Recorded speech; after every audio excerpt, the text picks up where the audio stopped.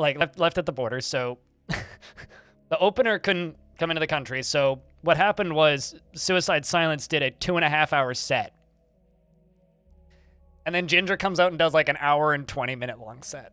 Because it was supposed to be an hour set, an hour and a half set, and a 2-hour set.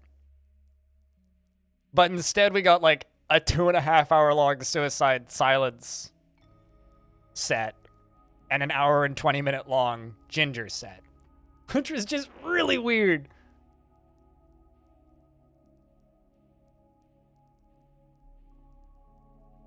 No, absolutely. Like it may like I'm happy they didn't cancel the show. Like they showed up and they played the show, and I'm very thankful that they did that. Doesn't change the fact that it was weird as shit. Oh dang, they're going too far. It's not where I wanted you guys to go.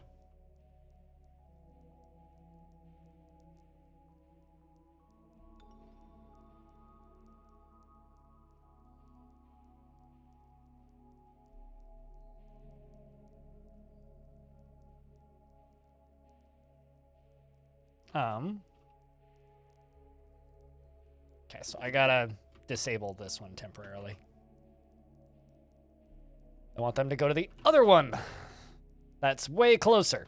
Not so far. There we go. Now I think they're going to the one that I just placed, which is way closer. Are you? Yes, you should be.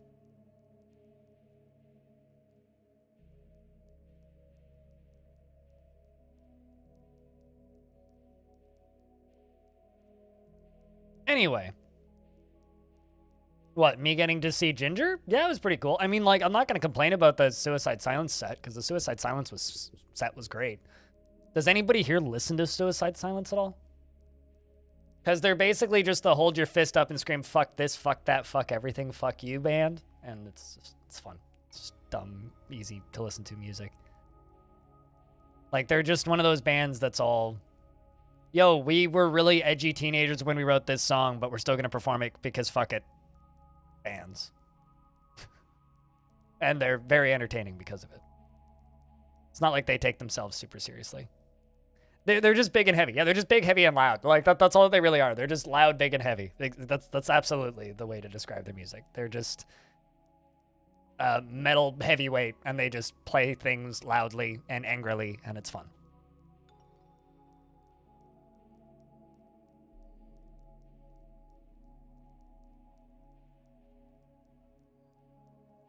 You got to be in the right mood. Yeah, you have to be kind of in a mad, also I'm doing physical labor kind of mood. You can't be in a very intellectual mood or wanting to listen to thoughtful music. You really have to just be in a I'm angry mood.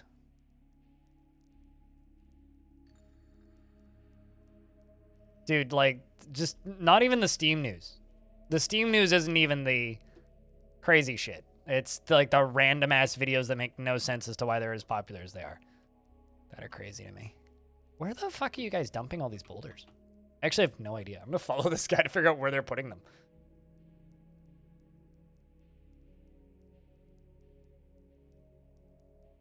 Did I miss one? Okay, clearly I did. Okay, hold up. Okay, none of these...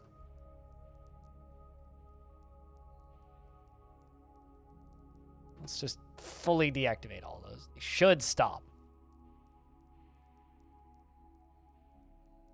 Yes, now they've stopped. Perfect.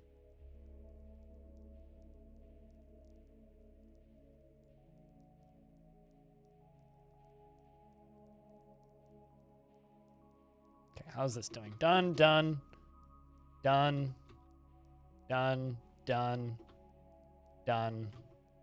Perfect. Go down here.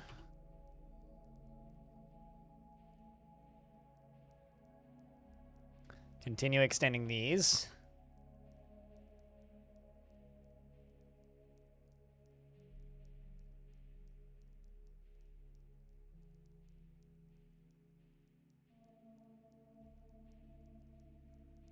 No. I don't think that there will ever be a new stress slider because stress is something that should just be balanced for the game and not balanced for every difficulty level, and I don't want Tarn to have to balance 8, 5, or 3 different versions of the game. I think adding a stress slider to Dwarf Fortress would be pointless and a waste of time for the development, and I hope that they don't. So, the concept of difficulty modes has come up a couple of times, and every time Tarn just kind of goes, no. And I agree. I don't think they should. And I really hate it when people bring that thing up, because it's a bad idea, and no one, they shouldn't do it. Because it's a bad idea, and no, they shouldn't do it. But people are obsessed with difficulty modes, and Dwarf Fortress doesn't need it. Dwarf Fortress's difficulty is based on where you embark, not the stress level of their dwarves. And I think having the ability to crank a stress slider up and down would be one of those features that would ruin Dwarf Fortress a little bit. The Forgotten Beast, Sine Fife Ratsi, has come. An enormous eyeless Gila monster. It has 2 narrow tails and it undulates rhythmically. Its clear scales are round and close set. Beware its poisonous bite. That is a quick moving little motherfucker. Get him, dwarves.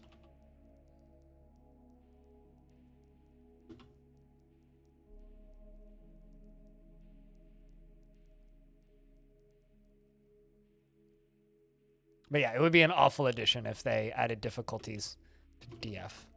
Acre gets to it first and is fighting with it, dueling back and forth, and seems to be in a rough spot, actually. Probably has been bit a couple of times, which is bad. Second dwarf comes running in. Acre, are you okay? You're still fighting. That's kind of crazy, actually. Ability to stand is lost. Ability to grasp. Motor nerve damage. Definitely got some issues with your skin, but looks like the more dwarves arrive, the worse off this creature is, and it's done. All right, hopefully you get rescued. Somebody coming to get you? I would be very sad to see you bleed out. Left ankle is mangled beyond recognition. Oh, did you just break your ankle? Oh, you'll be fine. That's fine. That's not a major injury. It's broken ankle. It's fine. We just need to carry you out of here. We just need to carry you out. There we go. Thigh cut's got you. Your militia captain's got you. That's like the 5th or 6th Forgotten Beast today. Like, I've kind of lost count. He's probably also an Axe Lord. I mean, an Axe Lord would probably be reclassified as an administrator, I would guess. Instead of a fish dissector.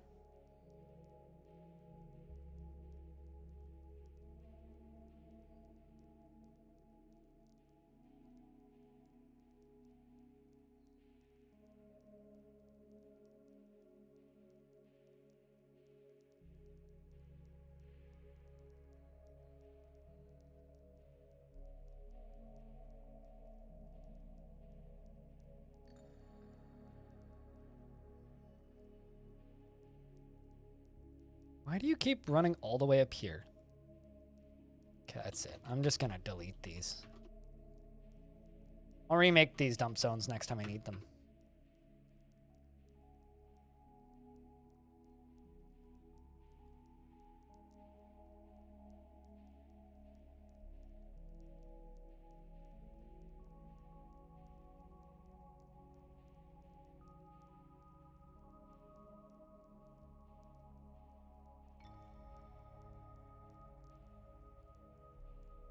But once all of these boulders are gone, we can... Well, actually, I can test this right now. I don't need to do this as a temporary thing.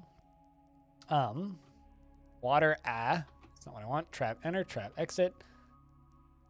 Spicy water, that is the one that we want to test. So we're going to pull that lever and see if all of these bridges disappear. What's up, Psychonaut? How's things? Highas. Hope your day is well. Welcome to Angelrazor. Perfect. It works. Can pull that lever again.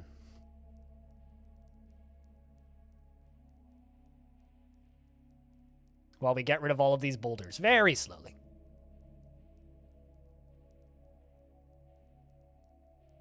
Also, I'm not knocking your fish dissector. I'm simply mocking people who ask for a stress slider in Dwarf Fortress. Tarn should just simply balance the stress to be able to handle the worst possible thing in the worst possible biome to a degree, and allow the player to be able to balance it better than he can, potentially. And the rest of the time to just not worry about it. Because dwarves are going to get super stressed anyways, and people are going to complain about dwarven stress all the time, regardless of what Tarn does. Right? Dwarf Fortress is not a balanced game, and it never will be a balanced game.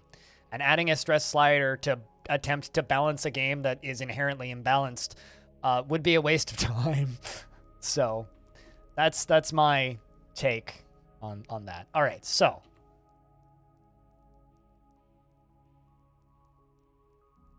Stress visibility, I thought you'd ask. You don't care one way or another. The thing is, that's one of those things. If you ever ask me a question about Fortress, if you ever ask me a question about Dwarf Fort, and I sound mildly irritated, it's probably a comment that I get very frequently. So it's never meant as like a thing at you or anything. Like, it's just that is one that I get super frequently because people who don't play this game and don't really understand how the world generation side of it works, why don't you just add the difficulty slider? It's like, that's like saying, why don't you just add multiplayer? You need to balance the difficulty slider if you add a difficulty slider. So it's one of those, it's a lot more complicated than that kind of situations, you know? That's all it really is. Dwarf Fortress isn't a roguelike, though. It would be like adding a difficulty slider to Microsoft Flight Simulator. Which, knowing my luck, it probably has one. But it's like, if you want a hard flight, fly a hard plane. On a hard route. Don't fly a Cessna from one tiny community airport to another tiny community airport. Or go fly through a hurricane. Trying to think of games where it would be redundant to add a difficulty slider. It's like adding a difficulty slider to Truck Simulator. Although I guess Truck Simulator, you just turn the assists off, but it's also a bad example. I don't know, I don't have a good example, but it'd be like adding a difficulty slider to Dark Souls. So I have to down my hair? All right, my hair's now down. You're welcome. I'm assuming that's what you want. That or I have to keep my hair up for another hour. Yeah, absolutely. Fly a Cessna through a Cat 5 hurricane. To be honest, the only times I'm ever actually tempted to download Microsoft Flight Simulator is when there's a hurricane happening and I'm going, oh, they're modeling that. I could go look at those clouds, and then I never do it. Absolutely, that too. That and some dwarves are just unsavable. The problem with stress in Dwarf Fortress is a lot of the player base just assumes that all dwarves are savable. Some just aren't.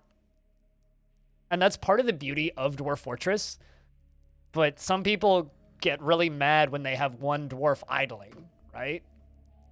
Some people get really mad when things are slightly suboptimal. And Dwarf Fortress is a game about being suboptimal. And I think the wider player base will realize that when they start playing it.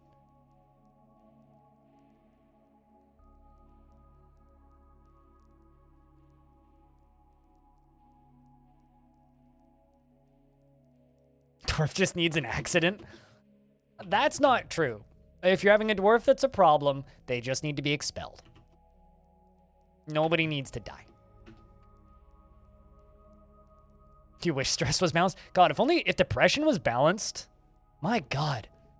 Imagine how much money on weed I'd save.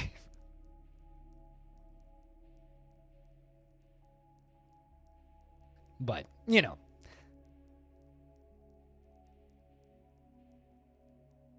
Actually, weed isn't the issue. Weed's pretty cheap. The issue is alcohol. Alcohol is the expensive one. It's like, I buy weed maybe once every 6 months, and it costs me about $100. Maybe 150 or 200 if I buy the fancy stuff, but usually about $100 for about 6 months worth of weed at the rate that I consume it, which is pretty low. And like a beer is like $9 at a restaurant. A 6-pack of beer is like 13, 14 up here in Canada. Never fell down the alcohol rabbit hole. I fell down the alcohol rabbit hole and really enjoyed it, and then got to a point where, oh, alcohol actually, like the depressants in alcohol actually affects me now. And it's really funny because like I'll talk to people where I'm just like, oh yeah, no, alcohol makes me extremely depressed, so I have to be very careful about my headspace before I drink. I have to be like in a really good mood and really happy and ideally around people. But if I drink alone or if I drink when I'm in a bad headspace, it just makes me the most suicidal, and it's really bad. But it's really funny because you can tell when you, or I can tell when I meet with someone who doesn't have those effects, and they're just like, what's wrong with you? It's like, everything's wrong with me, okay? It's called depression. It doesn't make sense. And I've definitely had people just be like, man, you're drinking the wrong alcohol. It's like, no, all alcohol's the same. It all tastes good. Love the flavor, but my God, does it fuck with your brain if you're not perfectly balanced. Anyway, that was a ramble.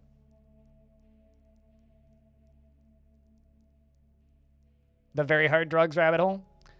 I never fallen into that rabbit hole. I've seen enough people fall into that rabbit hole, though, that I think I can avoid it. I've got family members and close friends who've been down and back from that rabbit hole, and it's definitely one that I would like to avoid. Good friend of mine likes to talk about sneaking heroin into high school, so you know, like I've got friends that have been there, done that. I was always the person when I was younger who was like just waiting for my friends to get well so that we could go hang out. But you know, life is weird.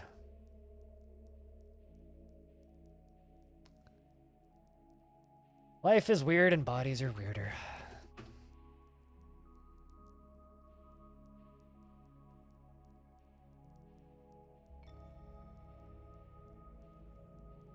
That's a really strange thing to say. So wait, you were never physically addicted? So what you're saying is you were mentally addicted? Or you just use them as a form of escapism? You don't need to talk about this shit if you don't want to. I just think it's kind of fascinating.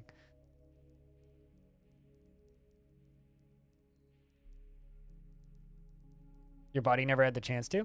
There are certain drugs, though, if you just take a single dosage, you will get withdrawal symptoms, right? Like, if you take heroin once, you will get withdrawal symptoms, which is the sign of being addicted. Your body needs more of it once you've had it. It is possible to just completely clusterfuck your body so much that it doesn't realize that it's taken multiple substances, so it doesn't know what it's having withdrawal symptoms for, so your brain doesn't associate that substance with the withdrawal symptoms. So then you just have withdrawals from everything instead of one particular substance. So instead of you going, I'm having withdrawals, I need to take more of that substance in order to feel okay, it's I'm having withdrawals, I feel like shit, let's take 12 more. So you're still addicted, it's just slightly more messed up. Do I know when Steam version will be released? I know exactly what you guys know, and all I can do is guess. And my guess, based on what is publicly available knowledge, is probably this fall. If not this fall, then spring next year. But probably this fall. Unless something really weird happens during the bug fixing phase. And it would have to be really weird. That is a lot of magma crabs.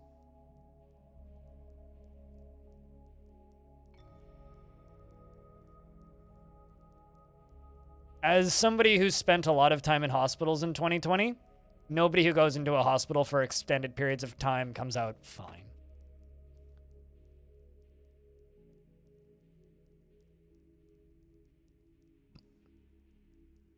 And also, as somebody who's been around a lot of drugs and has taken a lot of drugs, also disagree.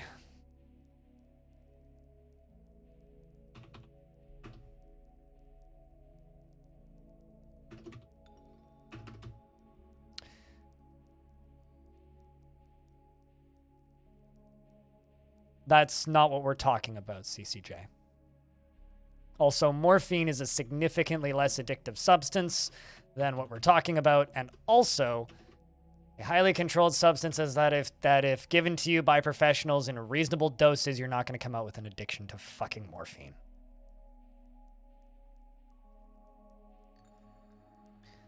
Still do acid from time. Yeah, but acid's fun. Like, what?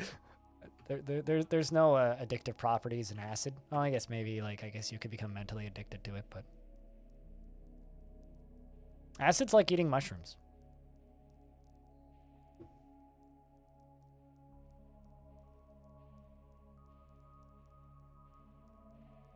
I'm just saying, CCJ, what you're saying is factually incorrect.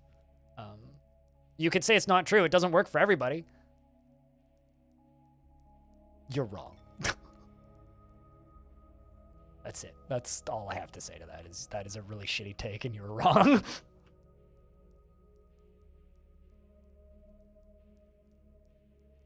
Yeah, well, I mean, I take Tylenol sometimes, and that's a drug. When that happened, I would guess about 20 points ago. Stone? Or sometime in the last 20 points. Not a bad score, though.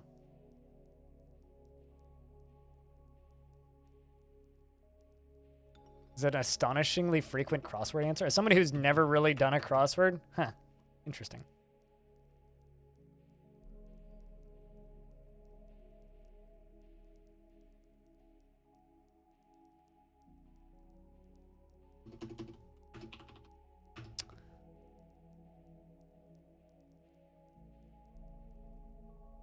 You know, think about it this way, CCJ. What you're essentially saying is, not true. Look at how many people get into car accidents and don't die. Nobody dies in a car accident. That's essentially what you're saying. Think about it that way.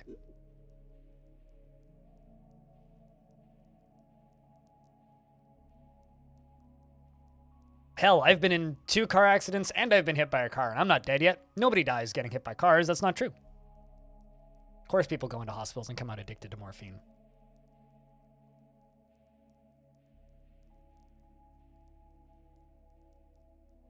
And all of the people that I know that have had problems with heroin, it's because of hospitals. So, specifically back pain meds, but, you know, or other various chronic pain meds. I fell downstairs once, but I was also like a very small child when I did that, so. You want to try microdosing LSD? Don't microdose LSD. Microdose psilocybin. Don't do drugs. Do other drug. Do slightly more natural drug.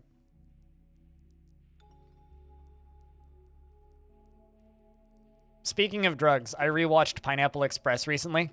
Still a very good movie.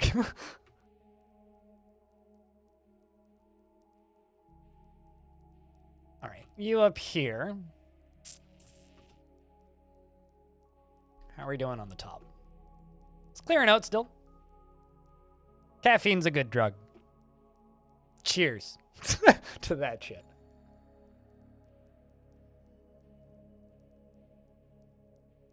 Are you telling me that you work in a coffee shop?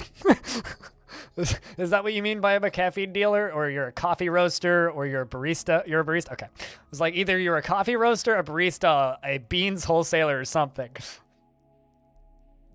To be fair, caffeine is the most addictive substance that I've ever consistently taken over a long period of time.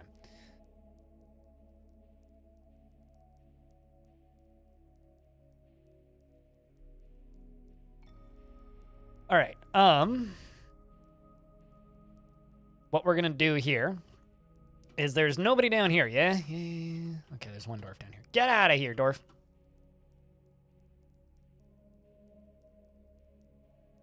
Yeah. Well, I mean, there is one thing that I've had before that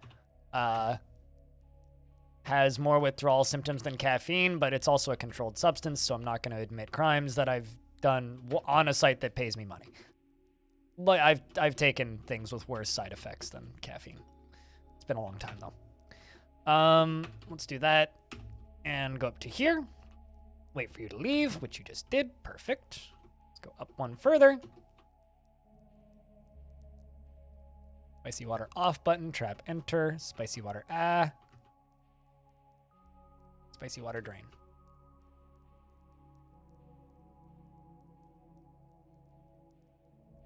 All right, so 1, 2, 3, 4, 5, 6, 7. all of the waters are locked.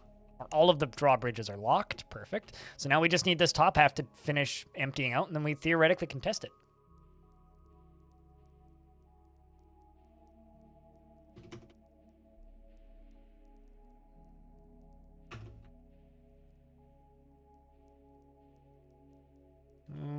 Let's just suspend that one.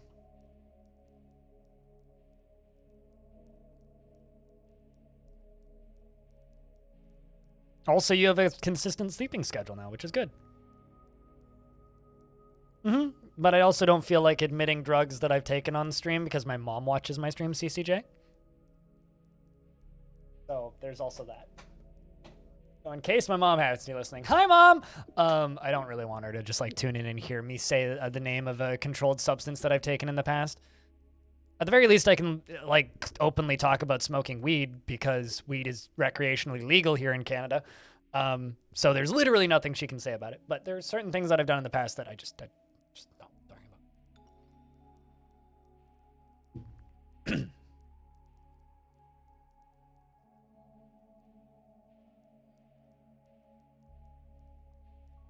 You wish it was legal in the UK? Well, keep voting for it. Eventually you'll get it. That's what I said for years. And then eventually we elected someone who was smart enough to legalize it. And now we take all of the tax money. It's great.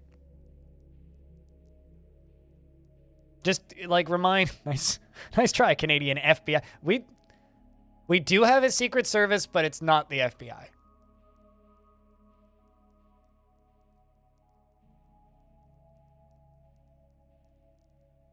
Can I ask what state, Psycho? You don't need to answer that if you don't want to. Just curious.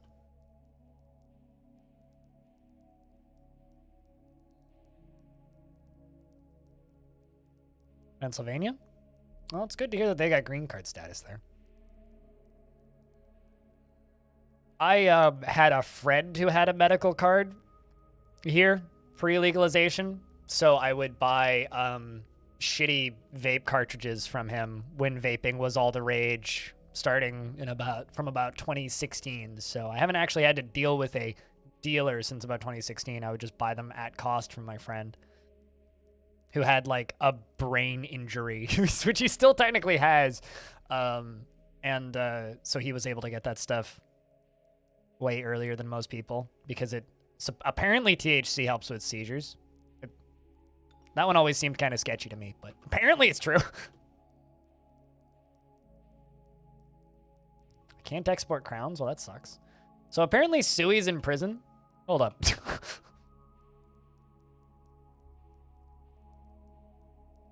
Or going to prison? So Sui is in prison. I didn't notice. Because Sui's in prison, but I put my prison in the tavern again. Because I'm testing this. Angry after being confined. Well, that's not good. But you are just listening to a story, which has to be better than like, you know, just being angry all the time, right? Right?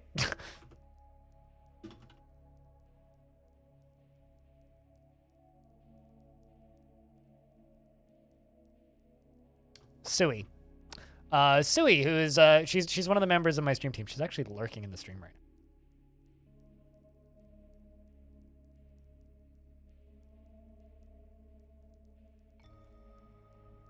Closer to legal than Louisiana, you doubt you'll ever get to try legally for federal reasons as well? So just fly up to Vancouver when you get that pilot's license, and we can hang out for a weekend. Or just, like, come to Vancouver at some point. We can hang out for a weekend. Axon the Ghost is being spooky in front of all my dwarves and giving people nightmares, so I gotta place his slab. I'm not gonna pretend that I forgot, because I abso-fucking-lutely forgot.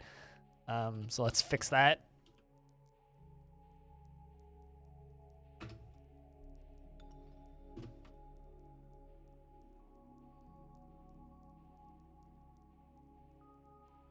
Apparently a Crundle is getting its shit kicked in by various creatures.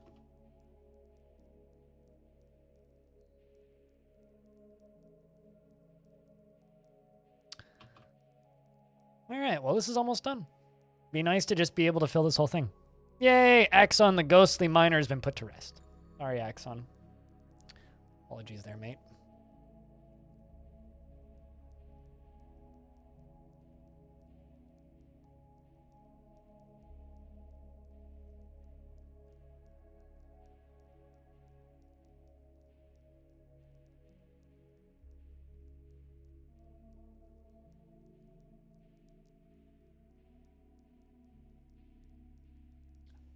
Abso-fucking-lutely, you lovely love expletive infixes.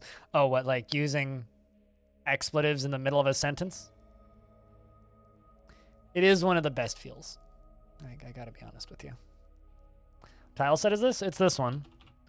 It's a modified version of Krug Smash's tile set, which my artist Cooler modified.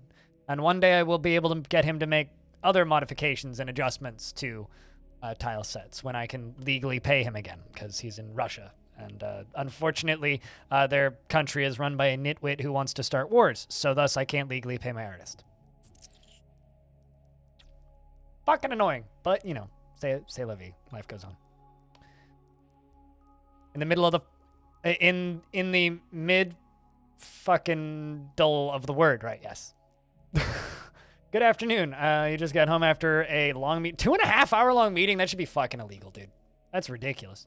Speaking of drugs, 2.5 hour long meetings should be federally illegal. That's ridiculous. That's way too long. That's almost as long as the last meeting I had with my stream team.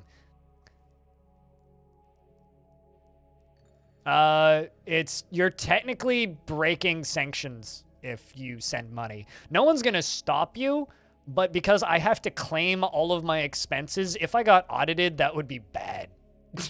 So I don't feel like breaking sanctions. You're allowed to, like, gift people things as long as, like, the money isn't going to them, but you're not allowed to send money to Russian citizens, in Canada at least. I can't speak for other countries, but in Canada, you are not allowed to send things, send cash, or anything to Russian citizens.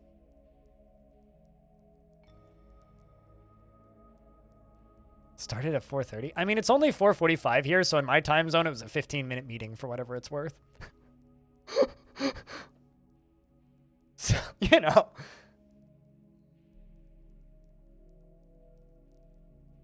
I mean, theoretically, I could send Cooler Ethereum, and what are they going to do? Track me? As long as I send it through a wallet exchange and not through a exchange. But outside of that, yeah, I have no way of sending him money. Ended at 7?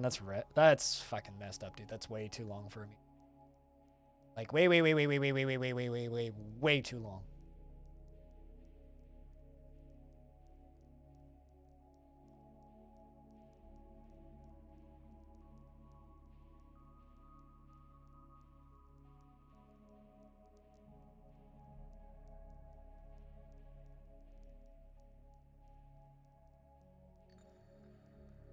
Yeah, in my time zone, it was only a 15-minute meeting, so if you want to time travel, or just, like, hop, skip, and jump over to my end of the, like, time zones, then it's only a 15-minute meeting. So, you know, I don't think that makes you feel better, but God, that's a long meeting.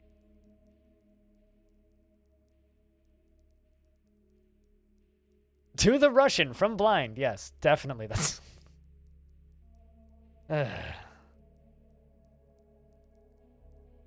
I mean, but before the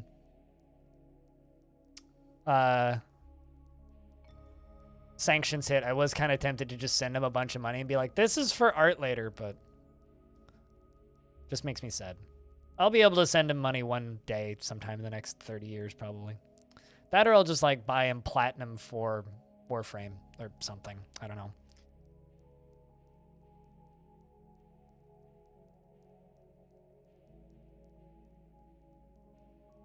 You settle meetings in 5 minutes. It only goes longer if other people make it longer. Yeah, well, I mean, usually if my stream team, if we have really long meetings, it's because the last hour and a half we're just hanging out. It's like we usually power through everything on the meeting document pretty quickly. And then the last chunk of it is just us, like, complaining about comments. Or, like, just talking about streamer woes, which, let's be honest. We have pretty cool jobs, so it's kind of hard to complain as a streamer. For some reason, There's a very easy explanation as to why Dwarf Fortress is popular in Russia. It's the same reason any, what's the word I'm looking for here? It's the same reason any free ASCII game is popular in Russia. In Russia, computers are expensive because the ruble was worth fuck all until relatively recently, and then now it's worth fuck all again. So a lot of people in Russia as well, same with Poland actually. Because the ruble was worth so little, it was hard to get modern computers.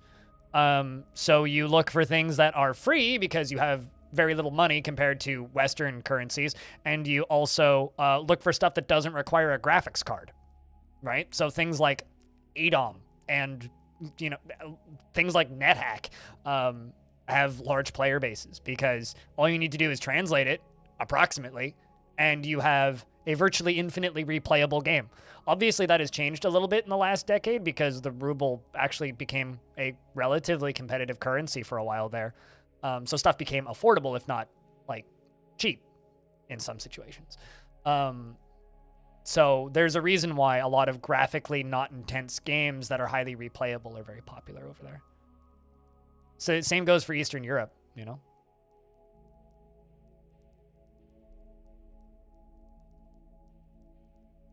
The only, like, community...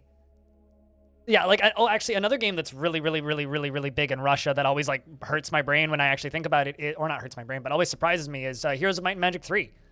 Like, there's a competitive scene for that game. There's tournaments. There's, like, there's a fucking esports scene all in Russia, all in Russian for Heroes of Might and Magic 3.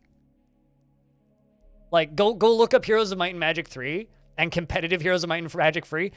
It's all in Russian. Like, there was one time I streamed Heroes of Might and Magic 3 and half of my chat was in Russian. Why 3? Because it's the best one. Far and away, it's the best one. Far and away, best one. Same reason Westnot's big over there. Yeah, no, it makes sense.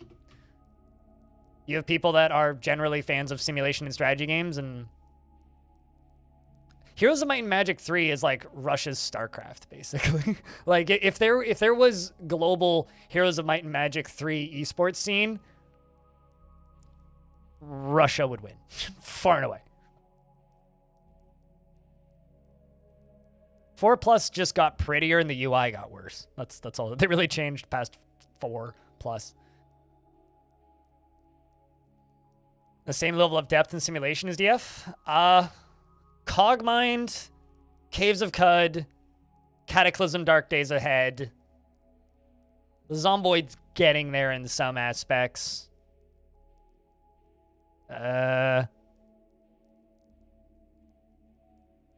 Oxygen not included in some aspects. Ultima Ratio Regum in some aspects. And Kerbal Space Program. But you don't know which one? A lot of MMOs are popular over there. I mean, Diablo 2 is really popular in Russia still. Sure, I punched anything. I didn't punch anything. Shit. I forgot to punch in my blood sugar after I ate.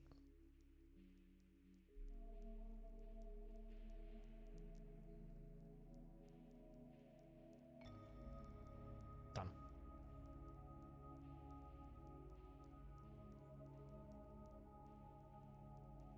Oh, also NetHack. NetHack is also similarly insanely deep in some ways.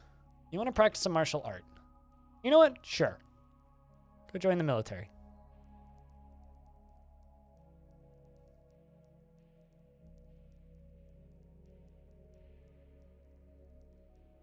Almost done clearing this, and then we can fill it up with lava. I can't wait. Investments are open. Heads up, chat.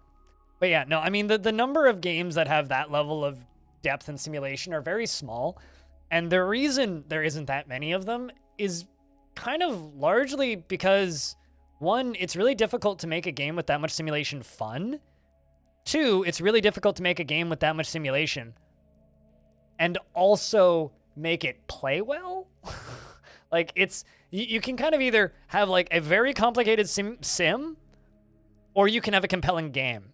And it's really difficult to do both. So like there's plenty of games out there that are just like extremely high levels of simulation, but they're not fun. This is an embark that I did, when did I do this? 2 weeks ago, called Angelrazor. It's in the Crimson Pulley world, so same as Hotbeards and all that. We're actually just east of Hotbeards and Mothfall, and just west of the Haunted Fortress Union Theater that I did for a couple of weeks. And this is going to be a large lava reservoir, which is going to pour lava down into here, which is where the baddies are gonna go put their poor little feetsies. So yeah, that's why Dwarf Fortress has a decent to large Russian-speaking community. I also think that isn't like the Russian wiki for Dwarf Fortress the biggest non-English or like most complete non-English speaking wiki for DF?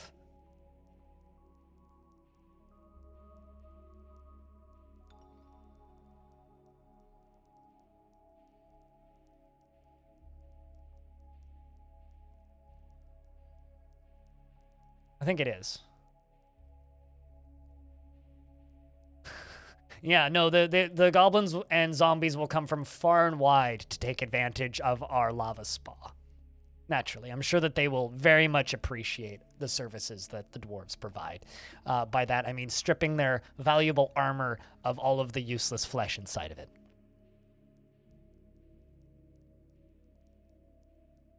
You don't know you're not in the Russian community? Says the Russian in chat. Hey, Tivo, what's up?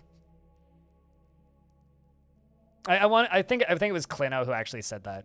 But it was like Spanish is close, but oh, we've got a planter withdrawing from society.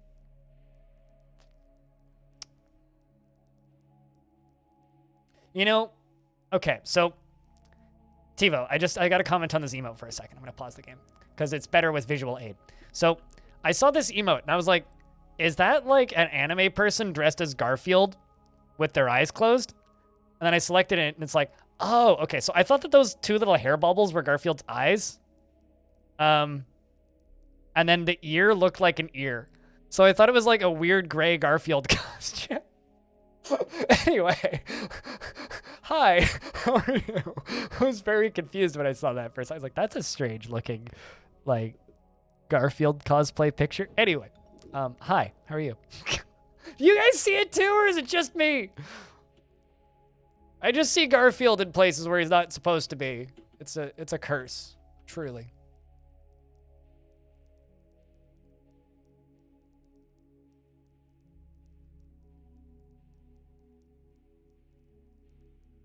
Anyway, we're almost done getting rid of all these boulders. So I'll just need to seal this area off and then pull the go lever. I don't have any currently, but I could acquire some pretty quickly. Although I don't think that Garfield would like the lasagna I make. Really? That's a simple artifact. Rough clear tourmalines, fungi wood logs, and marble. All right.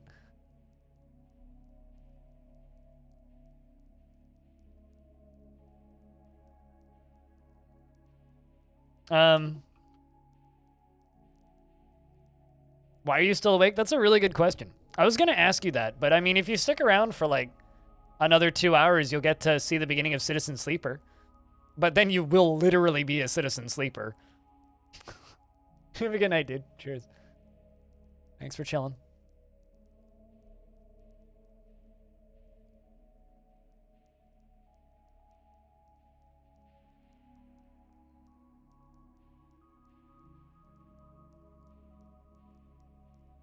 Oh, good lord. We're actually like kind of short on food.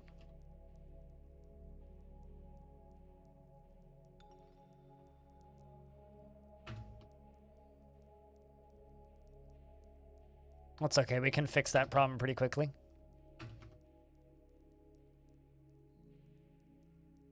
It's because nobody's doing anything except for dumping boulders. That's why.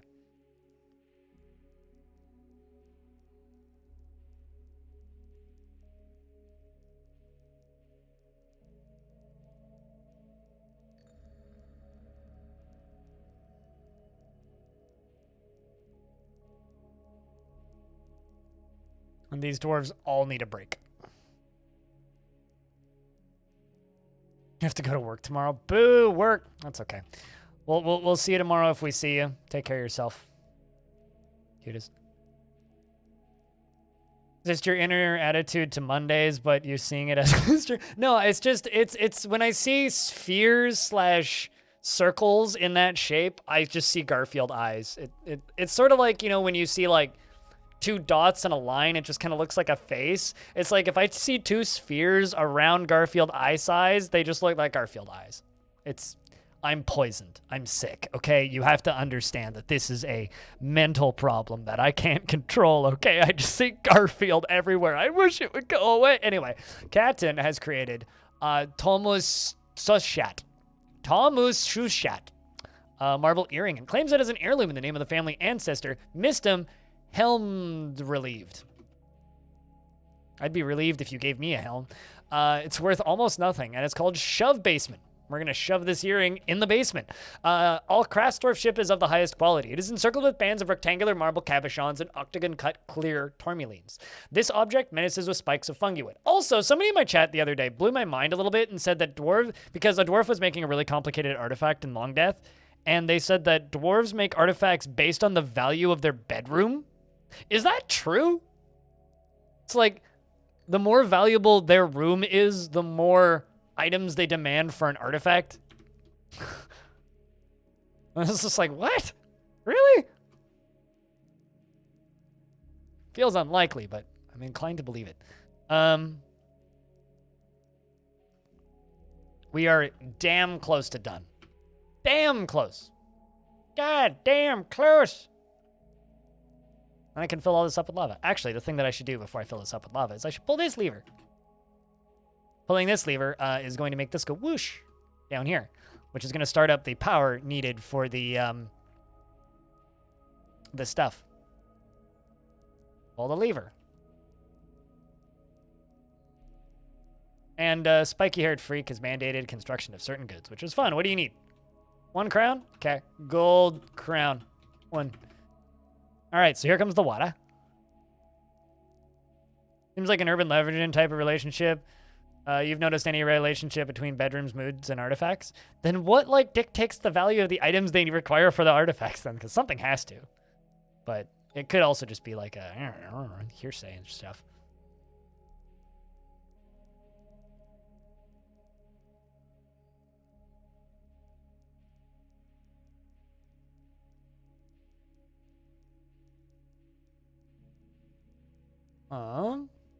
Water off button. I should probably just go pull that lever first so I don't suddenly start dumping lava in here, which is going to happen in a minute.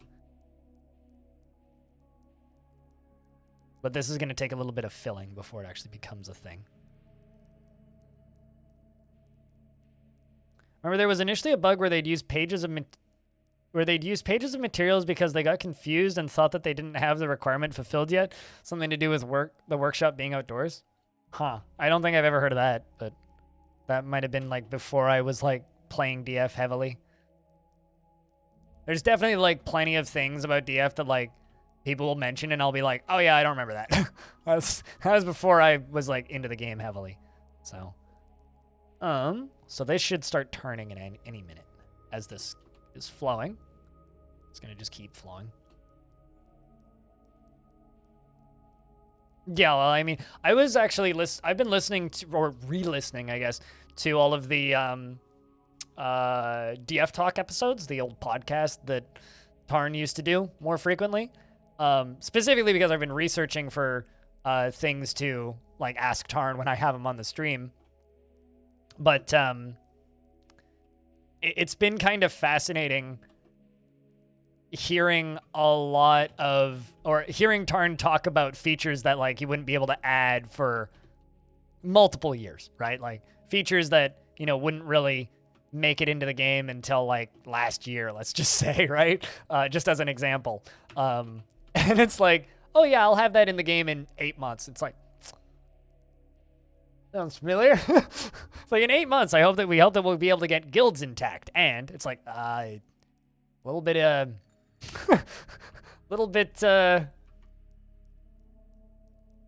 optimistic, shall we say.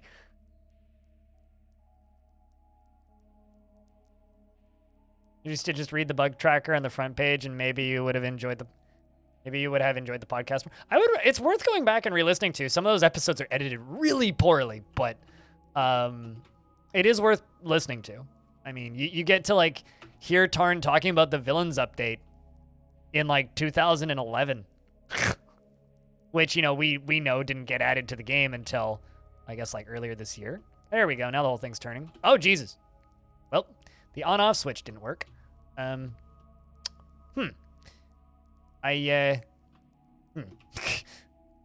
at least we know it works. Did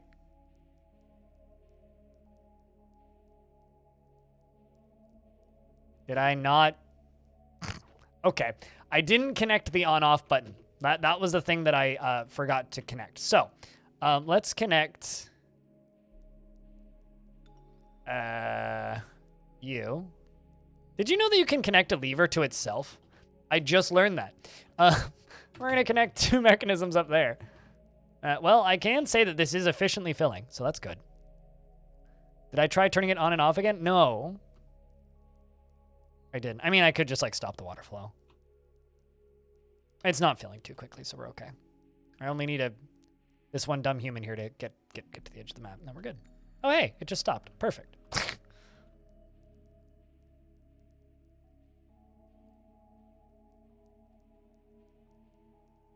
Not sure why it stopped now.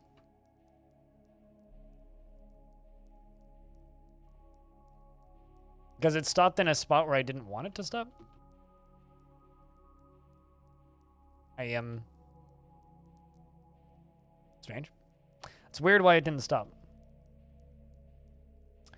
There's a skink man corpse spreading miasma and they don't want to move it. Do you have refuse set?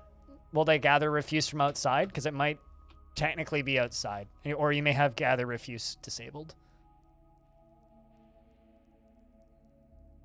Is that blood, cherry juice, or red Mountain Dew? What, that's lava. So that's spicy water.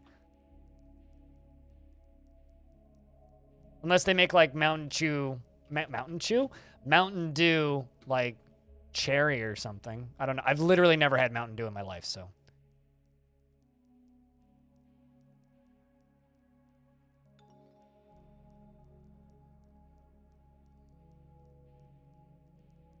I mean, it might just be low on the priority. It's weird. Why did it suddenly kick back into working?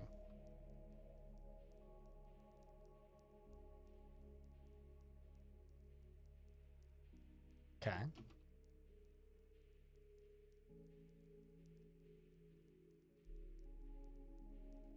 Go flip that lever again. Hot red Cheeto Mountain Dew. Yeah, absolutely. That's totally what it is.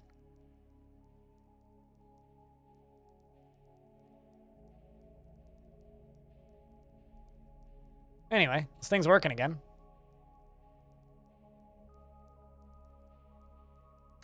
All right, well, they do make... okay, so it is, in fact, that. Whatever the fuck I'm looking at. So, thanks, Hobo, for linking this. That is, in fact, what that is. Naturally. Absolutely. And that's how we're going to kill undead and goblins, is by pouring that actual acid on them. I've never had a single sip of any Mountain Dew flavor in my entire life, so I have absolutely no frame of reference of what Mountain Dew tastes like. For whatever that's worth, or if that's relevant, which I don't think it is, and I don't think you care. So, you know, it's fine.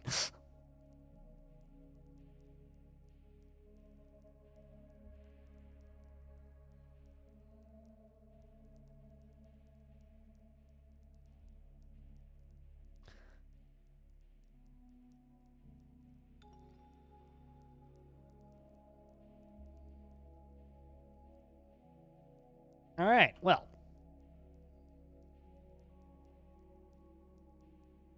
Let's unsuspend all of these jobs.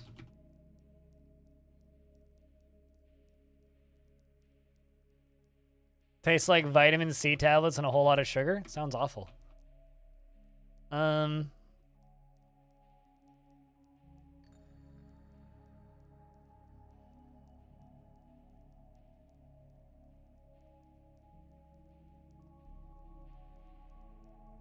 All right, so I guess we should just let that fill for a bit.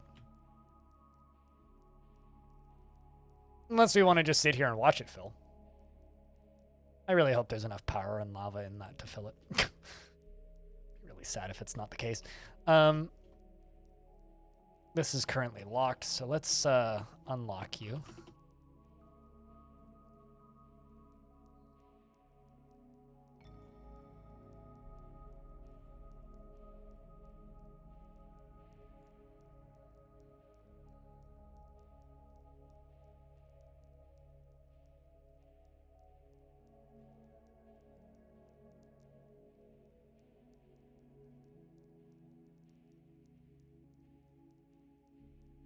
Let's just channel all that out.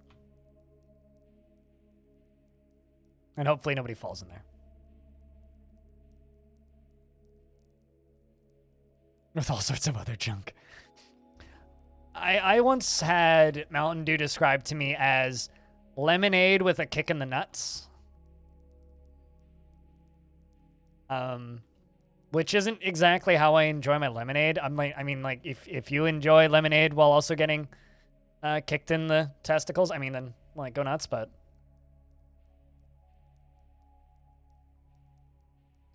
I once also, in regards to having like corpses in random places. Uh-oh, did a dwarf just fall into that? Totally just fell into that.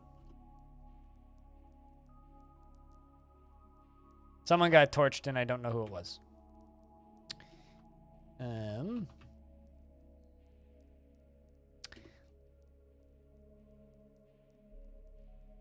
There's just smoke. Whoops.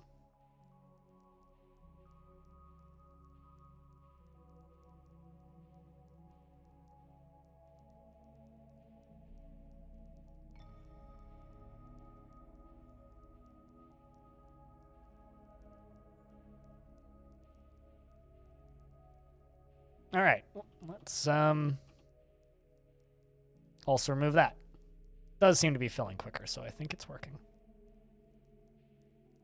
Another dwarf didn't just fall in there, did they? No, they just dropped something in there. All right, well, that's fine.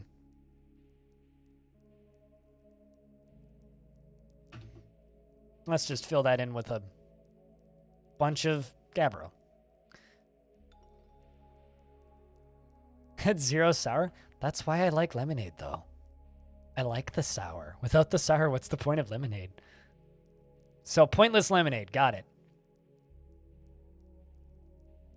I want to start a petition that nobody will sign called Change the Name of Mountain Dew to Pointless Lemonade. I really hope that this is enough to fill this whole thing. It's not, I'll be sad, and I'll have to make more pumps, but that's fine. We can totally make more pumps, but...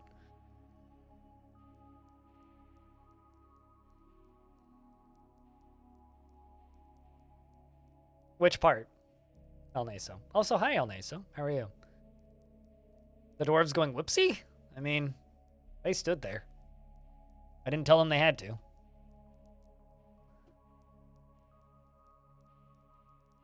Although the number of population didn't actually drop, so I'm not sure who fell in there.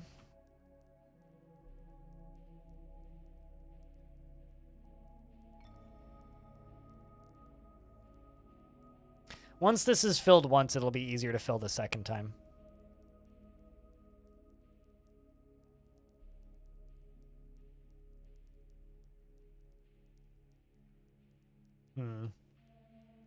Yeah, there's like no lava left in here. I really should have gone one layer lower with this. Gone down to here.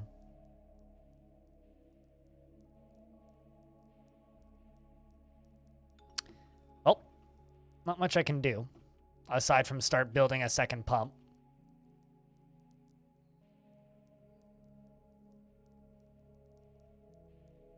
Which maybe, like, starts from down here.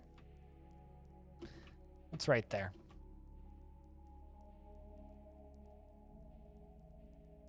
Totally could do that.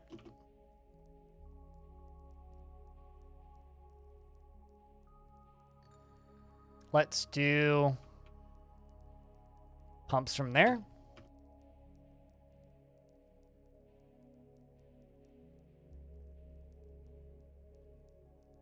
Pumps from the east. Gabbro. Oh, I only have one left. Iron pipe. 10. Iron cork. 10. Anyway, Elnasa, how are you doing today? How's things, mate? Up, dude. What do you think of my not filling fast enough reservoir? Oh, Zakos, I'm sorry, but I know who got torched now. It was you, unfortunately. I'm sorry.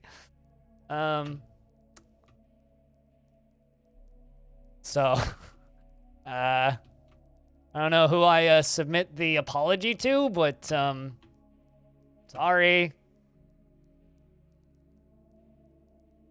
How do you call Osha? You're dead. Not trying to like break it to you or nothing, but it's difficult for you to call Osha when you're the one who's dead.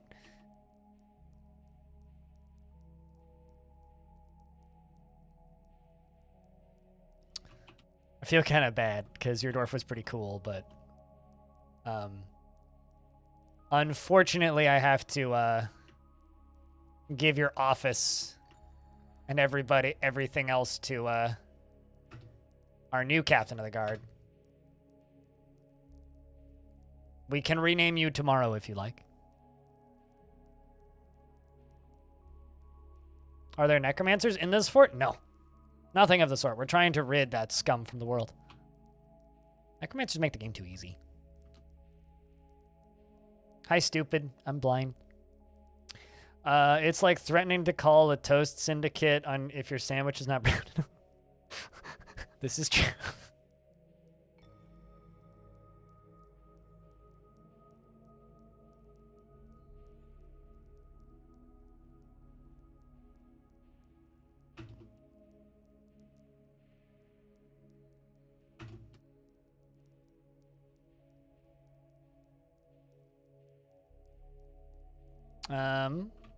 If I go up here,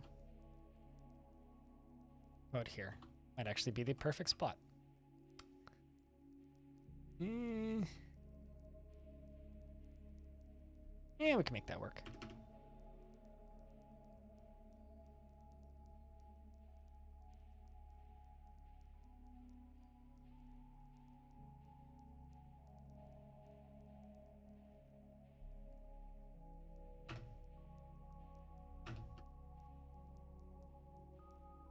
Let's just see where these are supposed to go. We can make that work. This will be a bit of a pain, but...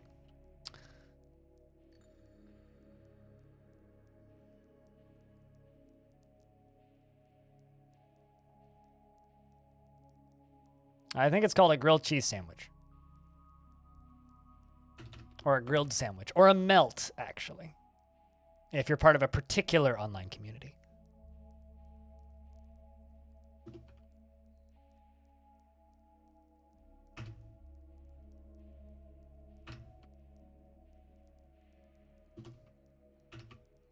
Can I just say that I unironically adore the grilled cheese subreddit for the melt slash not a melt controversy? Those posts always amuse me. I hate seeing people argue about that shit in general, but like it's very amusing when it's in written format. And people put a lot of effort into writing very detailed arguments about whether or not it's a grilled cheese sandwich or not.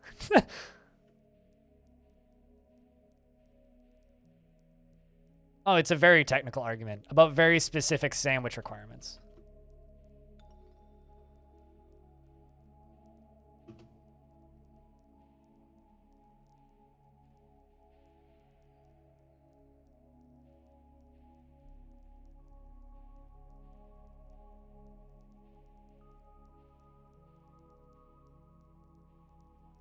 All right, so this is going to be pumping from the east.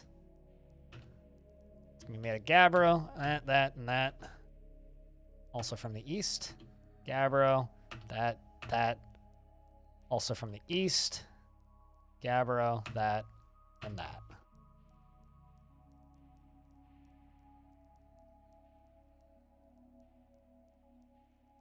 So I'm going to have to route power from there up to there too. Oh, that's not too bad. All right. Chat, how many of you think that a dwarf is going to lock themselves in here?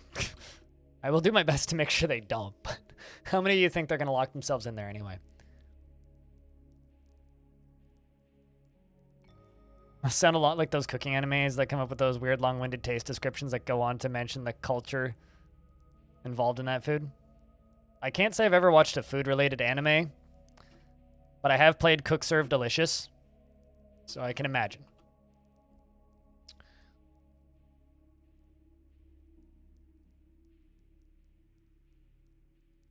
Well, nobody got stuck, so you're wrong. Let's go down to here.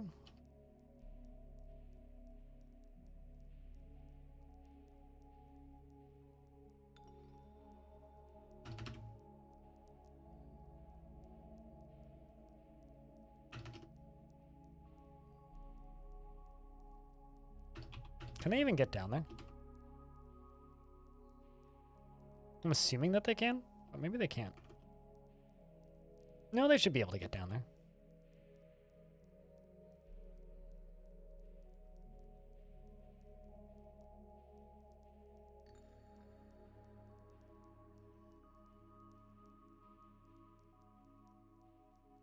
Yeah, okay, I just don't have any dwarves able to do the job currently.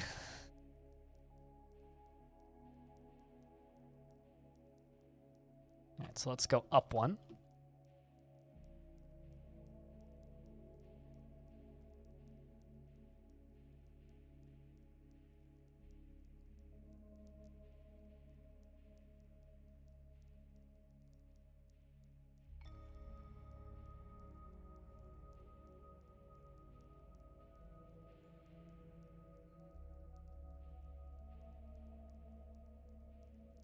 All right, well, that's not going to flow fast enough.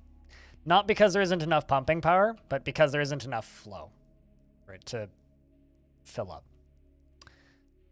Which kind of means I screwed up. Not much I can do. So what we're going to do is we're going to try and fix this by building a second set of pumps. And connecting it to the same system, because like those pumps are, that's using what? 367 power. Stone's favorite number. But we need, it's going to generate like twice that.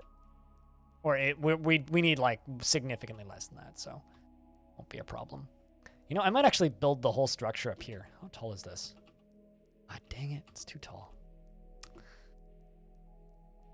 That sucks, that could have been fun. Summer has arrived on the calendar. Well, see, I'm very good at stopping them from screwing up. I don't have a single cat in this fortress right now. That 1 million power generator? What's the point of that? Is that to like drain an ocean or something? What would you do with 1 million power in Dwarf Fortress aside from sitting there and going, 1 million power for no reason? You know? Like, what would you actually use that for?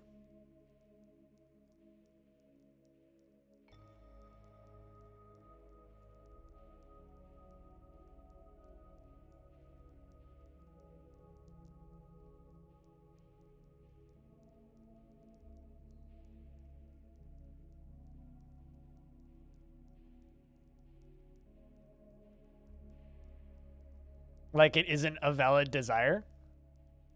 Yeah, but like, what could you possibly need 1 million power for in Northport? Like, you can drain an ocean with like 3,000. Like, I guess I don't understand. Aside from just the classic excuse of make number bigger. I'm telling you to find me a reason to make 1 million power. And I currently can't think of one.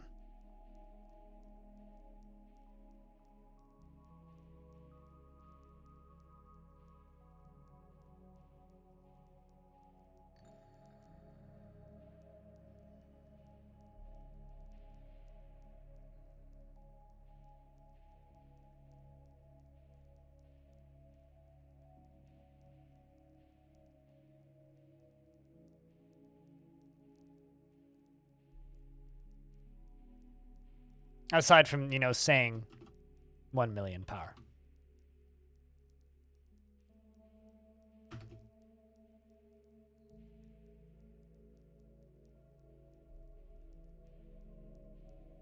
That dwarf just... No, okay, never mind. You skip to the right. Suspended construction of a wall.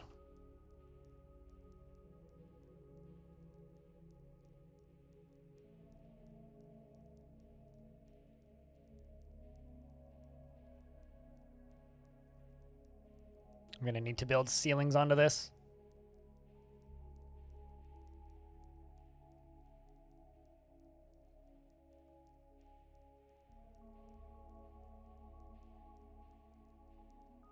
All right, did that stay suspended? Yes, it did. Let's unsuspend that.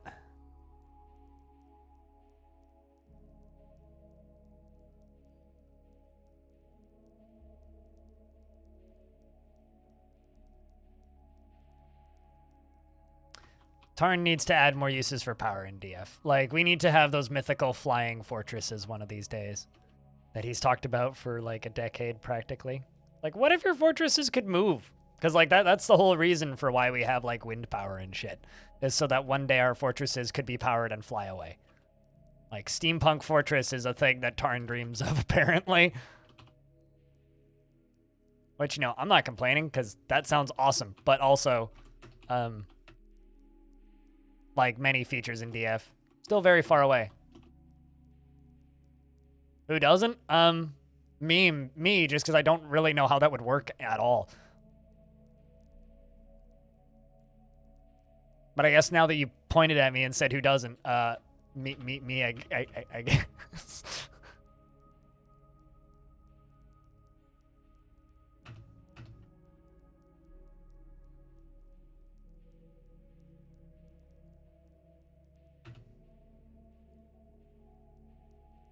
Why do I always default to east? The screw pumps.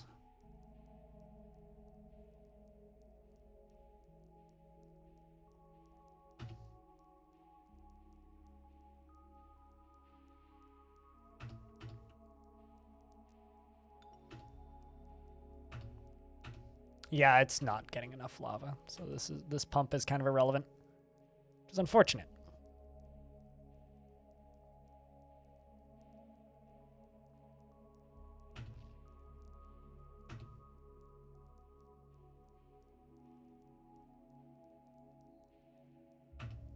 I need one more. One more pump.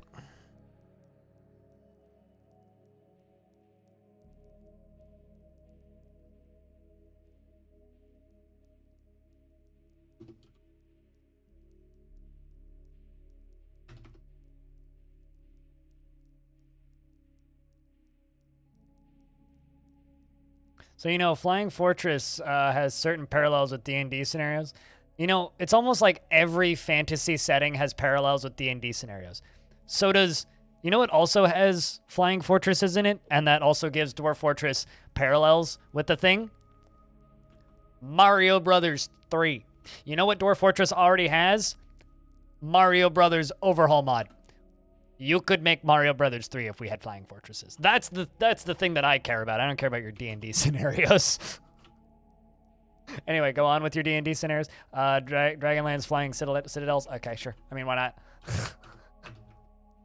I'm just more excited about the prospect of being able to do more Mario Brothers bullshit. Also, to the person who made that mod, please update it. It's been so long.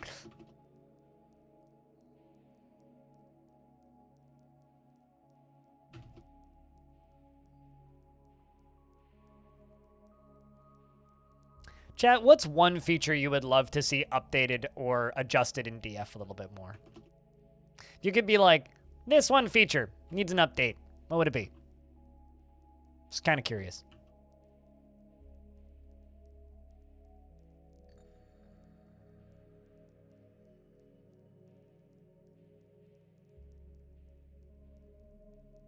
I mean, of course my princess is in another castle. This is why I'm single. Come on. Like, let's be real here for a second.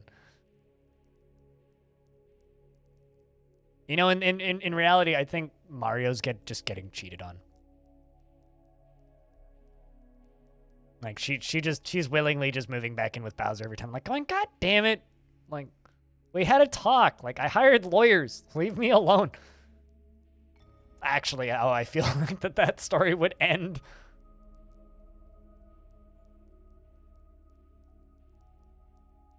Pressurization needs to be standardized?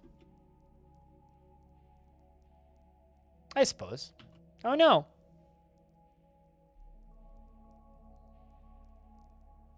The chief medical dwarf is getting tied up.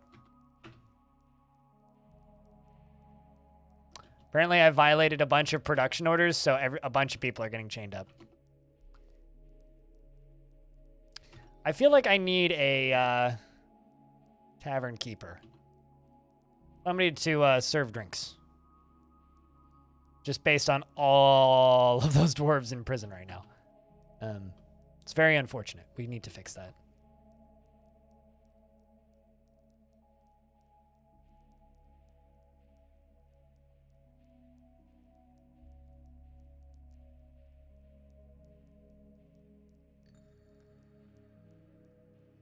I wish that a horse couldn't stop a lead minecart moving at the speed of sound. I think that's a little silly.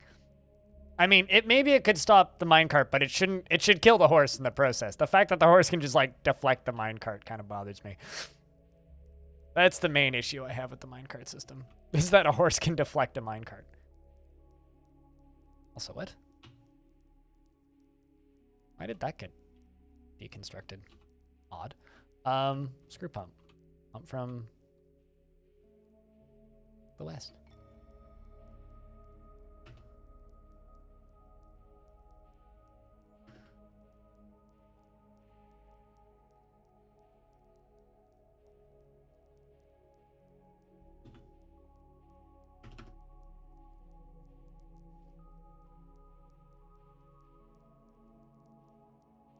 I just want to see a better, like, what's the word I'm looking for here? I just want to see a better diplomacy system. That's all I really want to see. Just a better diplomacy system.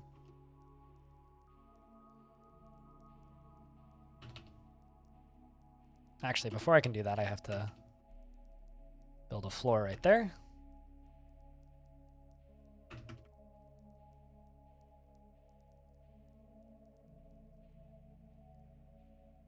I just want to be able to make peace with somebody after going to war with them. Even if it just means, like, I'm going to send you 5 artifacts. Here, quit fucking killing me. Thanks. Even if it's, like, as simple as that. I want an expansion to that system. Because, like, the lack of a, like, functioning diplomacy system, I think, is a huge loss for the game. Just in general. Okay, that's not going to work. Not at that layer. I cancel that. Could bring it up to there. Could also do it on 1 layer lower. Let's do it on this layer.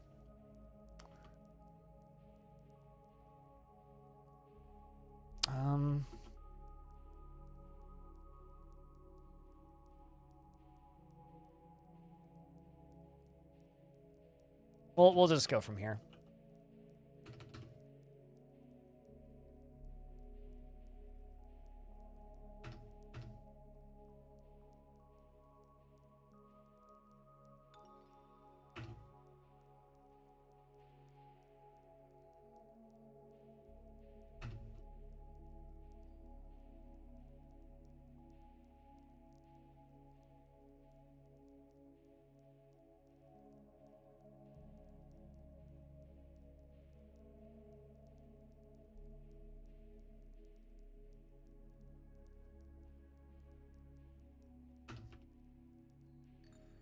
It's gonna hit several things that I can't mine through, but that's fine. Also, I have to do it on this side, not that side, so let's cancel that.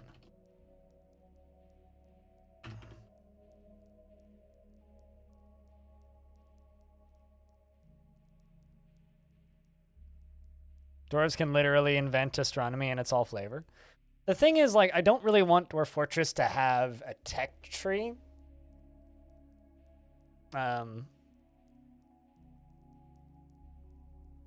So I don't mind that they can invent things and it's all just flavor. I wish that the flavor of the things that they invent was better, you know? Like, just as an example, like, if you... something I'd be totally fine with. If your faction knows about astronomy, then your faction can draw pictures of stars, perhaps. Or if your faction knows about, I don't know.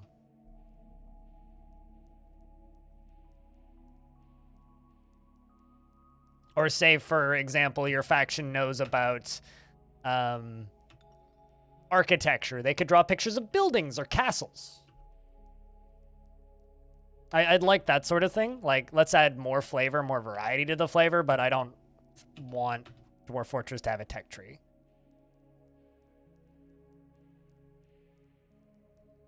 I'm thinking these are getting broken because a bunch of dwarves got arrested.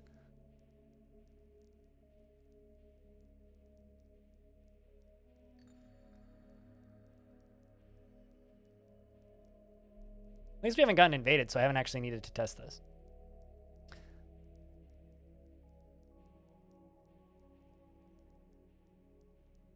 That's why there's no raspberry lemonade flavor. See, I'm more of a limeade person. But, you know, if you want that lemonade, then I understand. But if we're doing, like, raspberry, it's got to be limeade.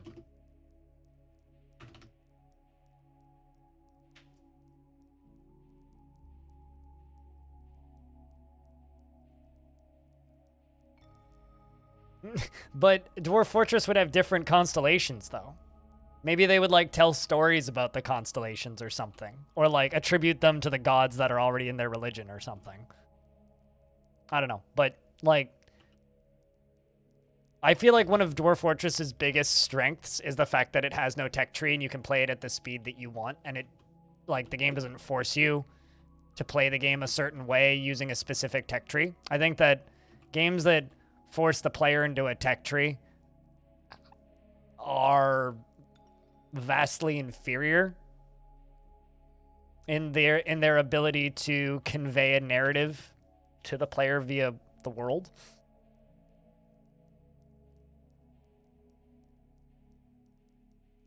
I couldn't tell you the last time I drank pineapple juice, but I'd be inclined to agree with you. Can I place that there? No, I can't. Okay, so I do need to knock out this wall.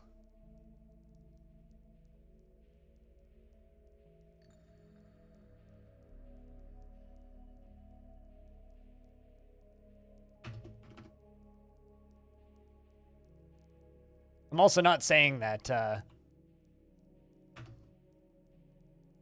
want to acquire things. I need to check my cloth stocks.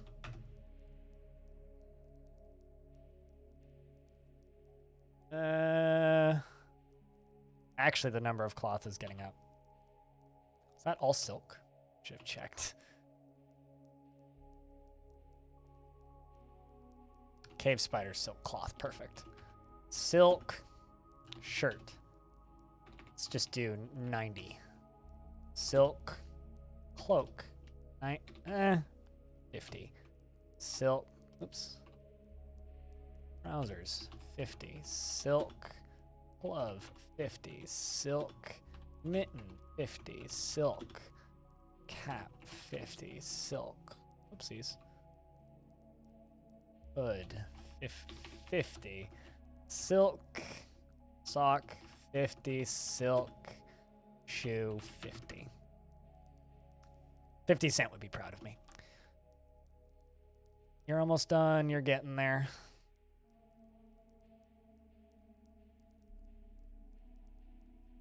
I'm very perplexed as to why these all keep getting broken by things.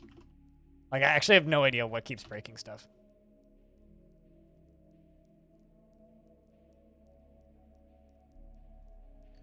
Like, nobody's tantruming or anything.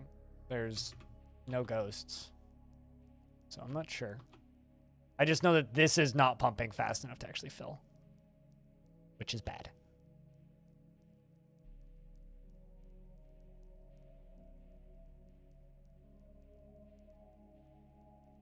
Let's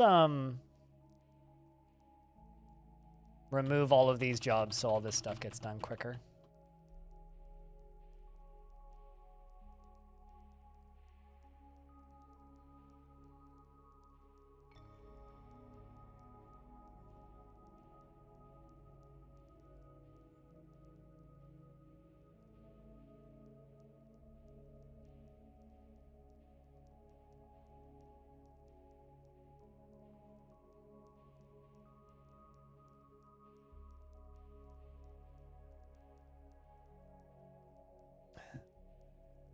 Man, I really want pineapple now. Pineapple just kind of tastes like summer to me. Now I really want pineapple. Oh well. I'll get by.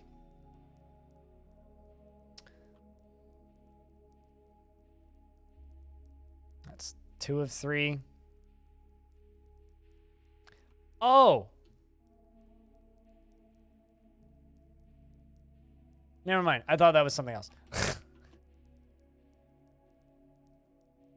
Let's go to there and down there.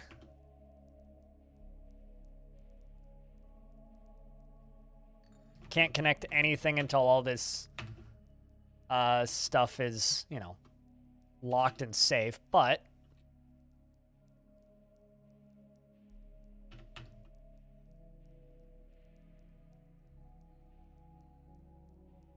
can I make you go over top of that? No, I can't. Okay. Basically, I need to seal out the top first, and then delete all of the stairs. Fortress is kind of becoming a mess because I'm focusing way more on just building this construction and not actually taking care of my dwarves in the slightest, so I have to finish this soon or this is going to start coming back to bite me.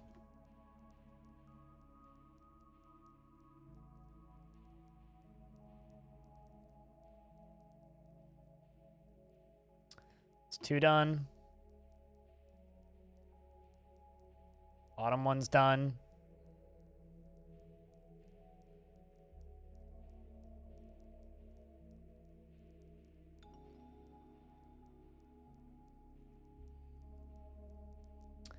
I really hope that this works now, once this second one is done. I'll be sad if it doesn't. Like, I'll be quite sad. I'd really like this to just work. That would be really nice. All right, you're going to go finish up that last one, I think? Nope. Maybe you're just designing it. Let's make you pump from the west. Gabbro, enormous corkscrew pipe section. Screw pump, pump from the west. Gabbro, enormous corkscrew, iron pipe section.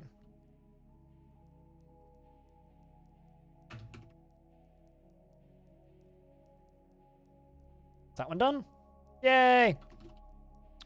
Bottom is done. 2 walls in place.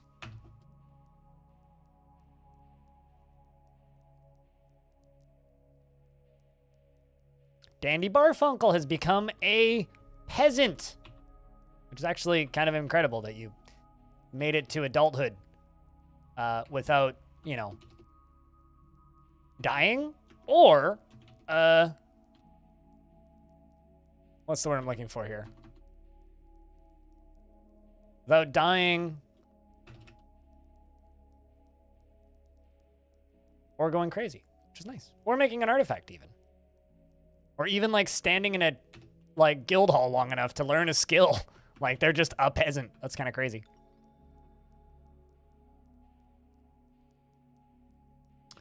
Right, the ones above that, we're waiting on that center one.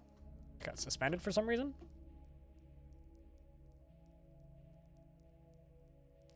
Now we're just waiting on these 2. Also, chat, since we're being kind of lurky, can I get a round of beers? I'm just curious about how many people are listening to the stream, right?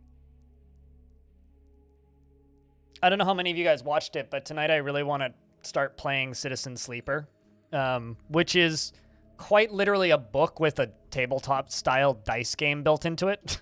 Like, it's practically a visual novel. It's a lot of reading. So that's something that we're going to be starting today, or I'd like to start today. But I'm kind of just accepting that chat's gonna be quiet when that happens, so. Yeah, we basically just need to finish up this top one. And then we're good to go. Is anybody constructing buildings? 2 people are. Dragon Man's one of them.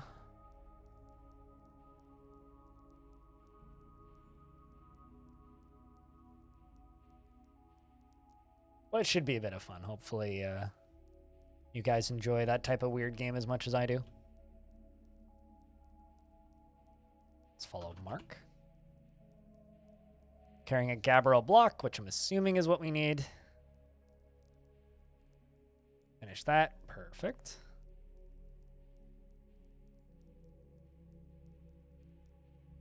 Let's seal this one off.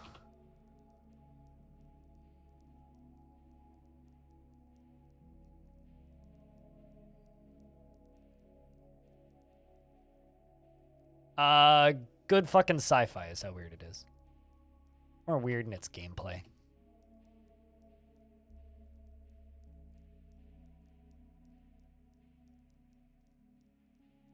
If you watched me play any of Norco, similar style of game to Norco. Speaking of games that were really good and also very weird, Norco.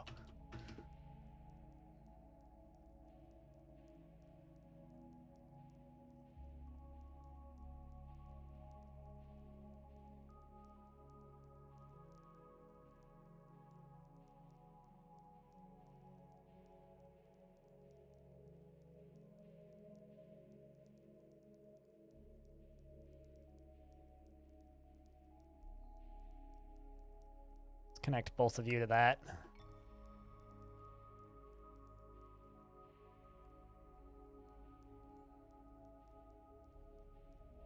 Let's pull you first.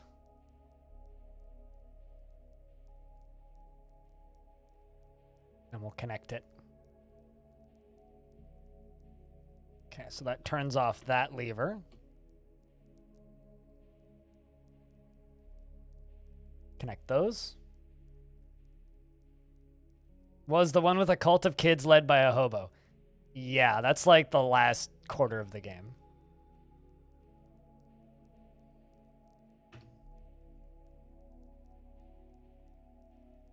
If you want to get an idea of Citizen Sleeper, it's on my YouTube channel.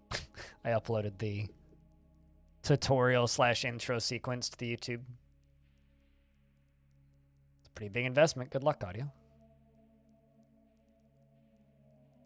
How good should your dwarves be before you start letting them fight? As good as you want them to be. That is up to you. There is no strict number or answer to that question.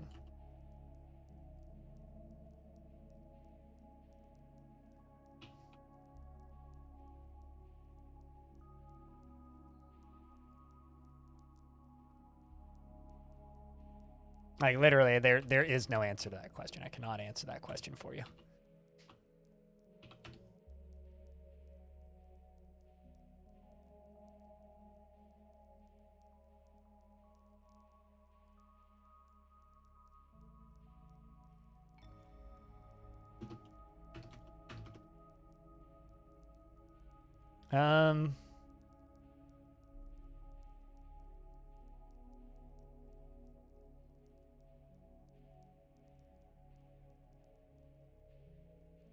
All right, those are all hooked up, so I can just hook this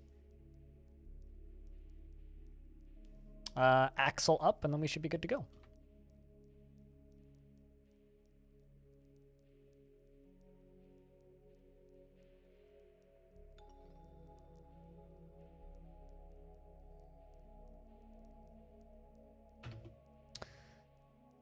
Let's hope this works. Fingers crossed.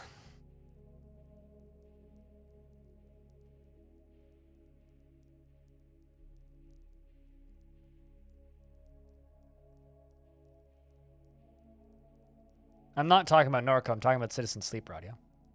You don't have to watch the video today for me to state that a video exists.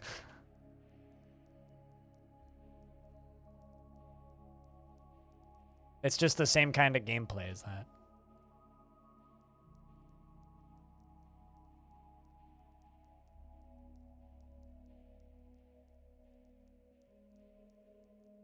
I didn't get these alternated wrong, did I?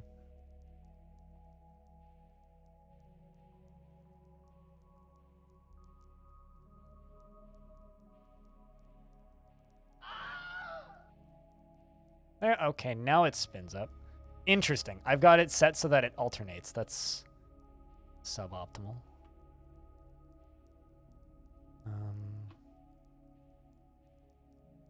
Let's just remove that.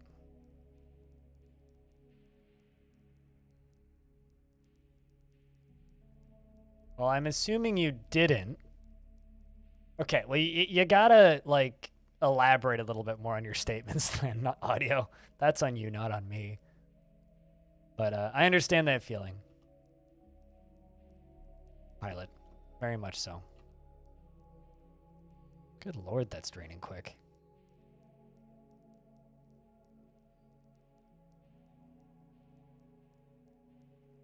Can't do basic math, get a leadership position? Good question, actually. Woodcutter's been taken by a Fey Mood.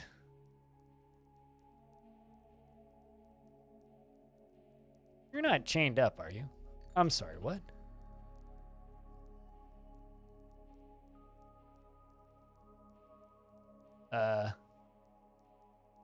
Hold up. What was your name?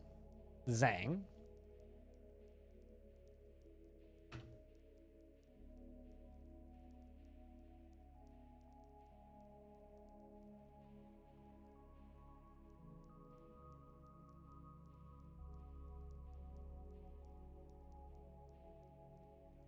I mean, maybe you want a boyer's shop? But not sure. That seems odd.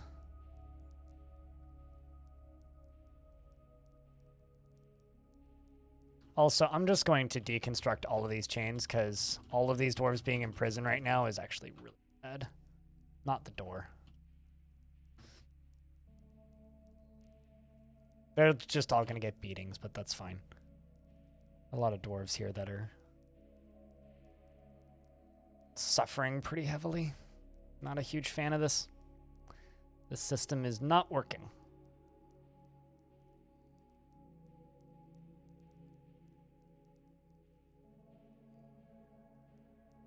They were also not getting fed or anything, which is bad.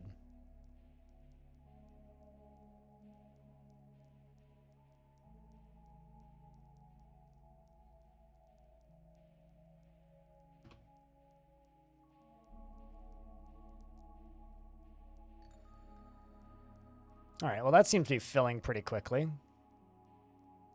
Question is that even getting enough lava? Well, I mean, that's clearly not going to.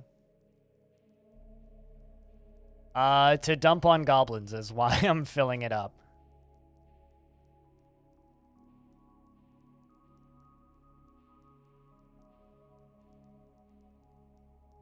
I'm filling it to dump it all onto goblins' heads.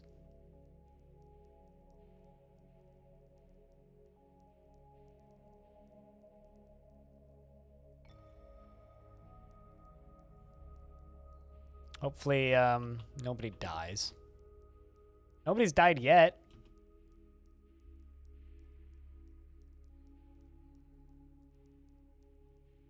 I mean, why else would you fill a large... Oh, Russ died.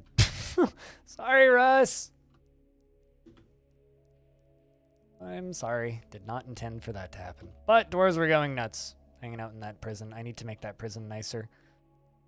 I've been streaming like 8 hours of dwarfs today, so my brain's starting to get kind of mush.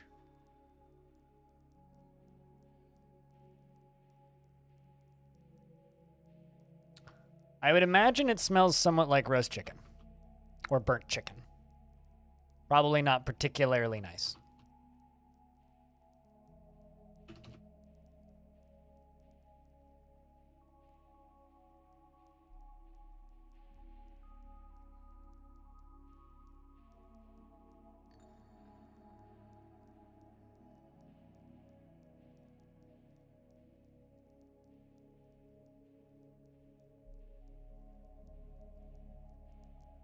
Also, I've never had a dwarf get a Fey mood while in prison before. That is a first. It's very weird for me. Literally never had that happen before. You know, first time for everything, right? Anyway, I'm going to kind of ignore that lava area for a little bit, and we're going to make some more bedrooms, because we do really need those. So I'm going to make some bedrooms.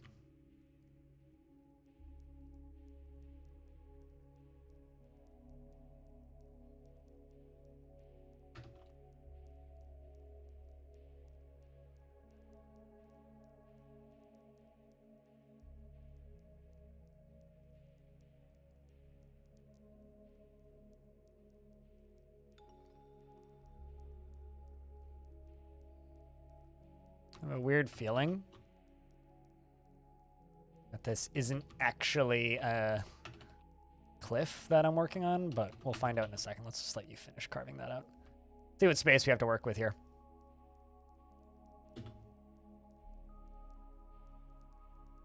All right, actually pretty decent space.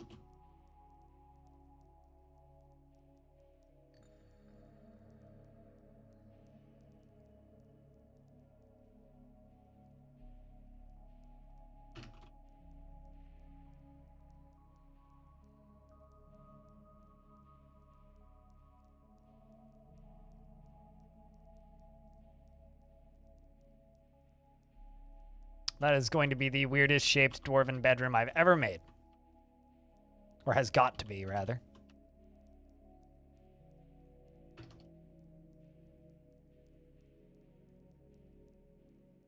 Shoutouts to the dwarf that's, or the dwarves, I guess, that are going to get the boring plain square rectangle bedrooms.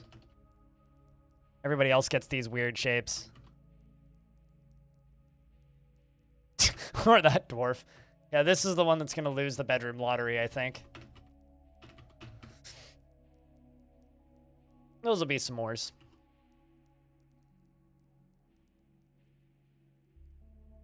That or any kind of roast reptile would probably be pretty similar-ish.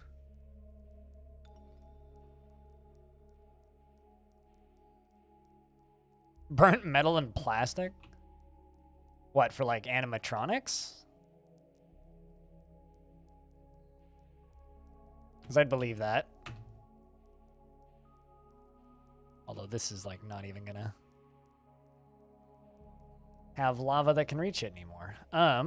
Let's put those, let's do some shenanigans.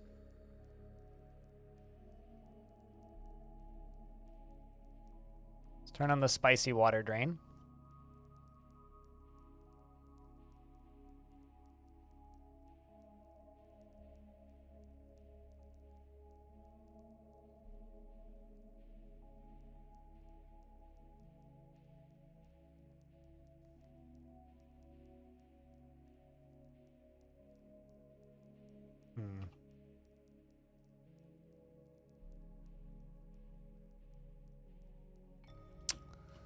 I don't even know how I can clean that. Kind of just a mess.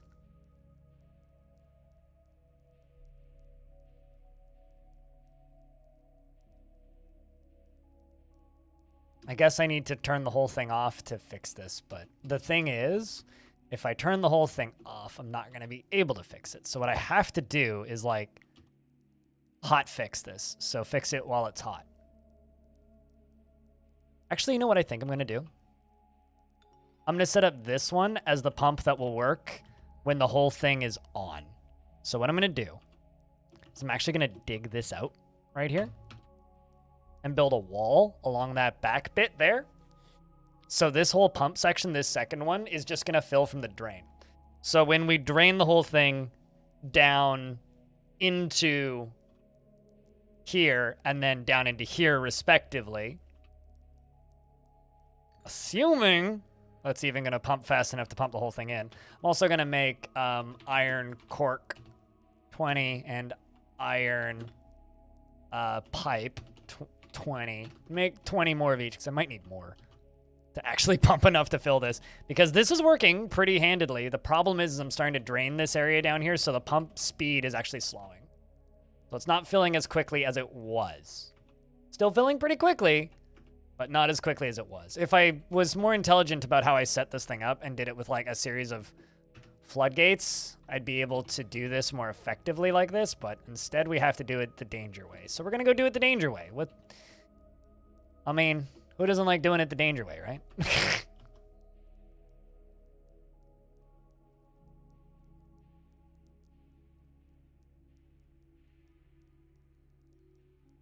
Also, another thing I'm going to do. I'm going to do two really stupid. I'm going to do a really stupid. I'm going to do a really stupid. You start right here, right? Let's go. Whoop. So if I lose any dwarves here, apologies to the dwarves in advance. We're going to connect this side to that side for the lava flows. Top right-hand corner is the number you got to look at if you want to see how deep we are. We're on layer 64 right now, which is actually really shallow for Magma Sea. Normally, Magma Sea is way deeper. But this particular fortress is in a very shallow Magma Sea. You're already dead. I can kill all the dwarves now. I'm glad that I have your permission now. Thank you.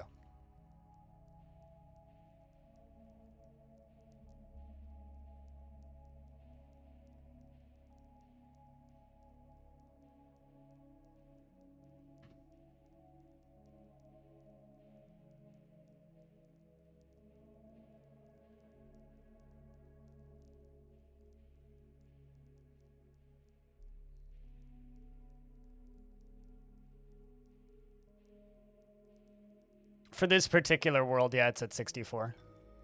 Because this world has very high rainfall. So that means that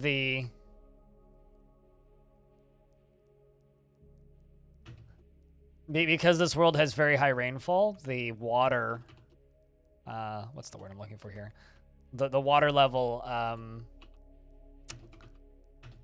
or rather the amount of water that falls increases the amount of erosion that you get during world generation, which if you have very high rainfall, then you'll have, steeper cliffs and bigger rivers, but also shallower layers overall. Let's do that.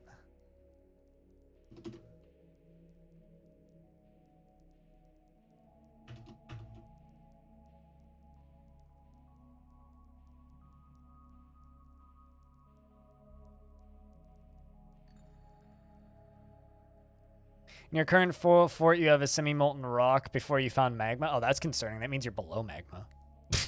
That's actually really scary when that happens. That means that you're lower down than lava.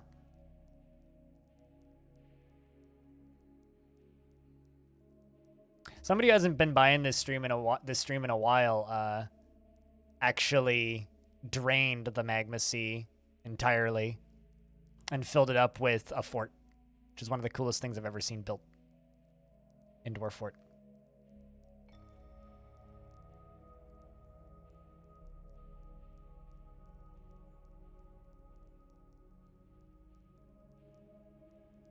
One of the coolest things I've ever seen. Also, cheese nom nom nom nom nom. I don't know what you mean by just saying crack with no context, because I'm missing the context. So all I'll say is that you're reminding me of Aston Martin's team principal, whose name is Mike Crack, who always makes all of the F1 commentators crack up a little bit when they say his name, because his name's actually Mike Crack. And he doesn't go by Michael, he goes by Mike. So I guess if you have a name like that, you kind of just have to own it.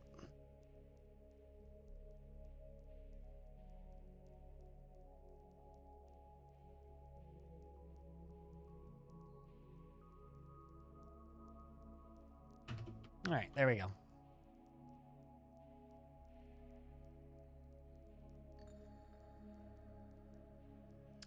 Kind of have to hit the far walls in order to start filling, which is bad. There is one other thing I could do. I could turn the pumps off and put walls throughout this, but then it would drain a lot slower. But then it would fill a lot quicker.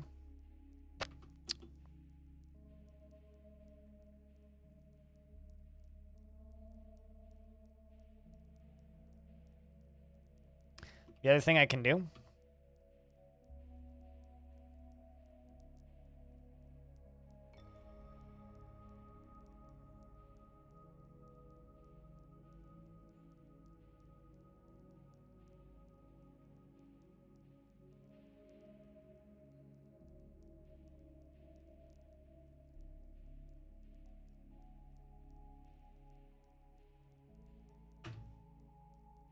All right, let's just dig all the way along that channel all the way through there. Release the lava into it. And build around it.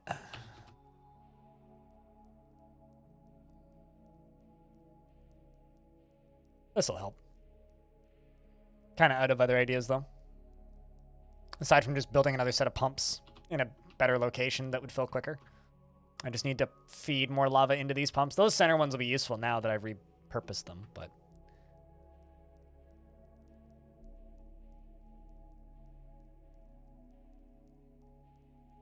The last time I did this precise trap design, I had a volcano, so it was a lot easier to fill up a cistern that big. I literally just like flipped a switch and it just filled up. It was quite magical. Unfortunately, don't really have access to the same amount of, you know, things this time. Why do you keep suspending the construction of a wall? I really got something against these particular walls.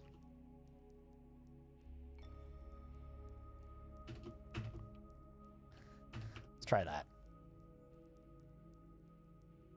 Well, they haven't suspended those three yet. Anyway.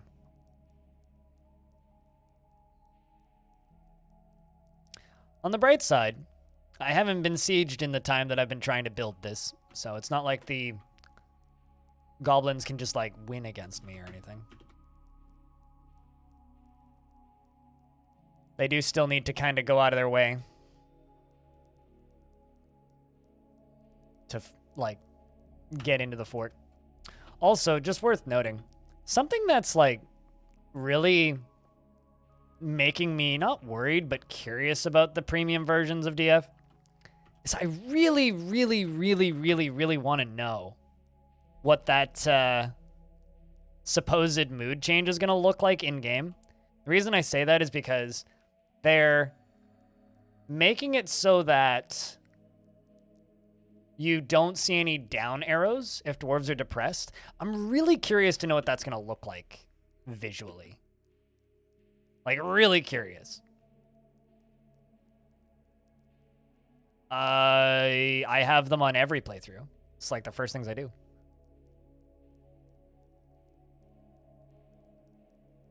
It's like, yes, those are the basic starting things you need to play Dwarf Fortress with, like, a decently happy fort. Unless you're just, like, intentionally trying to torture your dwarves. Which I don't do. So, yes, I have all of those things. Why? Let's throw in filter.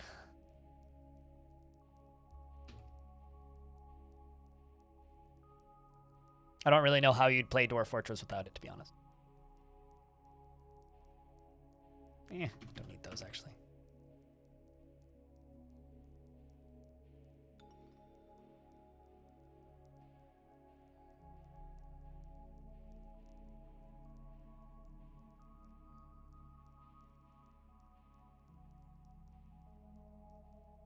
Oh, are you new to the game? All right. Well, I mean, it's a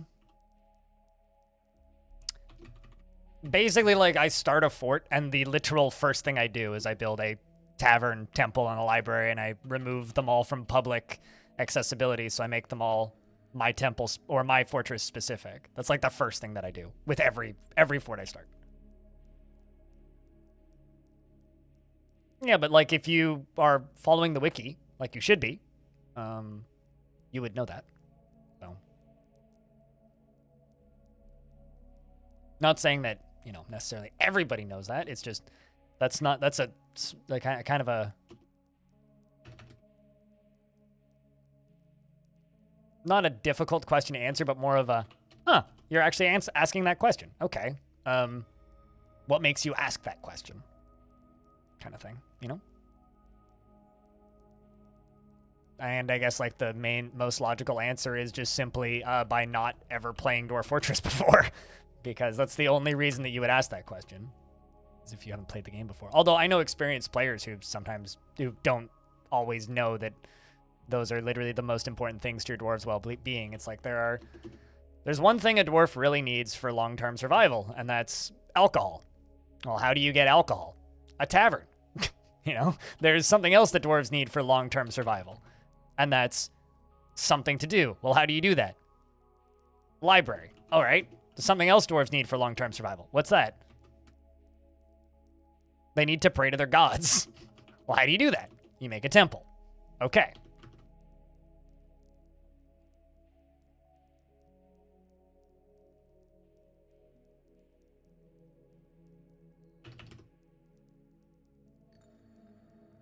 Those are the most important things a dwarf needs to not go completely nuts.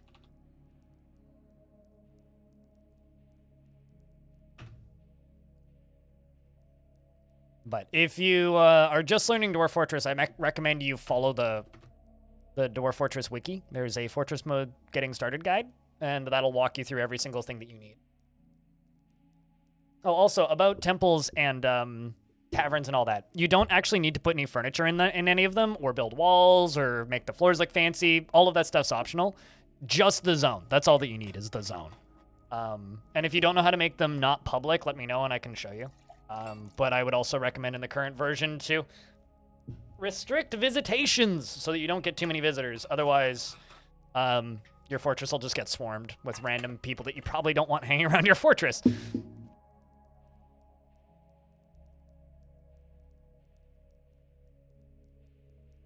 So if you need help with that, give me a shout.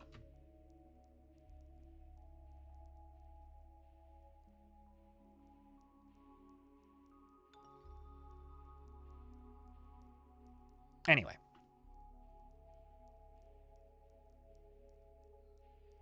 You might be the first person to ever actually ask me that, though. I've had people ask me, like, how do you set up taverns? I don't think I've ever asked somebody have somebody ask me if I have a tavern set up. Sweet! Lava flow's increasing. Whew. It's taking forever. But is it still spreading? As long as the outside is still spreading, even if it's slow, we're good. But that should increase flow, and it looks like it has. That's good. So now I've got lava coming in from both sides. I've got it coming in from up here up top, over here on the right, and over here on the left, and we shouldn't run into issue. What's your score at in Tile Cities, Stone? The Mighty Wiki, yes. The Mighty Wiki and the Mighty Getting Started Guide. The greatest tool for any player of the Fortress of Dwarves. Dwarf, do you have everything that you need? Must have tanned hides. Hold on, what do you have? Leather, hides, stone. Okay, what do you need? Rough gems, hides. It's a tanned hides. I don't have any animals I can slaughter, I don't think. Is that literally all you need is tanned hides? Cut gems? Well, I know I got plenty of gems. There can't be gems.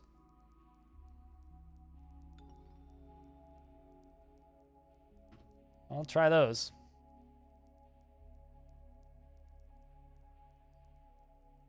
You're eating cheese? Good shit.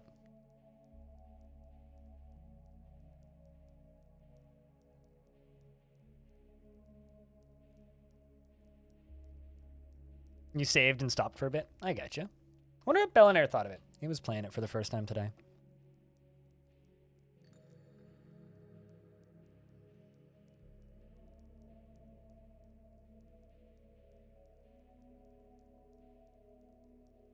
We're in the 1500s. The last game that I did, I got to like 3,000 or so. It is so satisfying just getting those perfects. So satisfying. Pretty sure I have the achievement for hitting the, what's it called? 3,000 count score. It took me a couple games to do it.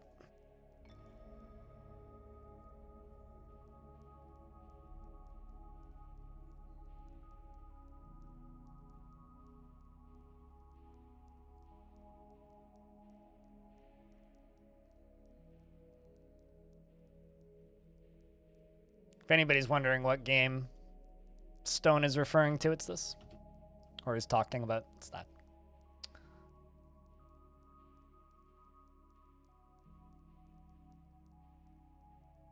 Which has hit 50 reviews, meaning they actually have the very positive review score, which is good. Congratulations to that game. As we just wait for this lava to slowly expand. I'm actually kind of shocked. It's been very quiet. We had like so many forgotten beasts and so many monsters and so many, like we had a Cyclops, a Minotaur, many forgotten beasts, bunch of sieges and a ton of other stuff in a really short period of time. And now we're just kind of sitting here prepping for bigger sieges and nothing? A little strange. Not gonna lie. It's a little bit strange.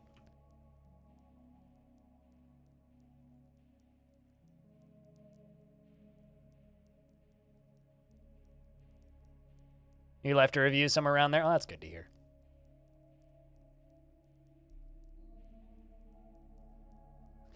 If this lava hits that wall up top, then we are absolutely good on this. The problem is water cools, or lava cools off and then turns into like crusts on top of the stone if it gets too thin. And as those tiles disappear and refill, that's it cooling off and heating back up. So as long as it keeps expanding and it doesn't slow down, we're good. The second it starts to slow down, we're not good. It's slowing down again.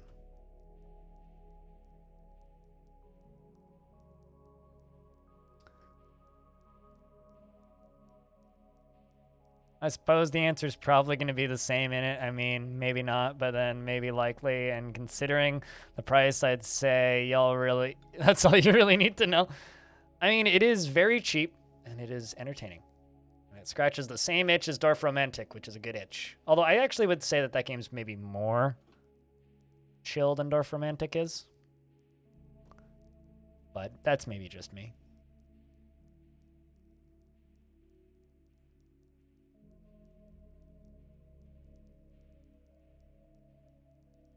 Cheaper than supporting me for a month on Patreon, I think.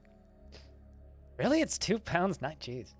Yeah, it's $3.39 in Canadian money.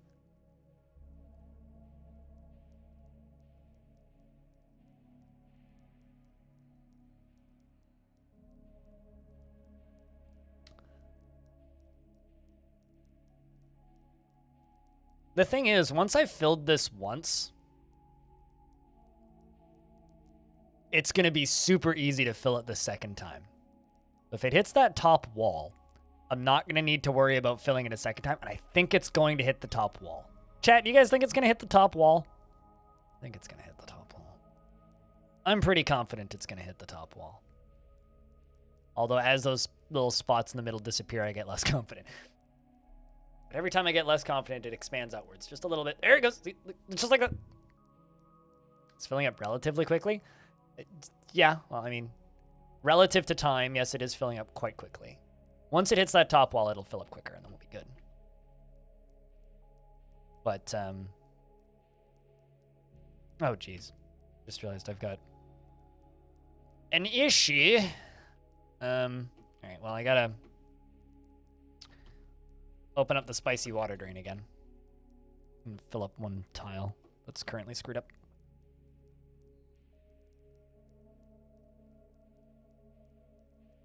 The thing is, like, I need to place another stack elsewhere in the lava sea in order for it to pump any faster.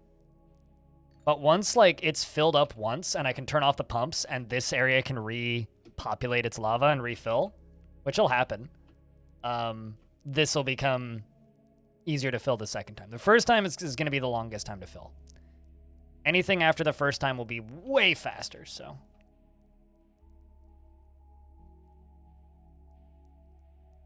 Okay, those bridges are down.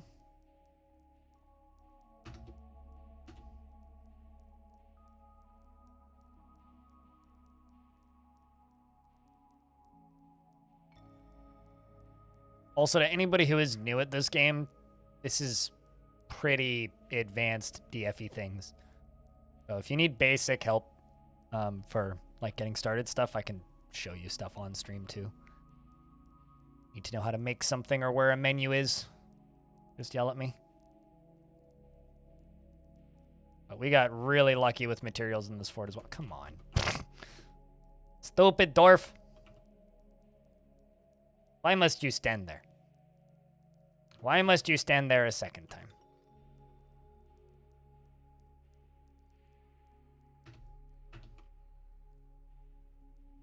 I'll do this the hard way then. Dwarves don't have nuclear technology. That's just a fan nickname for it. Sheesh. That's something that I like to dispel sometimes. And there's this one person, El Naso, who pops into my chat every now and again who always likes to mention dwarven nuclear reactors. I'm like, you know, it's just an exploit to make the perfectly normal water wheels more strong. That's all that it is. And he's just like, no, it's a nuclear reactor. It's very annoyed with me when I point out that they're not actually nuclear reactors.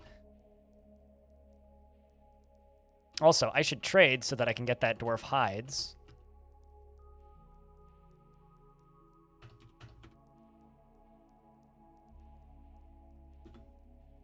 So that he doesn't die. Although I don't think I can sell crowns.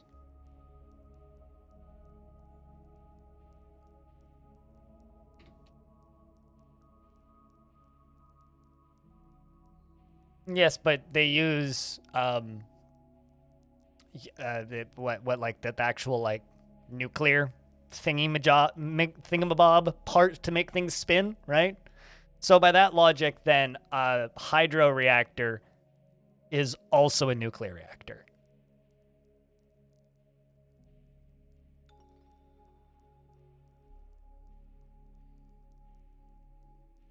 And also is a wind power. That's also nuclear by that logic. But yes, dwarves do have power things that do spin really quickly. But there are some techniques to make infinite, like, water power generators. I would just rather destabilize all of the water in an entire cavern layer because that's just more fun.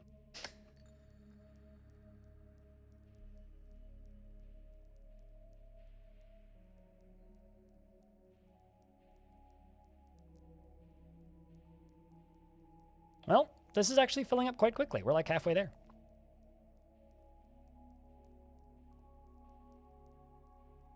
Let's bring the trader up here. There's a lot of blood up here. Speaking of blood, how's Sui doing? Hey, Sui's no longer depressed. That's good.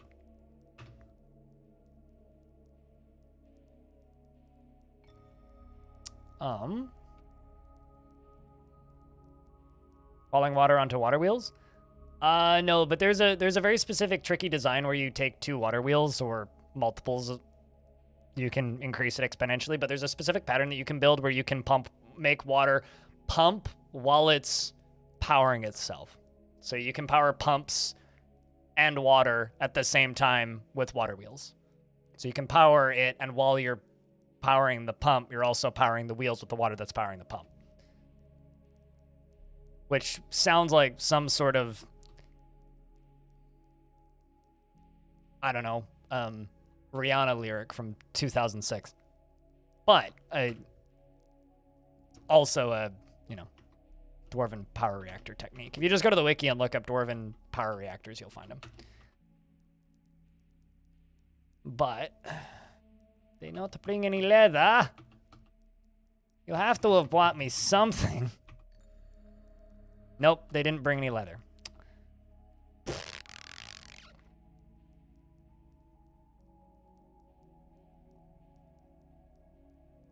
they bring any pets that I can slaughter? Yep, they did. All right, well, we'll do that then.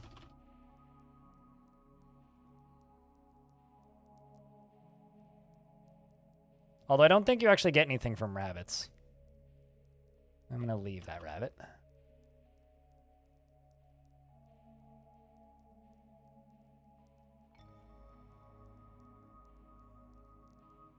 Like, I'm quite certain you get literally nothing from rabbits.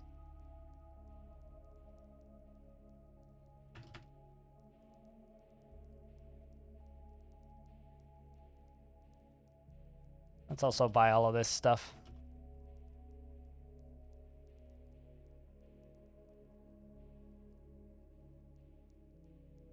Never mind, can't. Don't have enough value.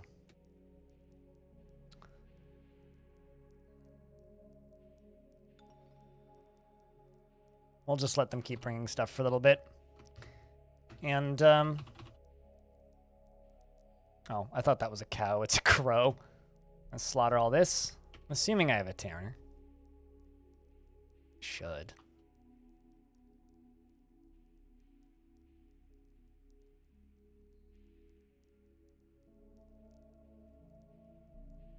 Let's take a bunch of them dwarves out of the military. Let them go assist with other things. Just bringing items to depots.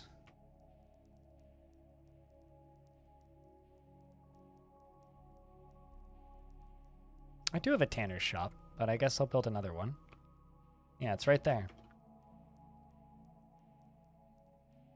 So tanning hides shouldn't be an issue yet. It is. Here we are, and it is.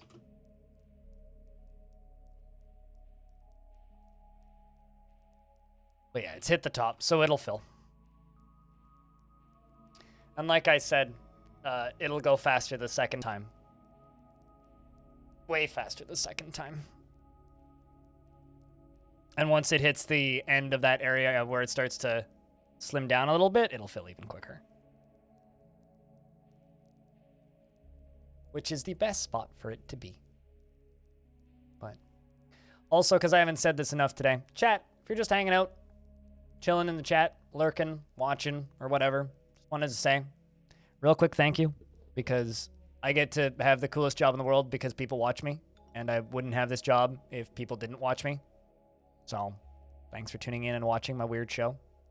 And thanks to all of you who have skulls next to your name, because you guys actually keep the show funded. So shout outs and cheers.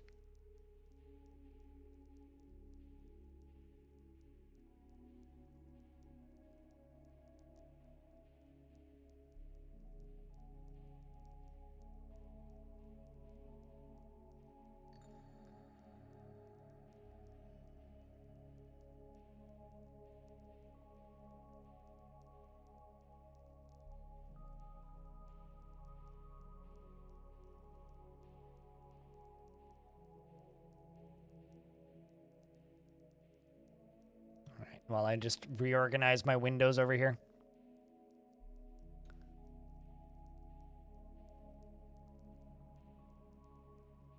All right.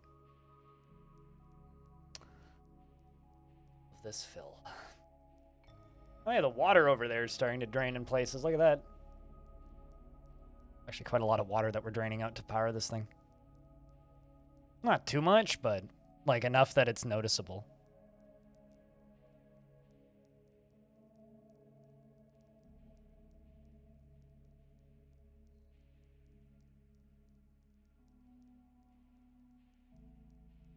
Really should have combed my hair this morning. Oh well.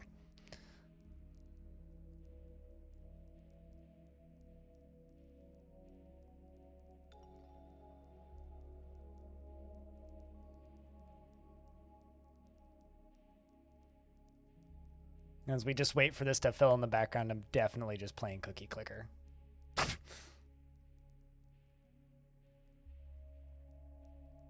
As you know. Just as you do.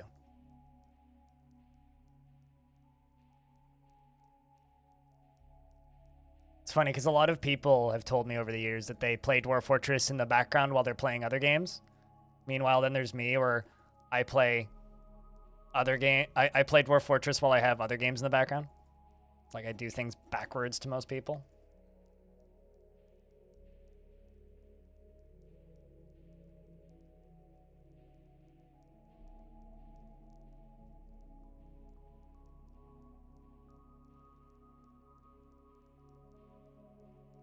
I'm going to influence you into playing Cookie Clicker. You must click the cookie. Okay, that's all the influencing I can do. Let's go make some bedrooms.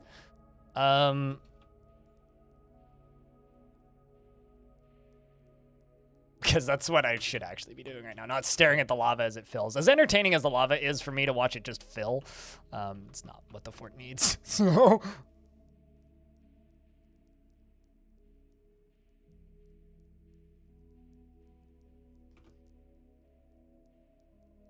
Hey, that woodcutter is still getting the leather that he needs. So maybe we'll be able to make enough leather. Maybe.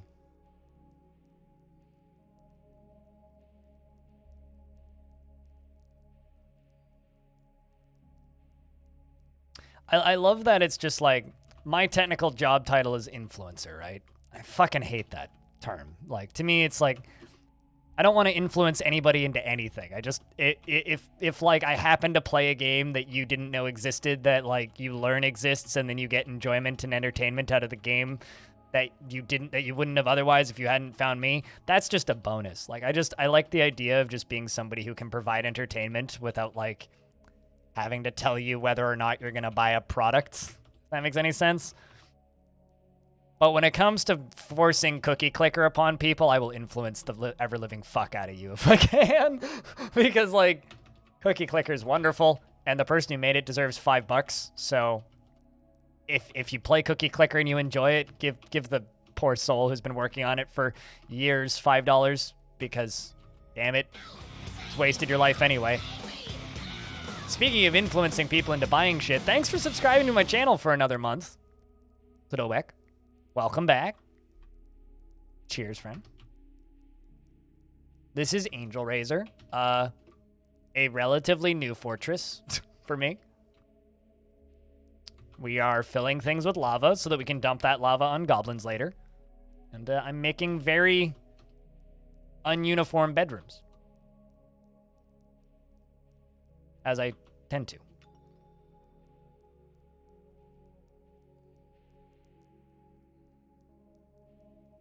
I mean, you know you were going to waste your life anyway, so at least you, like, got to click cookies during the process, right?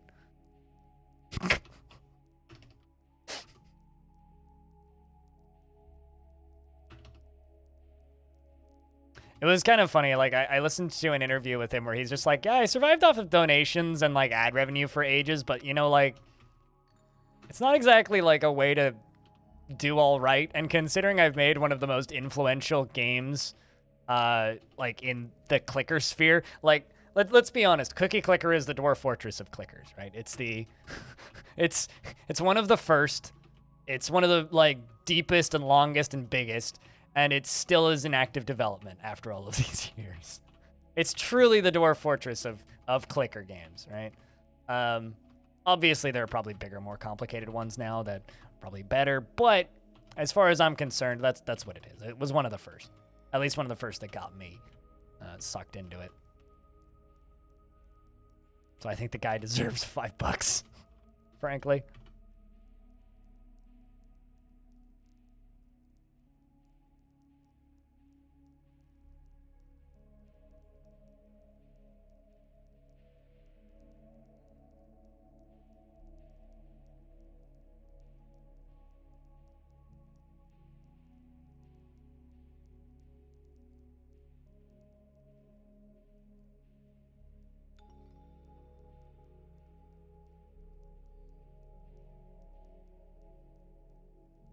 And besides, if you could just play World of Warcraft for the rest of your life or just click a cookie a couple times a day, what's going to give you more happiness? Like, let's be honest.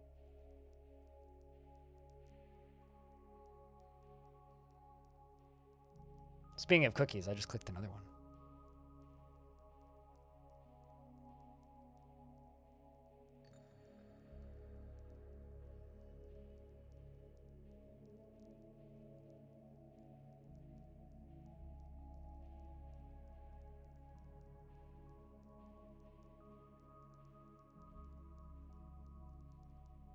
I'm planting my garden in Cookie Clicker. Just give me a sec.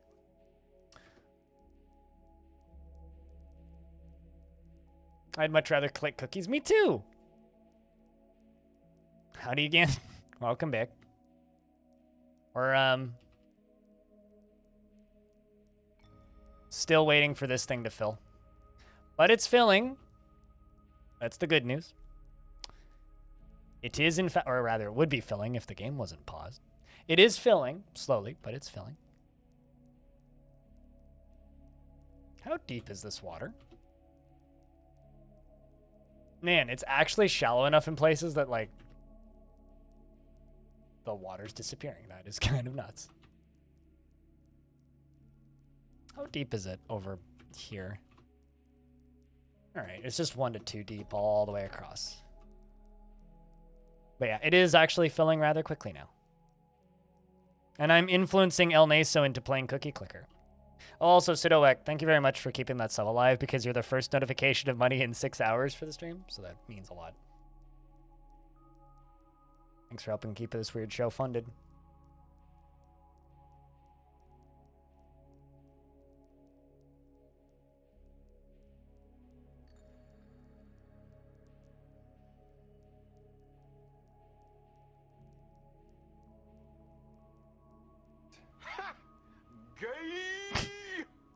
I always forget about that one until somebody uses it. Truthfully. Always forget about that one. Thanks, audio.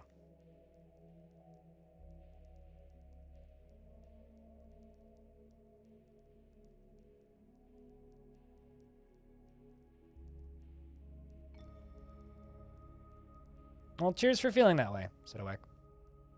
So every time I open up my dashboard on Twitch, for some reason, it's been defaulting to dark mode, and it's the most obnoxious and annoying fucking shit on earth because I hate dark mode. Fucking hate dark mode. Good lord.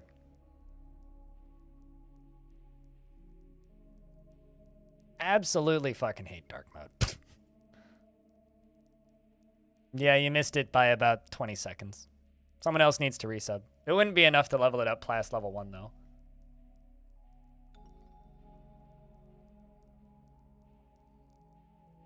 Now your coworkers are wondering why you're laughing? Tell them it's because of their incompetence. Wait, maybe not.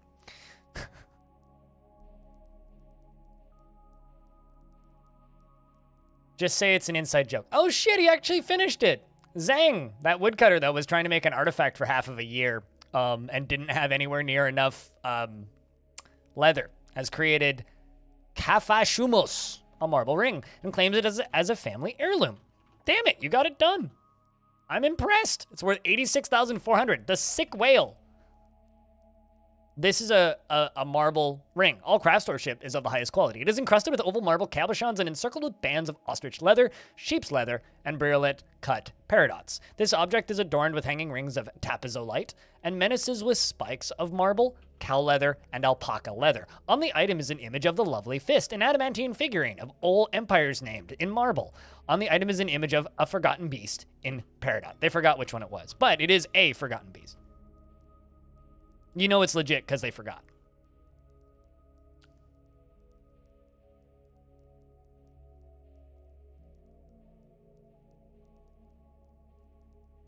You hate navigating the rest once you pick the stream. It's because of the combination of like the purple text and the font that Twitch uses combined with dark mode is really, really, really bad. But what can I really say? Little known random feature in Dwarf Fortress. Did you know that bottles of alcohol explode when they catch fire? Also, if you can catch multiple barrels on fire, that they will explode as they catch on fire in order, and you can like kill things with the explosion impact. Little known feature of Dwarf Fort. So if you can figure out a way of setting a barrel on fire and then dropping the barrel on a thing, we can have bombs. Or if you like fill up a hallway full of alcohol barrels and then like put a piece of like lava on the one on the end and it catches fire. Or if you have a very convenient fireball tosser or a dragon or something.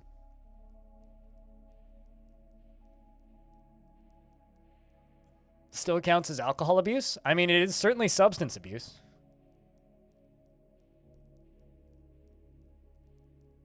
Can you put them in minecarts? Barrels?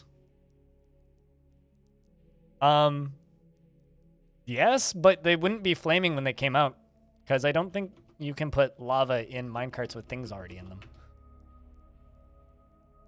So, maybe, is my response to that one.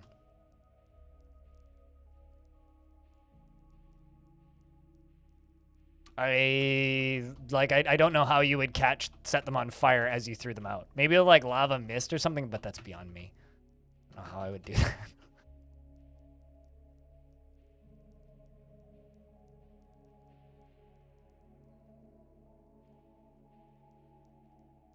Oh, really? I need bed.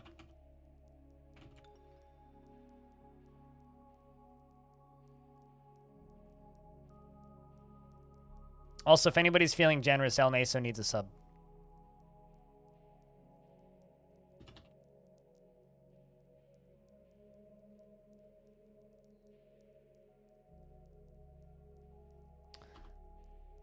A lava fall, you could catch them on fire. No, it wouldn't, because they're protected from the outside elements while it's in the minecart. Trust me, I know somebody who did the science. But what you could do is you could, like, fill a hallway up with barrels full of alcohol and then use minecart shotguns to fire lava at it. Like, just fill the minecarts up with lava and just go and just do it that way.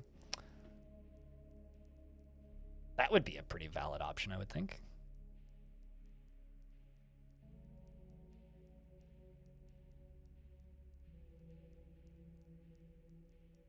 But that's maybe, like, the closest thing I could think of that would work. Would be just using minecarts to dispose of, or to place lava on the hallway. So if the hallway didn't do enough damage by itself, then the magma carts would finish them off. It's probably what I would do.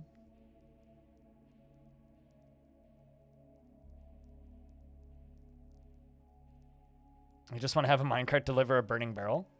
I wonder if you could displace barrels by throwing spiky balls at them. As long as they're not in a stockpile, that should work. But yeah, I think you'd have to use like a lava waterfall, like have a lava fall and then fire a barrel through the lava fall.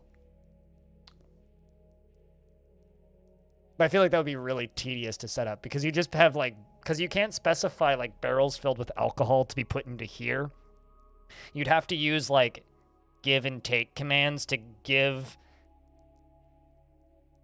the items that come out of the still to the barrel or to the minecart, I would think. Because there's no way to be like, put this in minecart when full of alcohol. There's no like specific command for that.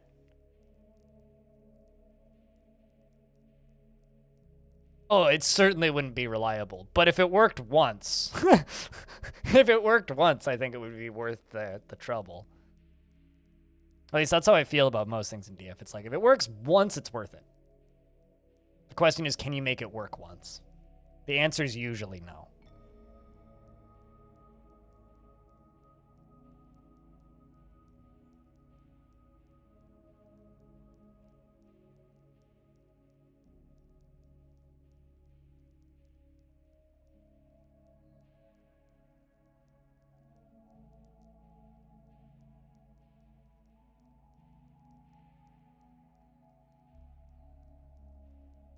I think Pablo Rasta's commenting on all my videos, and I need to remind him I really fucking hate it when people call me buddy. It's like, I appreciate the comments, but stop calling me buddy. Just stop it.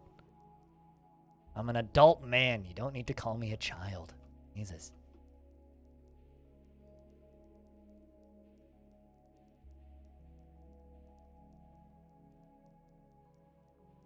I mean, if anybody could pull it off or tell you if it's possible, it would be Cupo.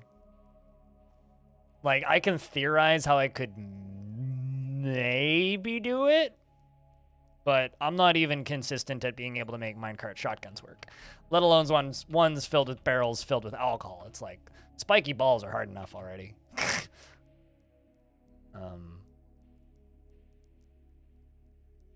And usually I think I would just skip the steps and just shoot fire at them, which is just shooting lava or training a dragon or something. Which is just like removing the unnecessary steps of fill barrel full of alcohol and then put alcohol-filled barrel into minecart and then fire minecart. Like, you're just skipping unnecessary steps at that point.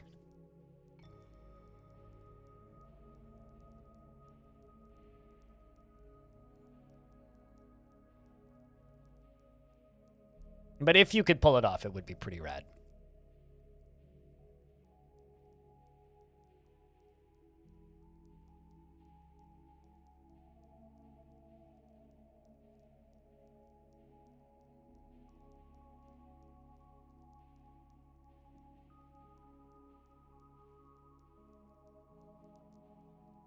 Good lord. I just can't wait to test this thing. All right, let's go piss off some zombies. Let's go and give them our address, shall we?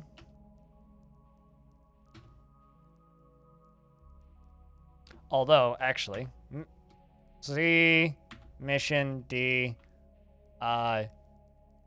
don't take important treasures, don't steal important other items, and do not take livestock. Only free captives and release prisoners. That's the only thing we want to do. So they're going to sneak in, most likely, and find nothing, and then sneak out.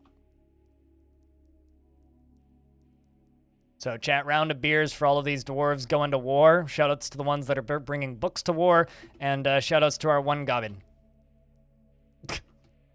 who says they're all right, which is good. You better be all right, because you're going to war. We're going to go invite some zombies to the house. The second I send this off, a forgotten beast that I can't kill is going to show up and kill me, isn't it?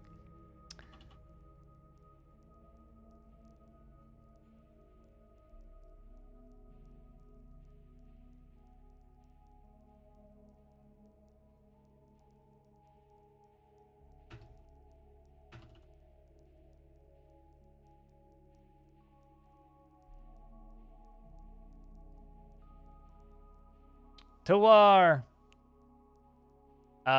Neither, but also yes. Furnace operator has gone into a fey mood, or rather a, has been possessed.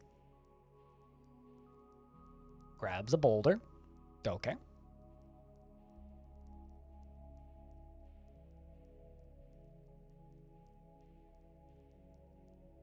What else you grabbing, Zass? Fun fact, did you know that in the early 90s, the DirectX booth at CES was designed by Gwar once? Like the band Gwar? And it was like a giant vagina that you walked into covered in dicks and weird spiky claws and shit. I like to think that that's part of the reason why video games kind of got a bad rap early on in PC game dev. There's like one picture of it on the internet. One very specific image of it. You only heard about that here? It existed. It did that.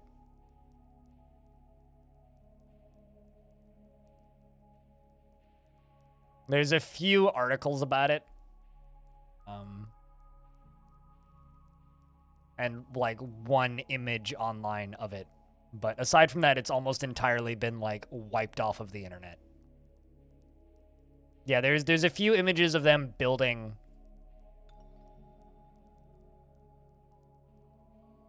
the actual thing, but that's it. And there's like one article about it that still exists. Aside from that, it's all just word of mouth.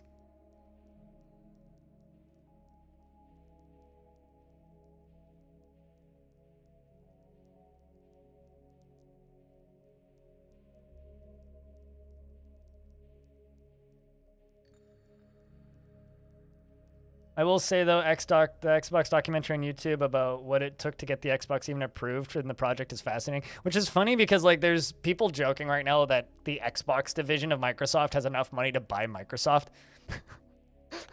which isn't totally true, but it's also not wrong.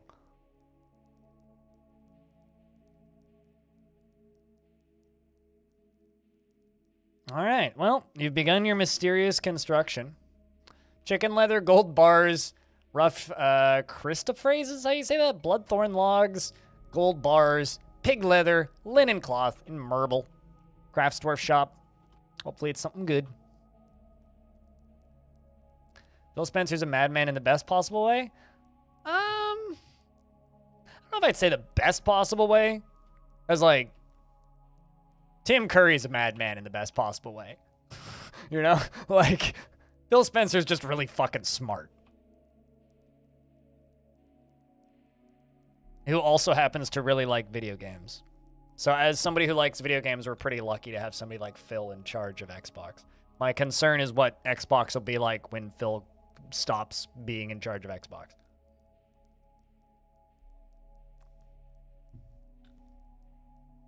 Concept proposal. 1. Splash water down hallway to make cave moss grow. 2. Sprinkle some alcohol barrels in said hallway. 3. Dig chamber above hallway and deposit wooden artifact in it. Oh, on top of grate, and then set it on fire. Why not a book? Book easier. Then set it on fire somehow. 4 question mark 5 collect goblin. See, the problem is some artifacts do just straight up burn, right? I feel like it's kind of a dice roll. Like I've actually had artifacts catch fire and just like go poof and disappear. So like I had that happen to a, what's it called? An artifact floodgate. Caught fire and just went and disappeared. Zas, the furnace operator, has created Matul Saigon Inas Ukig. That's a name. What does Matul mean, Stone, if you're looking? M-E-T-U-L. Matul. I don't think I've ever seen that before. And it's a marble ring. Claims it as an heirloom in the name of the family ancestor, Olin Painted Dawning.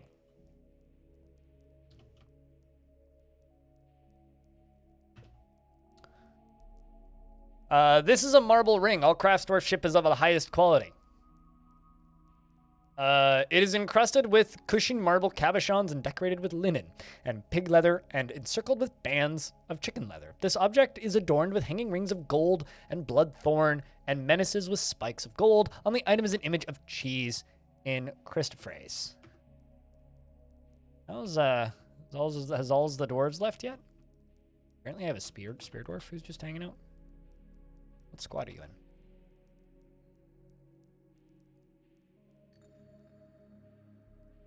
Go do the thing.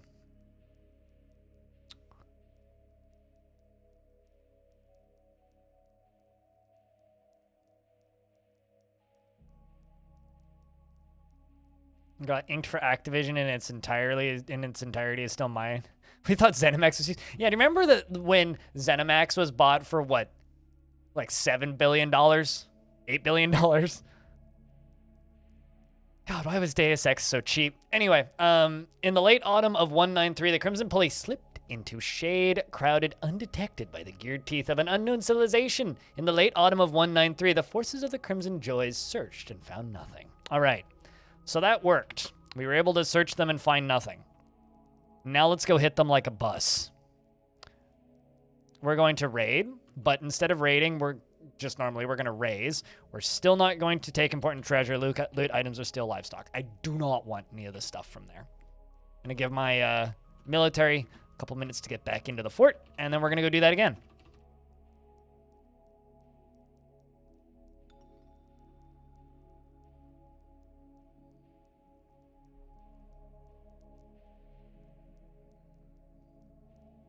$7.5 billion? Oops, that's the wrong button. Yeah, well, the reason I said why, yeah, so, I think I was right. Didn't I say 7? But 7 billion, yeah, that's 7.5-ish. That's a fuckload of money. But the thing that still shocks me is that how cheap Square Enix sold all of that stuff to, like, there's just that signed up to sell, a whole bunch of studios as well as, like, fucking Deus Ex for 300 million. Like, 300 million! Like, if you were to ask me and be like, dude, maybe this is just my, like, nostalgia talking, but, like, how much is Deus Ex worth? A fuckload more than 300 million. Also, somebody's missing, apparently. Uh-oh, that can't be good. Well.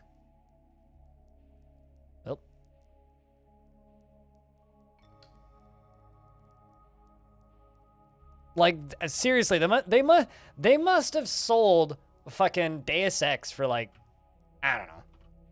Just gonna say a number here, which is probably wrong. Deus Ex was probably like 40 million of that. Fucking imagine. We could have kickstarted that. Like, we could have crowdfunded that money. Maybe not. But, like, God, like, Mike Bithell of Bithell Games, who made Thomas Was Alone, tweeted the day after that happened. He goes, "Why didn't anybody tell me Deus Ex was going for so cheap?" He's like, "I would have bought that shit." I'm just like, he's like, "I could have afforded that." Like, he's done really well for himself with Bithell Games and all that. Like, dude's doing extremely fucking well. So he's got a lot of money, right? But even he's just like, man, I could have afforded Deus Ex probably. What the fuck? He's like, I would have had to take out a couple of loans, but I could have done it. Which is like nuts to think about. Abso-fucking-lutely nuts.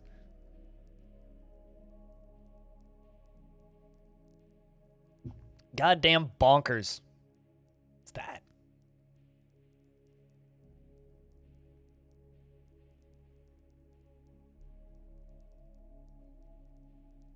Speaking of selling out, if you want sound commands for the channel, they're $7 a month over here at this Patreon. I don't know if that's selling out, but that's how I sell out.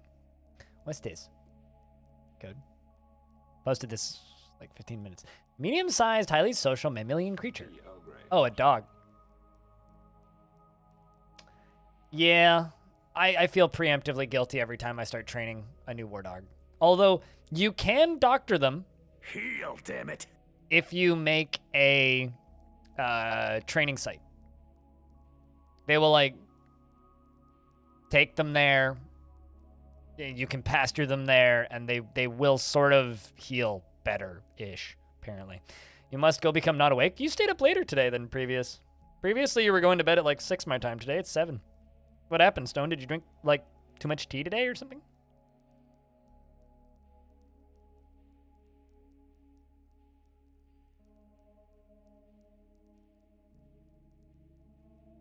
But, you know, becoming unawakened is actually quite nice sometimes. Just want this to finish feeling. Don't need to be so worried about it. Right, well, at least it's 3 back at the start.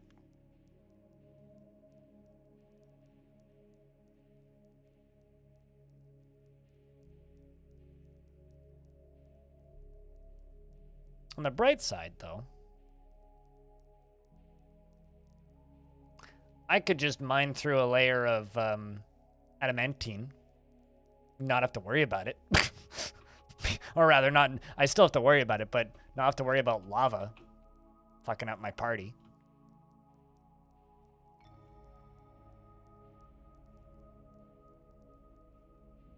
By just like running around here. Why don't we do that? Cut out a little bit of candy. How are we doing on drink? Pretty poorly.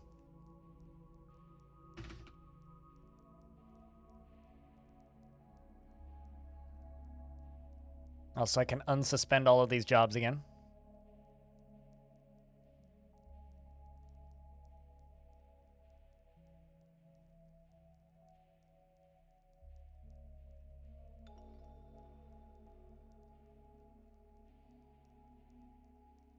Oh no.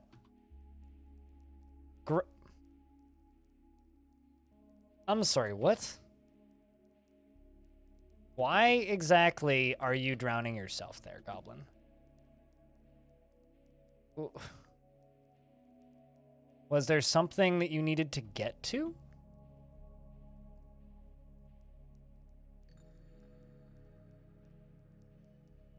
There shouldn't be anything unforbidden in this. I have to admit, I'm very confused as to why those two just died. I literally can't get... I can get those corpses out, but not until this layer here is filled. Otherwise, my lava will start to drain. Although...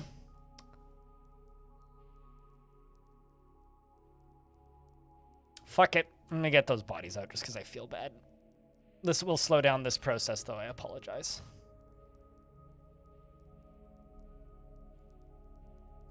But I do want to get those corpses out of there. I have no idea what caused them to go down there, though. Like, what? How? Why? That kind of just makes no sense. Did they spawn underground? Like, what the fuck? I have no idea how these two died. Or why those two drowned. absolutely no idea. So what we're doing is we're going to let this drain out here so that I can get those bodies out from there. I'm going to go quickly use the restroom. I will be back in a sec.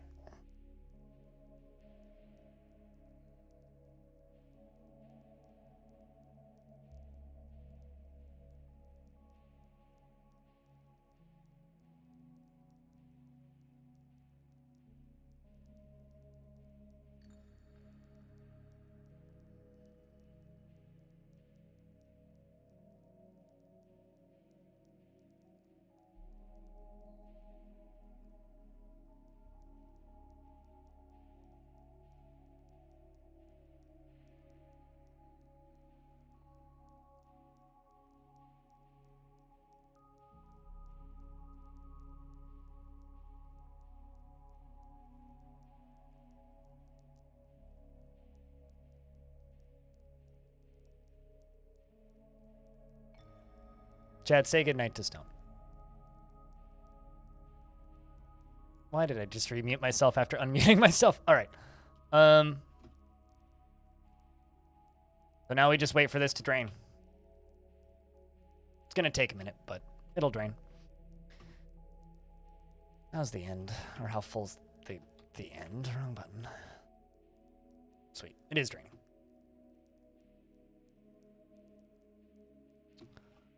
So after that finishes, I think that they must have been trying to get to a boulder. At least this is still finishing.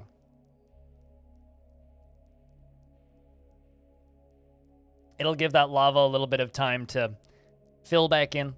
At this time of day, I'm just trying to keep the chat moving, so don't worry about me. What code?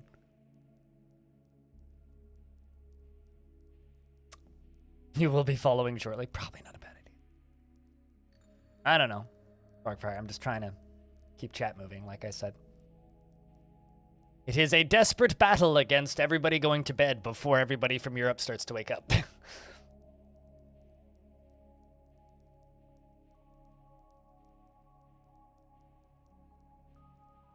I mean, recently my streams have only been a painfully short 10 hours because I haven't made it to the 14-hour mark, which is bad because I need to make it to the 14-hour mark to be able to stream the minimum number of hours per month, but I'm not going to get into that because that shit's just obnoxious and gets people bitching about Twitch, which is silly because it's old news, not new news.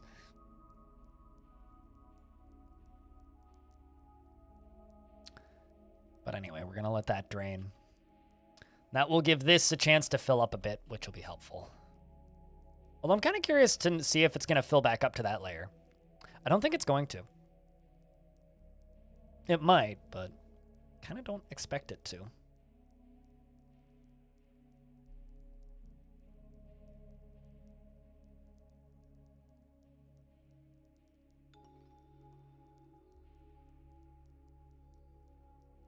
Because lava pressure doesn't actually work that way.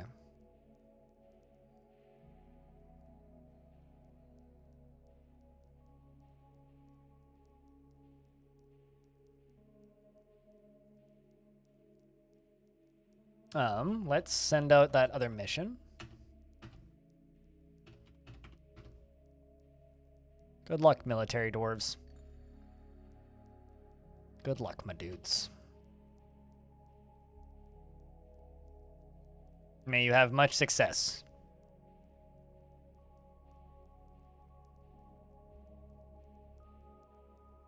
But, you know, we're trying to power through. We're trying to power through. Fingers crossed. I think we can do it. We can do the 14 hours that I need to hit today, at the very least.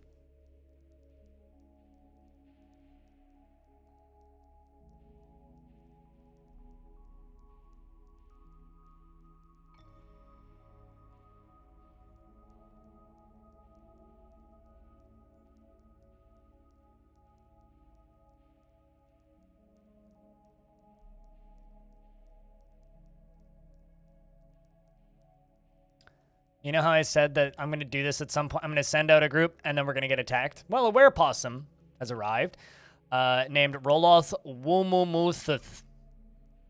Has come a large opossum twisted into humanoid form. It is crazed for blood and flesh, and its eyes glow yellow. Its charcoal hair is shortened. Even you will know why you fear the night. Don't go to bed, chat. Where creatures will get you. Although here is what's even better. It's right next to one of my military dwarves. Attacks the hammerer, but seems to, or the hammer lord has attacked several times, but seems to have just missed every hit. Well, that's good so far. Let's let it play for a few more seconds. Jump back onto the werepossum. Miss, miss, miss, miss jumps. Miss, miss, miss, miss, miss, miss, miss, miss, miss, miss, miss, miss. Miss, miss, miss, miss, miss, miss, miss, miss, miss. Let's let it. Okay. Did please tell me you just missed. Miss, miss, miss, miss. Strikes at but blocked. Miss, miss, miss, miss, miss. Yay! We killed it. Shoutouts to those two dwarves who are still going to leave. They're still on their way out to go raid some, or go fight with some zombies. I guess they needed a warm up.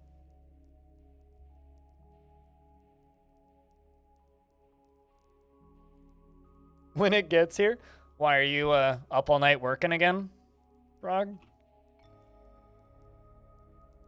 As you were still in chat, like, ages after I finished streaming yesterday. Although I ended kind of early yesterday. By early, I mean like early for me, which is not early for most people.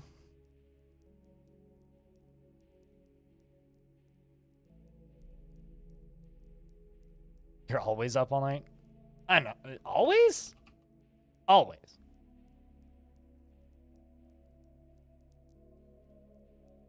When do you sleep? Halfway a joke, halfway an honest question.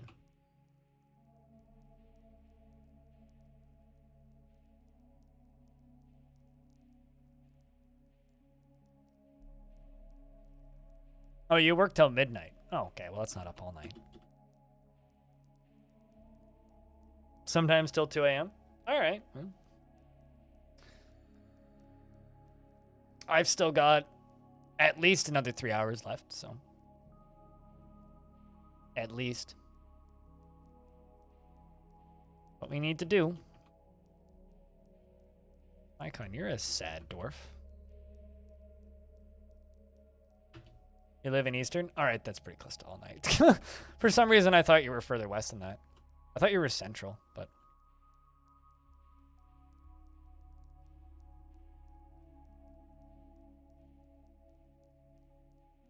I'm actually kind of amazed by how long that's taking to drain.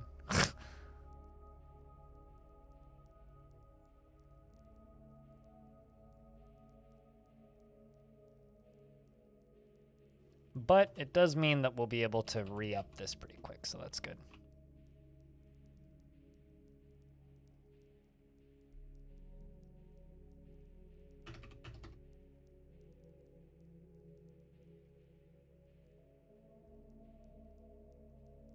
Is that a tantrum?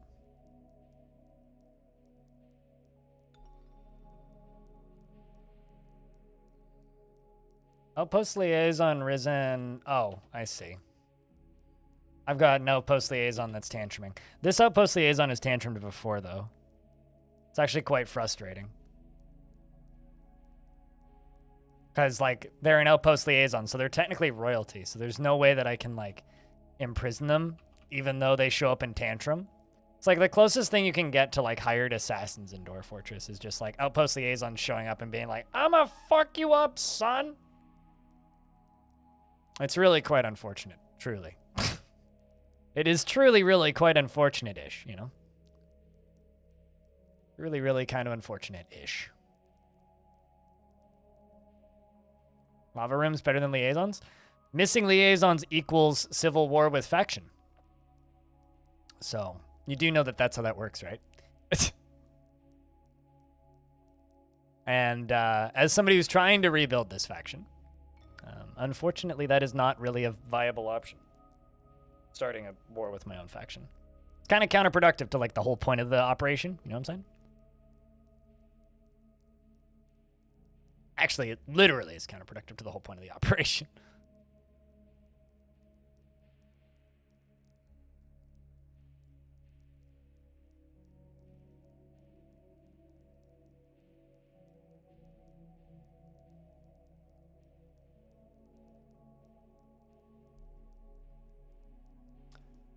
You've been known to be counterproductive now and again. True. Fair enough. But for this particular fort, that would be a very poor decision to make. Like a very, very, very, very, very poor decision to make. Let's do a downstair right there and an upstair right there. A little walkway this way.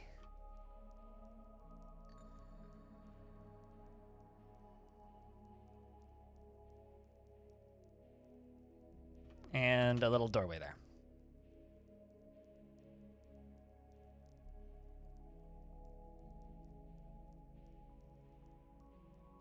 Little orange and red blocks obscuring what?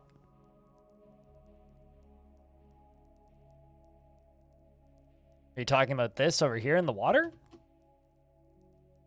That over there in the corner? That's water draining off of a tree.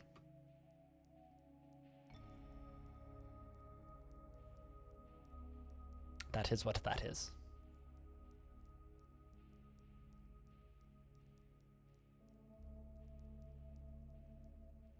All right, that's almost shallow enough that dwarves can get it out of there.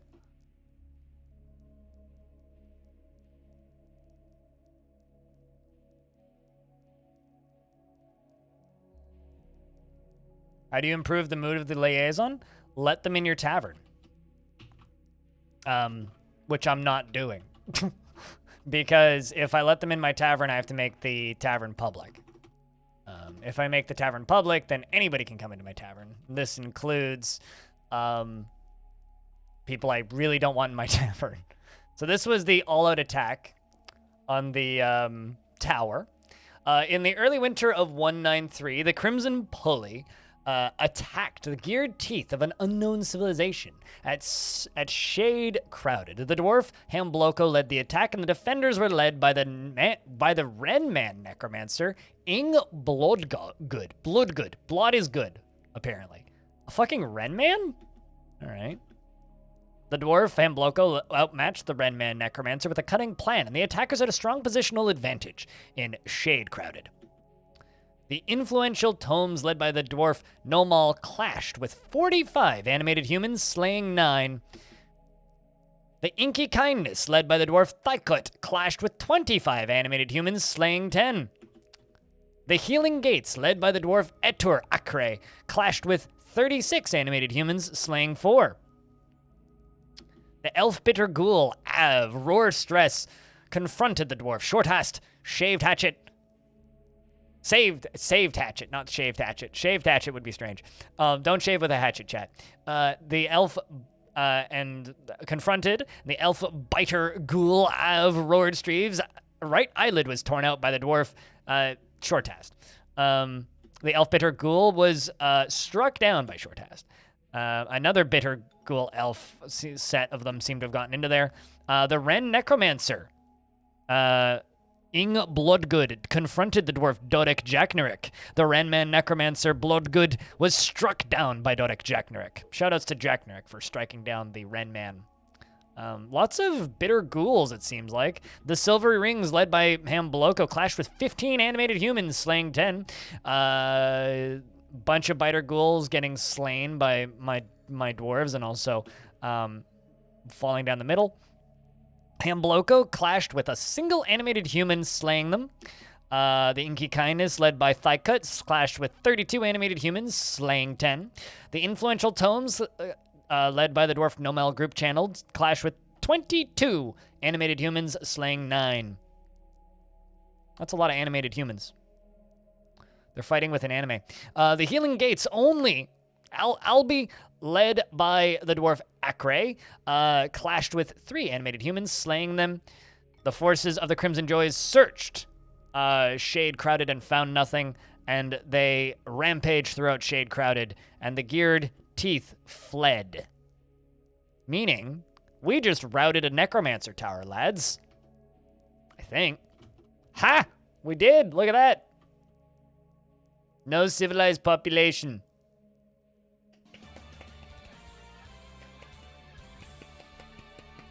Round of applaudeds. Applaud in rounds. Preferably circular applause. But we did it. Or raise beers, I don't know. Jump up and down, scream for the fucking heavens, scream about cheese, or do nothing. Either or. Doesn't matter. But we did kill a Necro Tower, so that's good. That's a positive for us. Where's another one I can go murder? Or maybe we should just go after the gubbins. Guess we could go after this one, although this one's kind of big. Let's go after gubbins.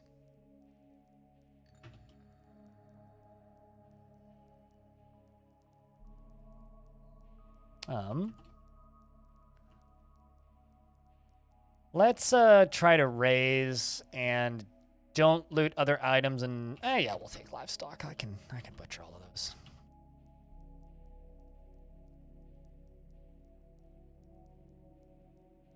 Can they remove the bodies yet? Nope. Still too much water.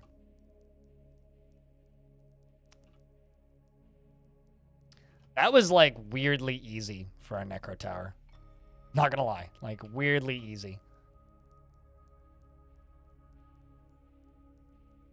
But we got it, so I'll fucking take it. Let's go place some more beds.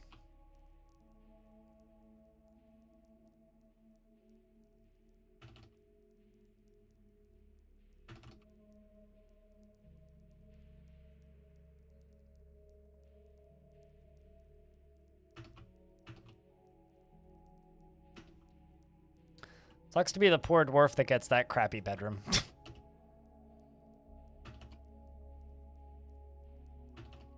Whereas all of these are going to have golden cabinets regardless of the size of the bedroom. So no matter how crappy your bedroom may seem, you will have a very heavy container to put your stuff in.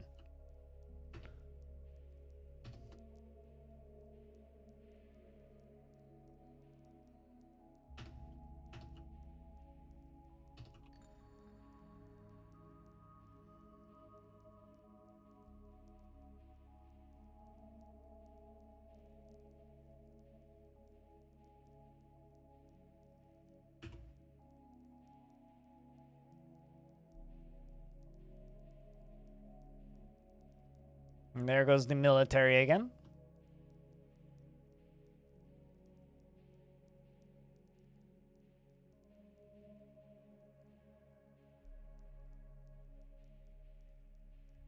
Hey, Trench Dog, what's up, dude? Good evening. Man. We're really gonna need to just turn this thing back on, like, as soon as it slows down. As it stops. We need to get these bodies out of here.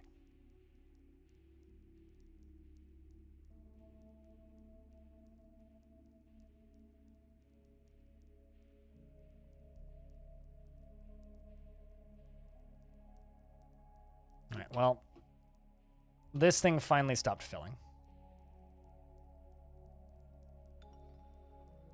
And I'm immediately tempted to just turn it back on. I love how this is still, like, rolling over sometimes. Like, I love how things don't stop immediately in Dwarf Fortress. Like, it keeps up momentum. Like, the power has shut off from this thing. It is slowing down. There it goes. See, now it stopped. But, like, if for some reason this develops enough power that it can roll over once more, it gets momentum going again and it starts rolling. It's cool. Oh, that sucks, dude. You got 3 shots of Pfizer's, so by Friday you should be recovered. That's good to hear. Hopefully it's mild.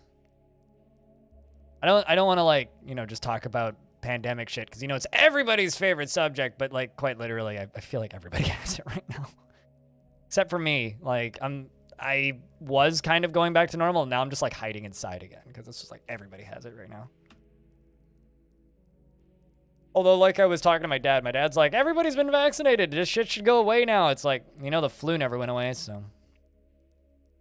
You're not in a bad way, recovering okay? Good to hear, dude. Good to hear.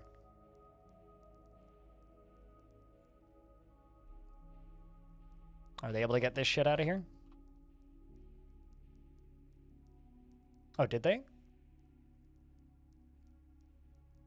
Kind of looks like it. Yes, they did. Sweet. Okay. Which means I can just flip the switch and turn this ship back on. Still not sure why they drowned, but... Whoosh.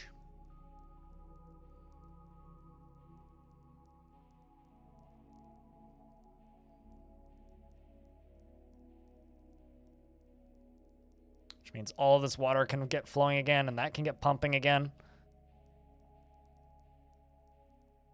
A little bit more of an advantage.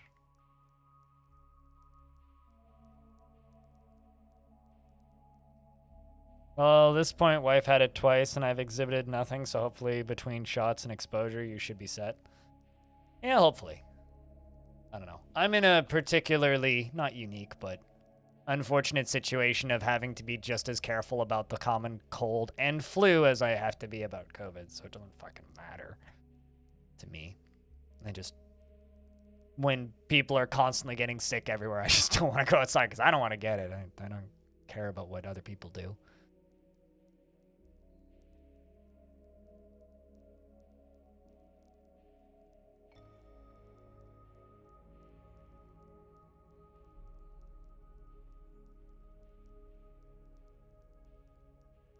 The more compromised you are, the more careful you gotta be, and I'm very fucking compromised, so I have to be very fucking careful. Like, I got a mild cold earlier this year.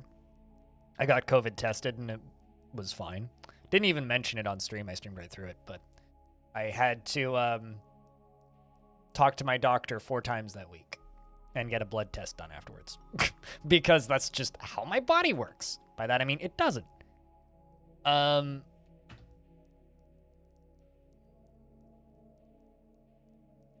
So we attacked another set of goblins.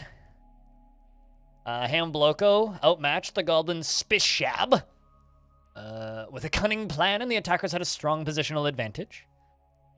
Looks like they're, like, immediately, Bastet killed the leader of this goblin pit. So obviously this seems to have gone well for us.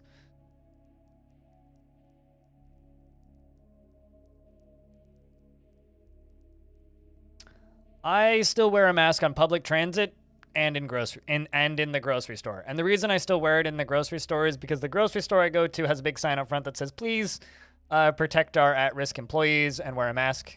So they're just recommended. They can't make people wear them, but they can ask nicely.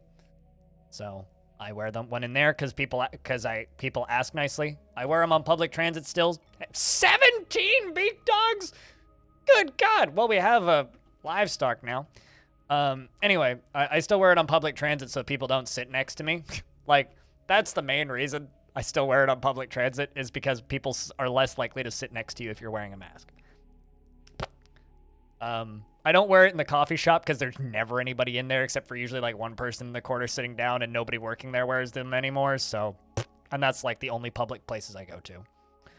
I still wear them when I walk into a restaurant if I happen to go to a restaurant. I don't wear them in the liquor store because nobody wears them in the liquor store, and they ask you to take it off now if they ask you for your ID, which I get ID'd maybe 1 in 3 times I go in there, so it's enough that I just don't bother.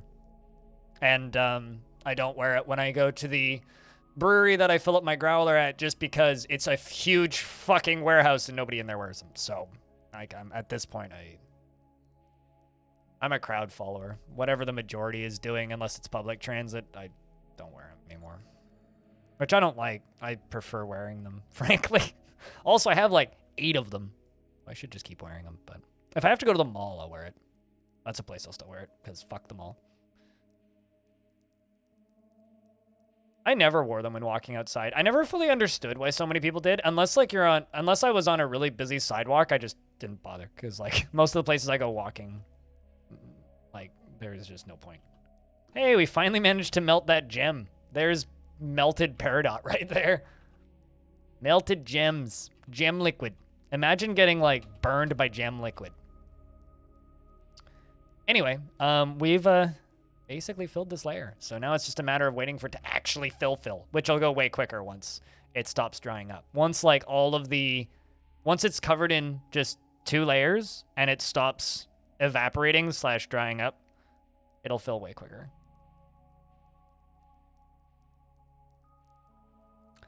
So, we took out 1 Necro Tower. Let's do this.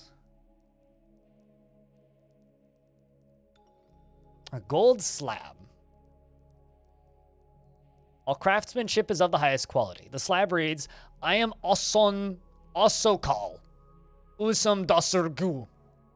Death-starved, the Ashen Grave. Once of the underworld, by Stumib, I bind myself to this place. All right, let's go get it. Recover it. And I'm going to send Piggy Squad, the good squad. They're going to go recover the hideous skull. What a fucking name. Good luck, dwarves. Which means they're going to go fight with angels.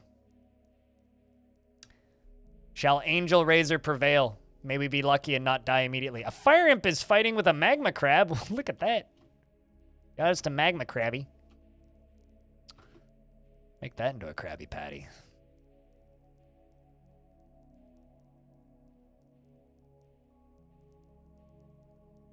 I know how to find angels. Why do they have a hideous skull? That is the name of the slab translated into English. The hideous skull is the name of the slab. It's like naming a book The Hideous Skull. It would be like asking, why does Stephen King have The Fog? Well.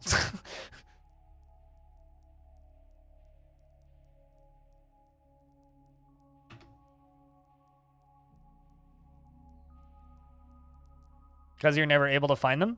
Hit C, hit A, go to the artifacts screen, and scroll through it until you find slabs. Like, there's a conglomerate slab, a zinc slab, a conglomerate slab, or orpient slab that says something about binding myself to this place. Basically, just find those. Like, there's one. And find ones that are not in a location. So, not in a temple, not in a building, not in a city, not in a fort. Slabs. And they have to say, I bind myself to this place. And then tell your dwarves to go recover it. And they'll go beat up angels in the overworld. The other way to find it is find those locations in adventure mode, which is much easier to do. The reason it's much easier to do that way is because you just ask people around town, where is there violent, scary monsters? And they'll be like, that wall. And then you go in that way, and then that's where you find the angels. And then when you find them in adventure mode, then it exposes them in the overworld, and then you can raid them properly instead of having to go after them this way.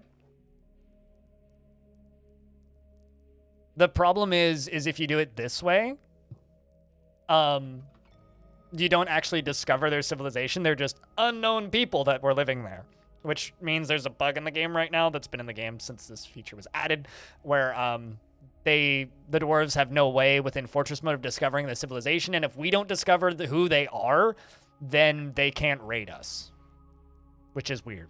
So if I, in adventure mode, go discover them,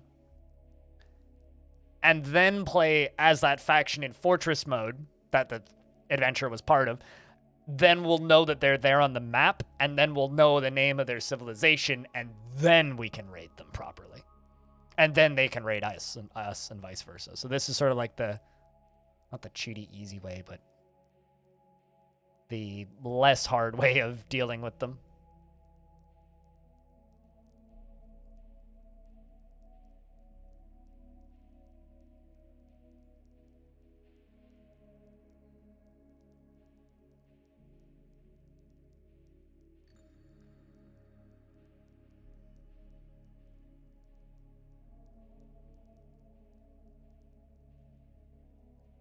So a real need for adventure combined with Fortress here to interact properly and fully. There's more than just that. There's a lot of reasons to interact with both adventure mode and Fortress mode to get the full experience. Like, it's the only way to get animal people into your fort naturally, right? As full citizens. It's the only way to do that. It's the only way to properly integrate different species into Dwarven society without, like, getting really lucky with wandering bands of musicians and whatnot. So, like, it quite literally is necessary. So, problem is, what happens to Fort when you're in adventure mode is it becomes a total mess? No, it really doesn't. I mean, yes, it does. Items get displaced, but, like, it takes you maybe 5 minutes to, like, clean it all up. Like, realistically, it's just a matter of, like, reappointing all your nobles and then just making stockpiles for everything again. That's all it is. It's like the game just deletes your stockpiles, essentially. So you just have to rebuild your stockpiles. I don't think it's as bad as people say. Like, the last time I reclaimed a fort, it was like 20 minutes of, like, fucking around until everything was back in its place. It's like It's not that bad. It's like when you leave the kids alone for a month. Not that I would know because I don't have kids, but it's like when you leave the kids alone in your house for a day. And you come back and there's like, where the fuck did the spatula go? It's that kind of thing. Or when someone house sits. Someone house sit my apartment once, and then you come home and you're like, why is there cat pee under the bed? Maybe because you have 2 cats and the person house sitting didn't change the litter once. Anyway.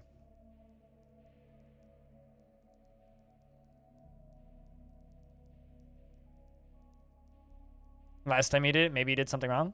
Doubtful. Probably just you had a very full fortress, maybe. Also, guys, it's time to go, yay! The whole layer is covered with the Forgotten Beast, Gulgun, has... Chat, we're getting attacked by Galgun. the Forgotten Beast, Gulgun, has come. A huge snail composed of... Okay. A huge snail composed of water. It has wings, and it appears to be emaciated. Beware its deadly spittle. Hold on, I need to screenshot this one because of how silly that is. That's just a water balloon. You've been attacked by a water balloon!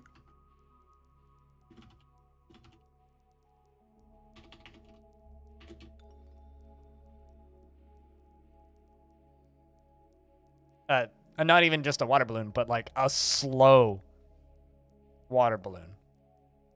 All right, so enough of me being excited about things. Let's watch this very slow... Oh, it left the map. But yes, it is a water balloon that shoots poison. So you just need to poke it with a pick. Somebody's just gonna poke it and it'll die. Oh, hey. Look at all these beak dogs I have.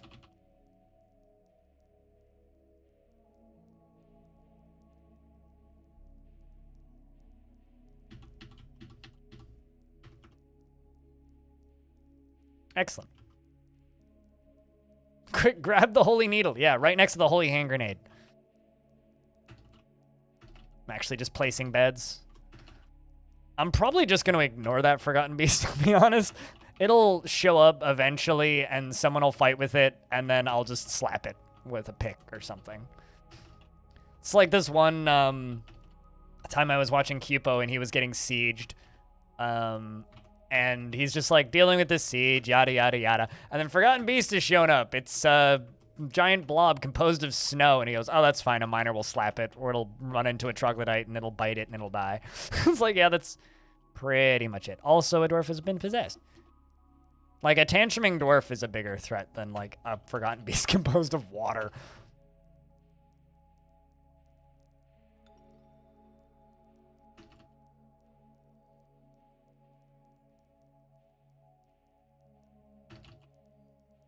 I'm just going to place all of these doors down, and then we'll go back around and make all these into bedrooms. Then we'll do the furniture last, so they'll get their coffers and whatnot last.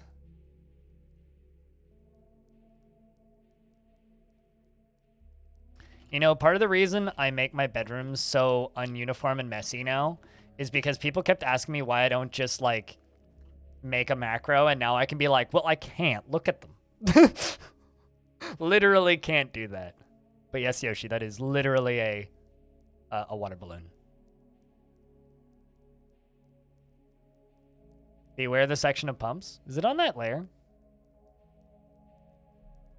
I mean, it's already gone. It may have actually just died to a crundle.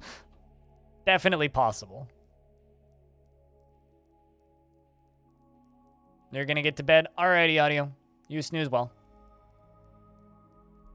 Take it easy. You know that's not possible. Come on.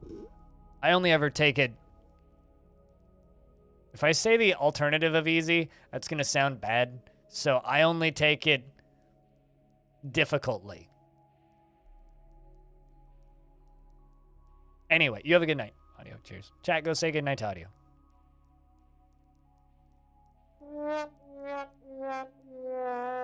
And if you don't, he'll just wah, wah, wah, wah, sad trombone you. One of the only people in the chat that I've actually met in real life here currently. Not very many of those.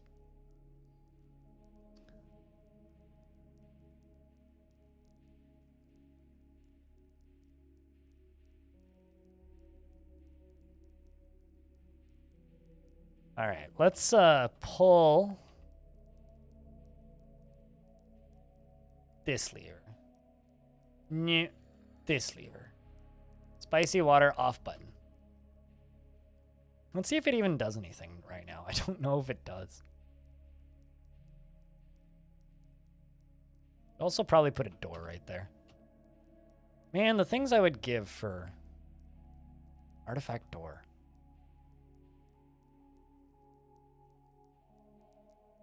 Sweet, it does actually work right now. So we're gonna give this a second to like refill a little bit.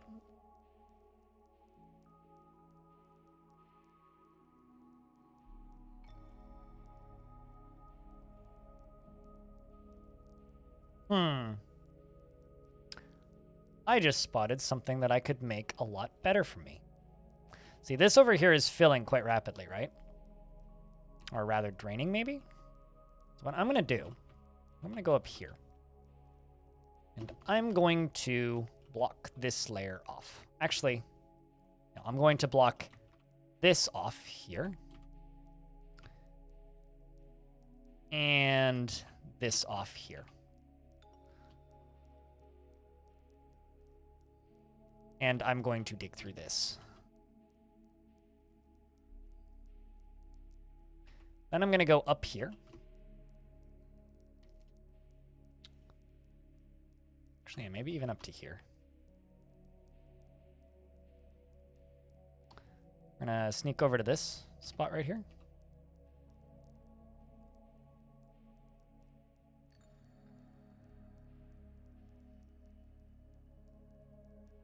Do a downstair, an up downstair, and an upstair. This is going to be a very dangerous job, but someone's got to do it. You know what I mean? Someone's got to do the very dangerous job. All right, so you're going to dig over here and here.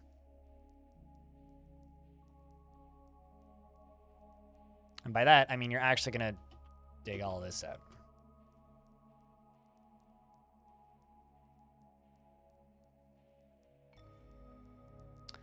And we're also going to dig over to here. I'm going to dig an up ramp right here.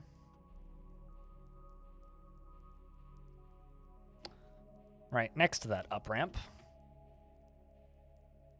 I'm going to dig a little walkway. Which is going to go to right here. It's going to go across, and we're going to get rid of that spot there. So that lava right here can flow this way and into there to refill this zone quicker. Because right now that is filling. That's like the only spot that I have that is currently filled. So let's watch the dwarf that's digging. Go dig, dwarf. And then we'll block this whole thing off. I'm sorry, what? What?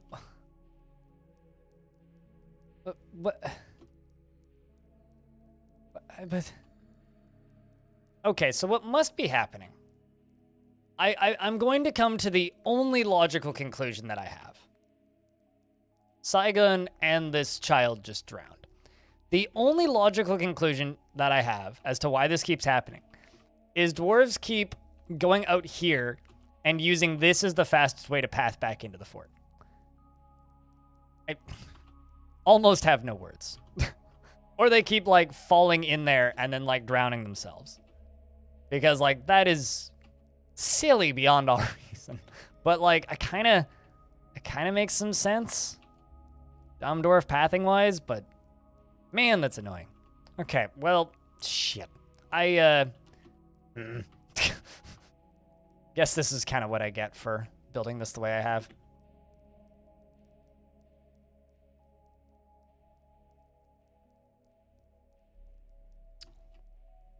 I'm just very unimpressed with the dwarves.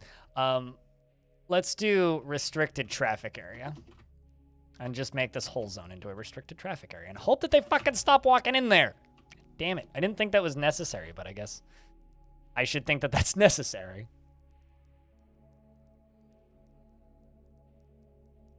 Although it isn't a true dwarven fortress without, like, a stupid, pointless death trap, so...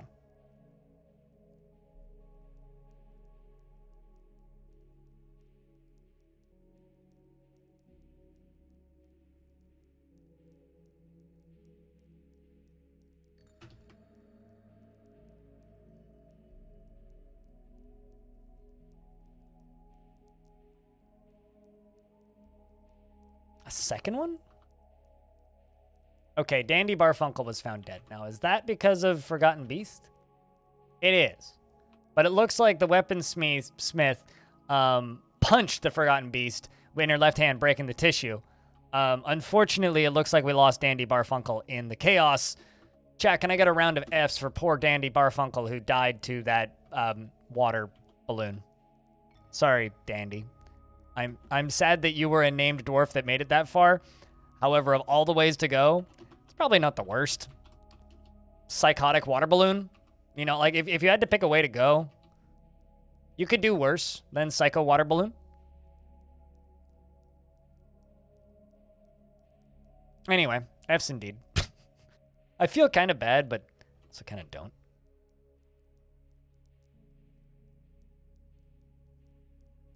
Also, I just realized this is completely redundant and not actually going to help in the slightest.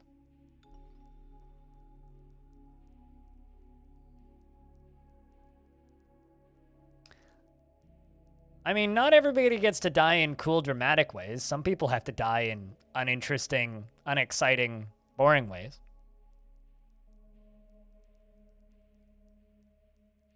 Not everybody gets a hero's death. Some people, you know, die in less exciting ways. So actually what I need to do isn't what I'm currently doing. What I need to do is I need to do this exact same thing, but from a slightly different angle. So I guess what I'm going to do is I'm going to tell them to dig this way.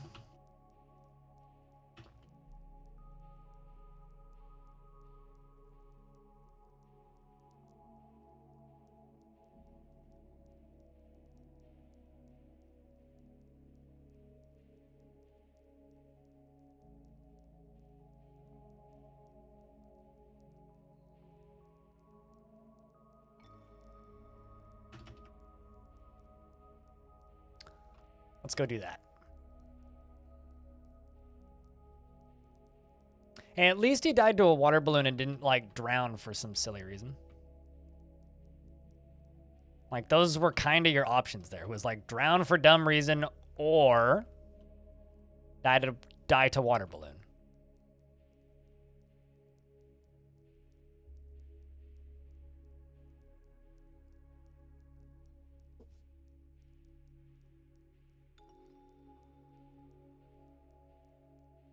Also, Frog, Pilot Guy, Hambloco, and Bastet are all in that Angel murder squad, so good luck, you guys.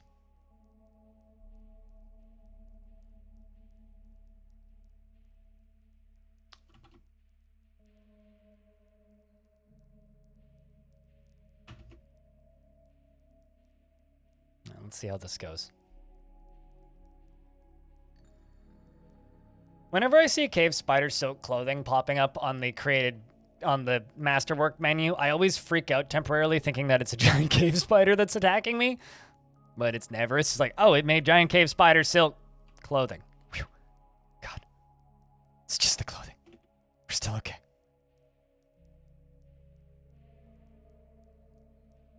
All right, let's do that on this side and there.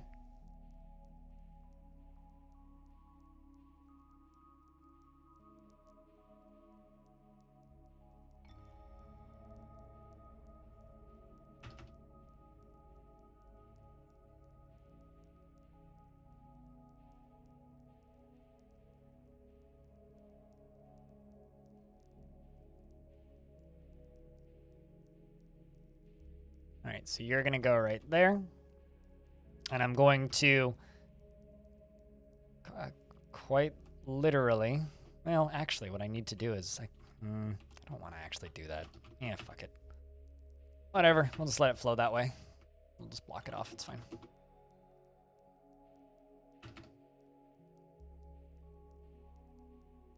That will help the lava flow back up in here, though. Should just get this back to pumping.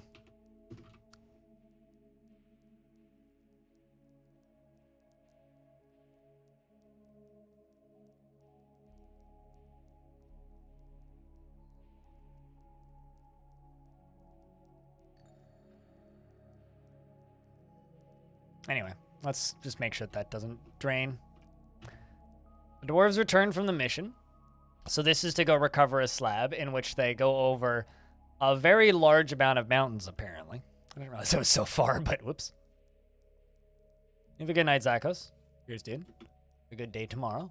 The Crimson Pulley attacked the Oracle of Sieging of an unknown civilization, and in the late winter of 193, the Dwarf Hambloko led the attack and unrolled a brilliant tactical plan, and the attackers had a strong positional advantage in Ward Lurid. The Silvery Rings, led by the Dwarf Hambloko, clashed with 50 Stumebs helpers, slaying 10. The Silvery Rings, led by Hambloko, clashed with 25 Soldiers of Disease, slaying 10. The Silvery Rings, led by the Dwarf Hambloko, clashed with a single Sneb's Bane in Ward Lurid, slaying them.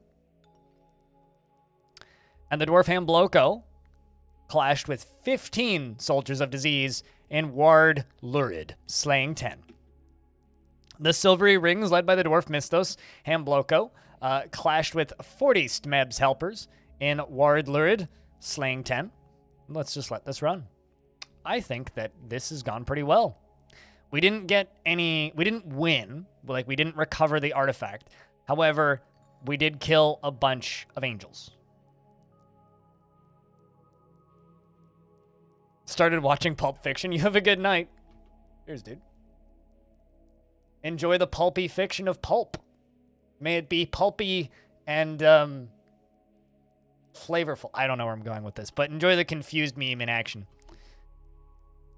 Because confused Travolta is like an S+ tier meme. I'm goddamn sorry. Of course you did, Dwarf. Of course you did the thing.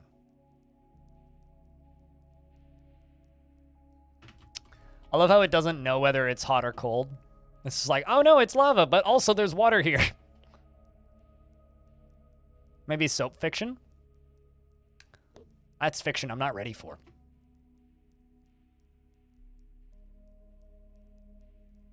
But yeah, no, this is completely irrelevant, actually.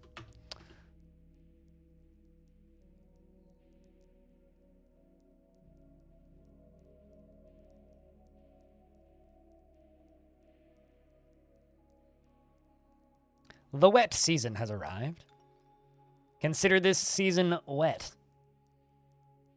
I really want to test this trap and see if it actually works.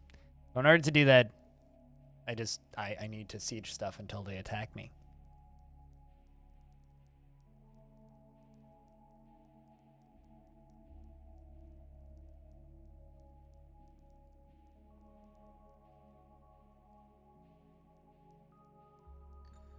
I'm actually getting kind of readier-ish for dinner. This is a problem. Need to remind Pablo that I really fucking hate it when people call me buddy. I think Pablo went and commented on like 8 of my videos just saying, hey buddy, great video. And it's like, you know what makes me like unreasonably angry for no logical reason?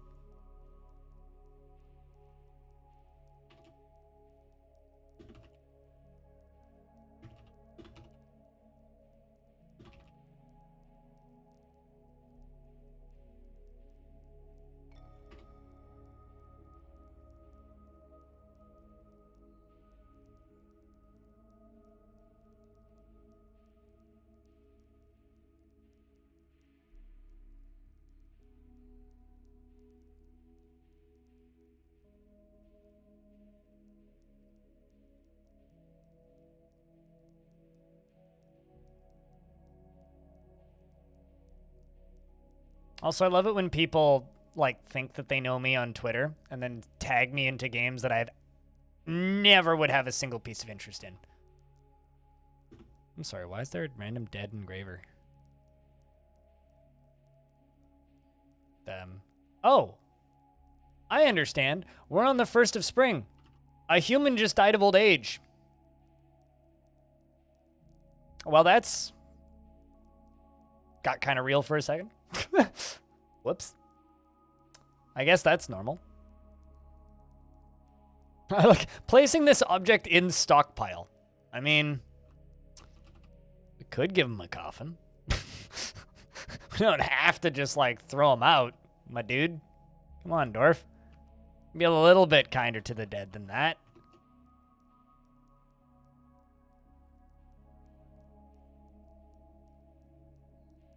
That's just kind of funny.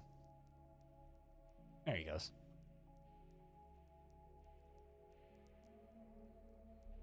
I think I need to make a bigger garden. I keep on running out of plant.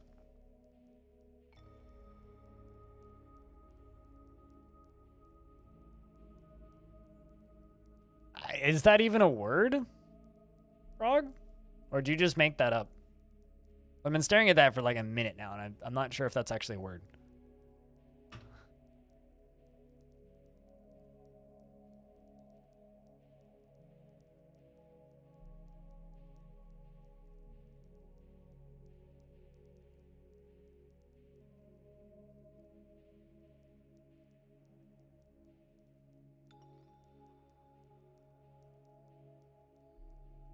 Hold on a second.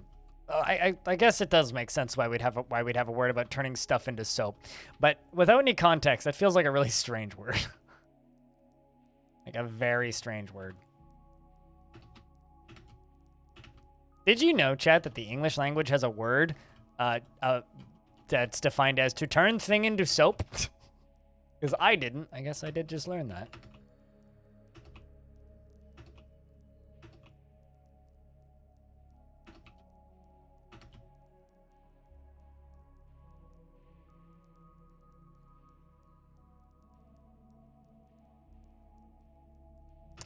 Go place cabinets around the place. Yeah, I don't know totally what happened, but like last week, like the first month, I guess, that I did this schedule, by this time of day, like chat was always picking up and getting active again. But maybe it's just because it's summer-ish now. But it's been kind of a struggle to keep the chat active at this time of day. Like, it's been a struggle. Yesterday was particularly bad. Today's been okay, but still not easy. So, it's gonna take more practice to get to know.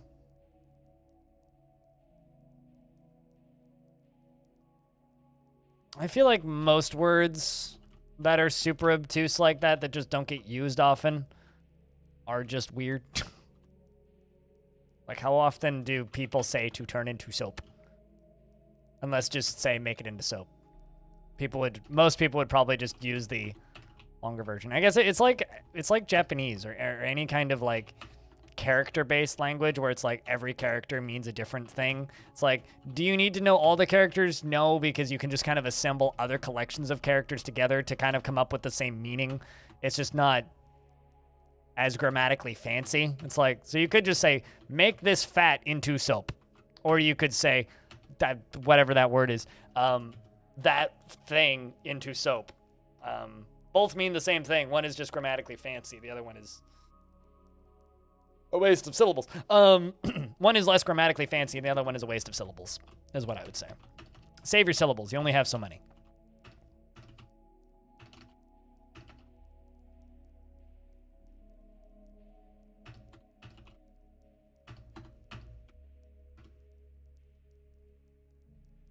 Hydrogenation? I've never seen that before. I believe that's a word, though.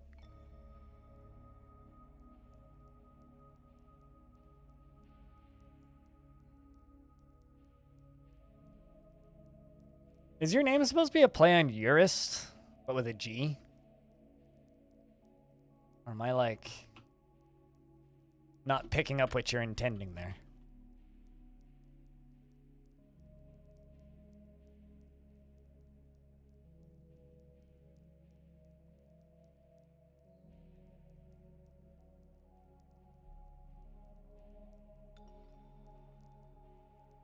Okay, you know what? Fuck it. Let's do it this way.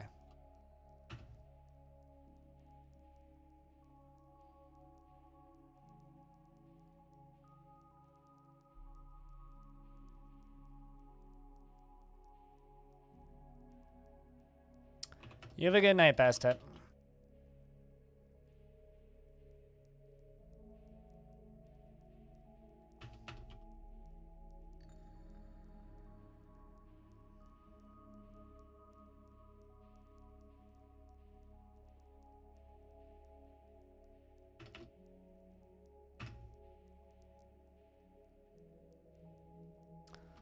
Let's try this.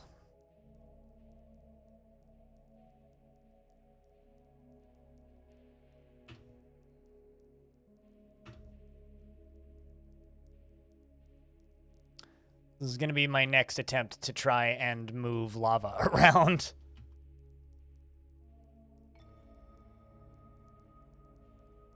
And someone else nabbed the pier one? Okay, yeah, I gotcha. In case you didn't know, I do play a lot of Dwarf Fortress, so I do wonder about such things sometimes.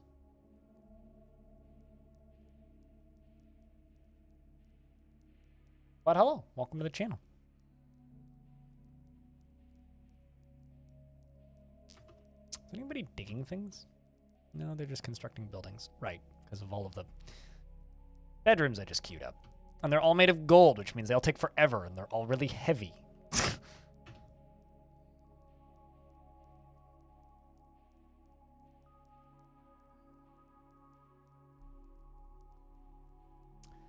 Pretty good day, though. I was able to destroy one Necromancer tower, which was object numero uno that I wanted to destroy.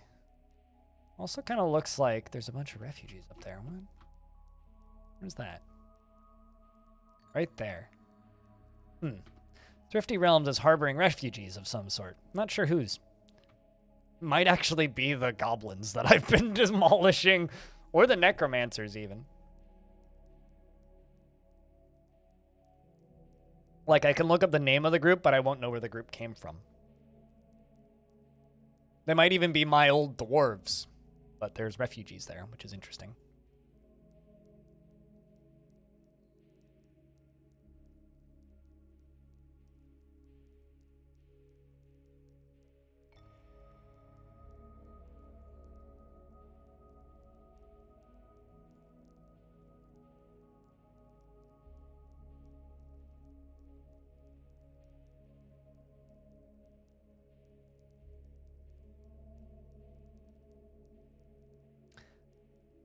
You know, Hobo, are you lurking?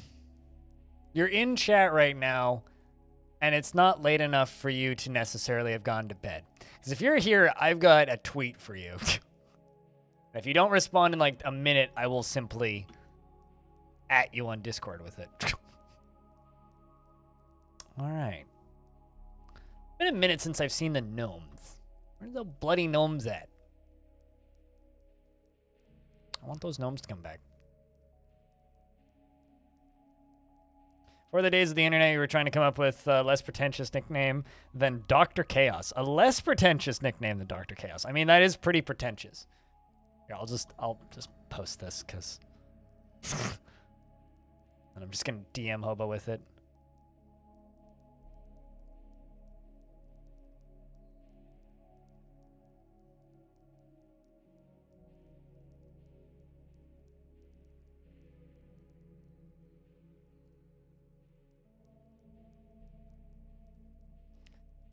And then through magic work into an old DOS thesaurus program, and that was one of the options. Huh.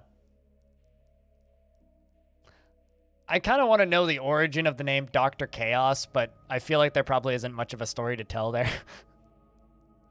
I used to have various edgy teenager-y names, and then eventually just this one stuck as a form of self-deprecating humor because I am legally blind. And people used to always ask me if I was blind when I'd be like, I didn't see that. And so eventually I just made my name that so that people would then just get more angry when they realized that they were playing League of Legends or Dota or Counter-Strike with a guy who doesn't see very well. Then they'd just be like, why are you playing? You shouldn't be playing in ranked. And then I'd shoot them in the face and win. But also sometimes not see super obvious shit. So...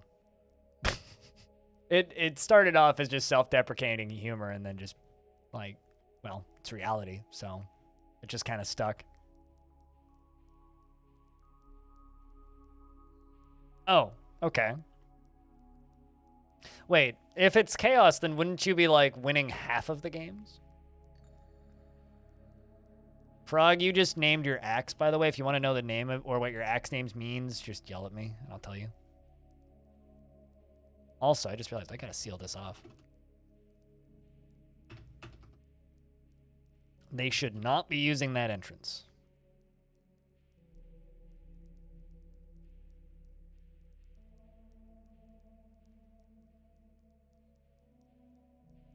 You wish chaos was that simple?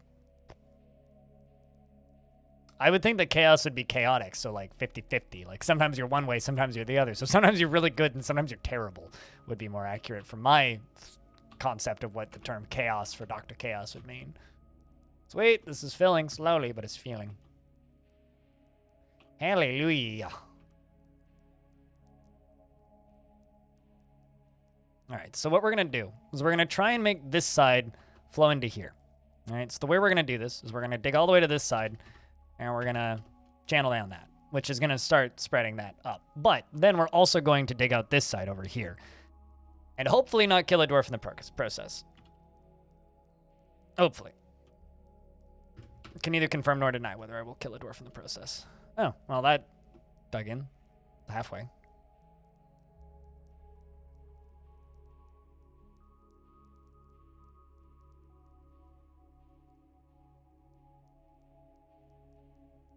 Right, well, there's not actually that much space there, but we'll be able to bring this over. God dang it, did a dwarf just... Dwarf just...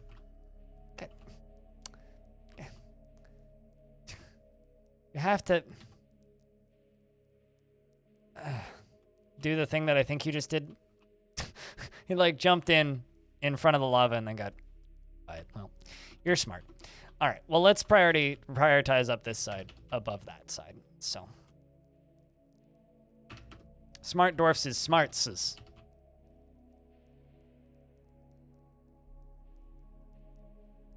Penmanship room is what you're hearing from that tweet? I don't know. You get to moderate it. Although you already moderate the anime room, so if you want another room to moderate, then sure. But you have to moderate it. I could just call it Hobo's Hideout or something. Hobo's Cardboard Box. It's just the room for penmanship. No newbies to the server would ever understand what that means. But, yeah, maybe. I'll make it over the weekend. Because I have to migrate all the roles over. Which takes me a minute. And I'm lazy because I haven't got my Discord set up in even a remotely fancy way. Which is the simple way of saying it's set up really poorly and takes forever to make any actual changes to it.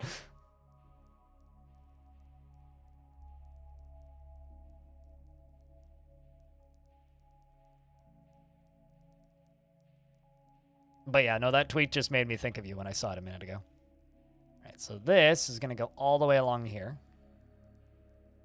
And then the last thing we're going to do, set this to priority 5, and channel out that.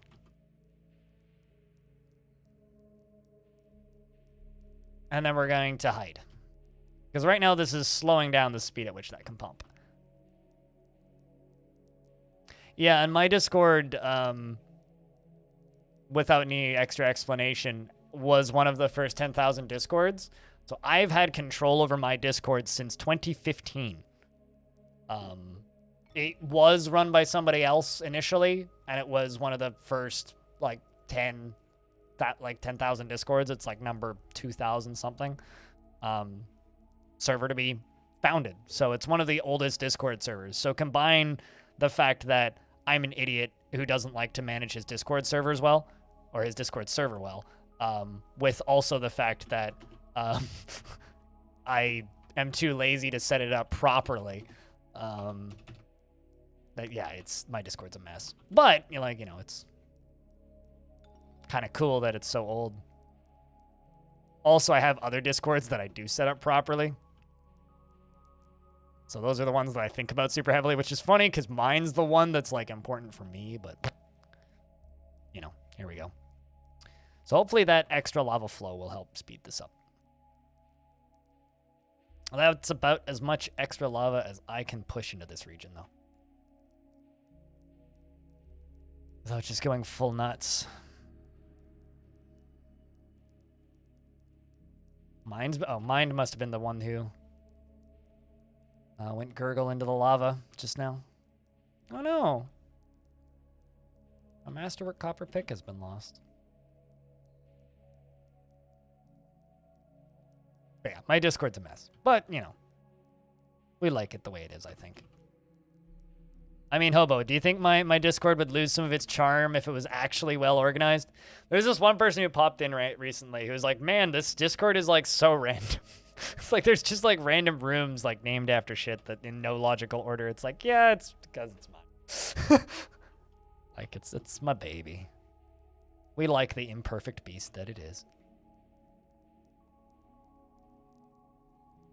All right, well, that lava's going there. I just want some fucking goblins to show up so I can dump lava on them. That's all I've been waiting for all day.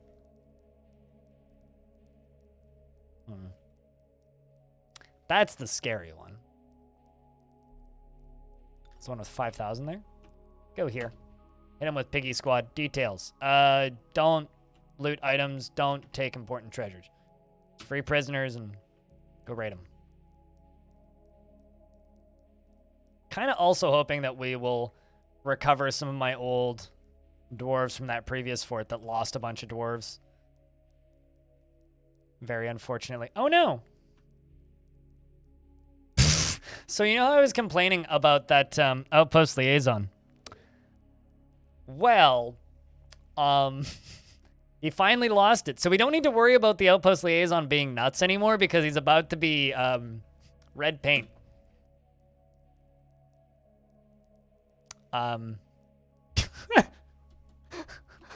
Well, it wasn't our fault, okay? We're gonna need a new outpost liaison, also. Oh, that's kind of funny. Well, let's just... They can go into the lava now. Goodbye, outpost. I didn't murder him. He went berserk. He attacked us. It was self-defense. No murdering happened. Where are you putting that? What?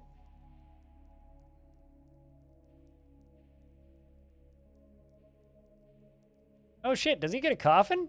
Damn! Alright, well, I will remove dump from that body.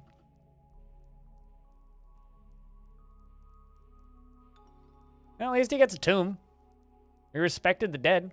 What happened? That outpost liaison has been tantruming in my fort and both of my previous forts in this world. So he finally lost it. Also, welcome back, Paper Cuts.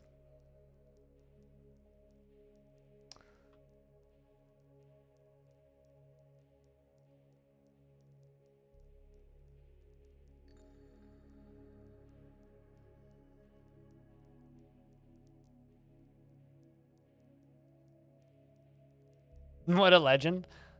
If you want to call it a legend, sure, I suppose.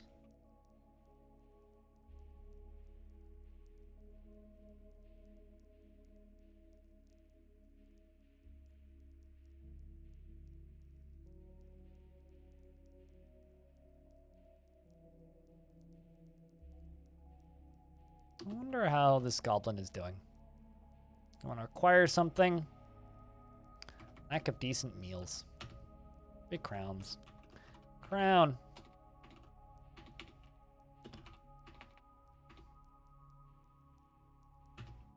Just make 50 crowns.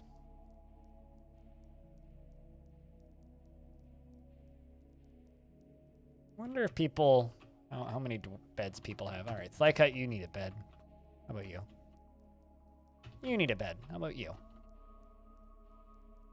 We're actually getting to a point where almost everybody has beds. Brewhogger needs a bed, apparently. Brewhogger, I think, is still, yeah, still a kid. Kids don't like to claim beds, usually. Jack Nurk needs a bed.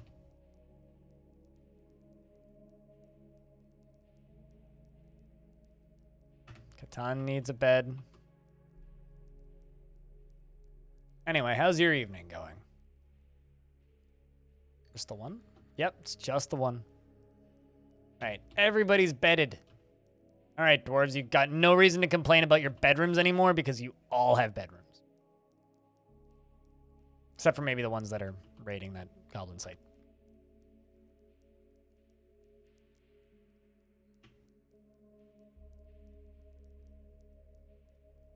This is normal, Brewhogger. Although I'm not normally on DF this late.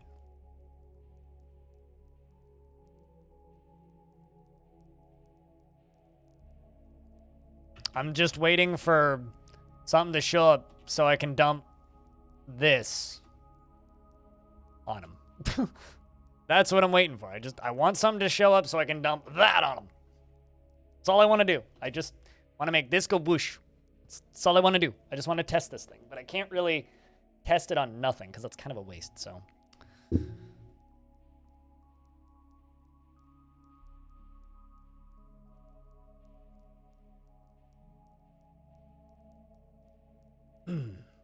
But welcome back, Brewhogger. Been kind of a quiet stream. Kind of a quiet stream. Chill otherwise, though.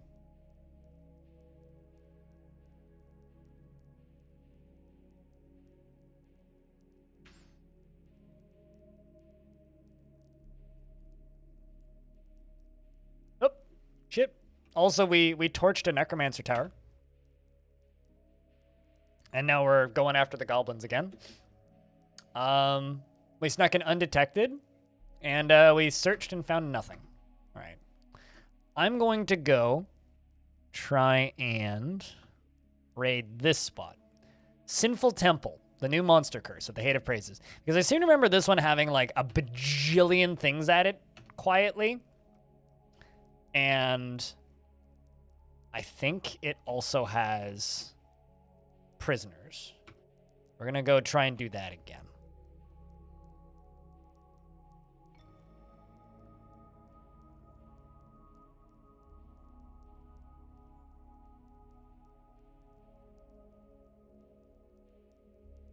But, yeah, that's kind of what you've missed. Not a huge amount. Just working on things here and there. Killed a ton of forgotten beasts, like, including one that was literally a snail water balloon. It was a snail composed of water. And it spat spit. That was it. It was a spitty snail. So we killed it. Pretty handedly, actually.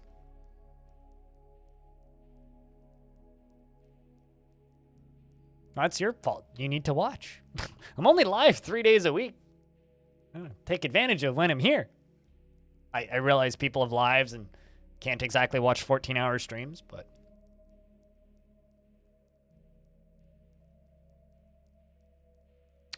Think my fort could handle a raid on a vault? Did that already. Want me to do it again? I haven't actually stolen their tablet yet. But we killed a whole bunch of monsters. See if I can find one of the... Pondering reproductive behavior. Me too, Dwarf. Me too. I don't know. You kill any? Bitter ghouls were what we killed in the... Like, this dwarf's followed me through 2 different forts. That's kind of rad. Oh, this one, maybe. Kill a forgotten beast. Nanny goat. Yeah, there you go. Stamib's bones in Ward Lurid. And those helpers and banes, those are angels and the soldiers of disease. So the helpers, soldiers of disease, and the banes and the helpers are all angels. 12. They become an adult at 13. They can be assigned tasks at 13.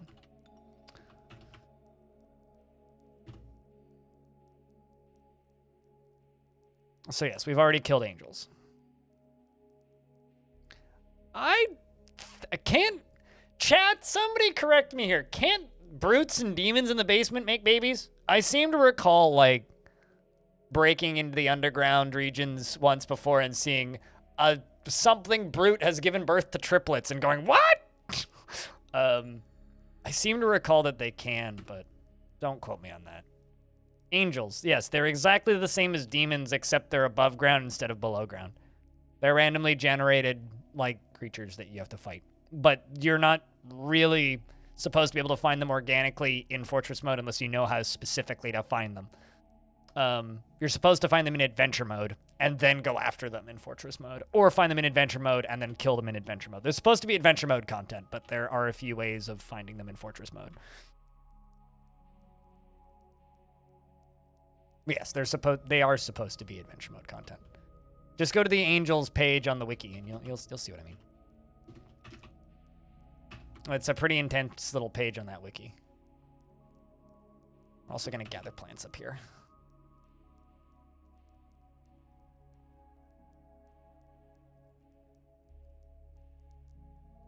That depends. They're randomly generated, right? So just like demons, they're either extremely fucking scary or like you poke them with a knife and they pop, right? Like if you get demons that are, I don't know, made of metal, that's pretty scary. If you get demons, if you get angels that are made of water, that's not very scary. Or maybe they're made of steam. That's also not very scary. Then you just throw Gabe Newell at them and they fall apart. Or ask them about Half-Life 3 and they run away screaming. Or if they're made of brass, that's pretty scary. If they're made, but because like the materials are random, it really depends on what they're made of. They're basically just like legendary fighters with cool gear.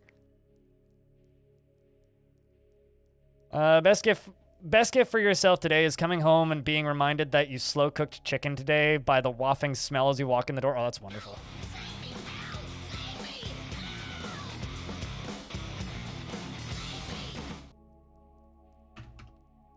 Also, thank you very much for checking out a gift sub, Brewhogger. And thanks for becoming a YouTube member. I don't know exactly what that gives you as far as benefits, but thank you. It like highlights your comment, I think. Be honest, like that whole system is a bit of a mystery to me. Mostly because it doesn't give ad-free viewing, so I don't really understand the point of it, but... It means I get about $1.40 a month, I think. I think that's all it really means is you can use some of my emotes in the comments. That's the only... It doesn't really have any, like, logical benefits unless you stream on YouTube. And I don't stream on YouTube, so...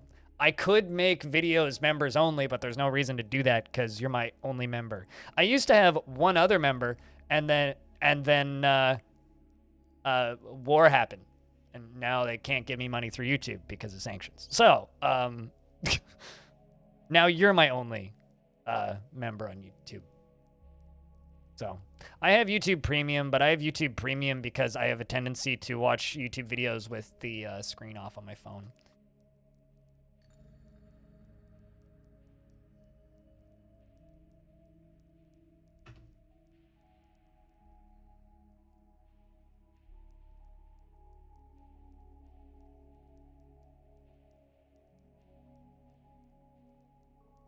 How full is this? Really, only 3? Although it is 3 all the way to the far end, which means... Over here's up to 4. That's an improvement.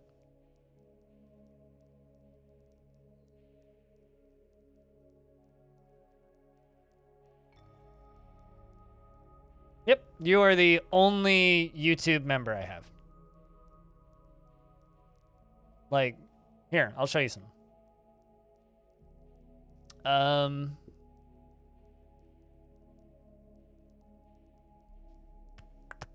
Well, I made $7 from a super thanks. Technically, I've actually made like 70 cents more because somebody gave me a couple pennies. But where is that thing? Where's that setup? Well, actually, I think this is actually the easier way to find it. There you go. Members. There you go. Proof. Done.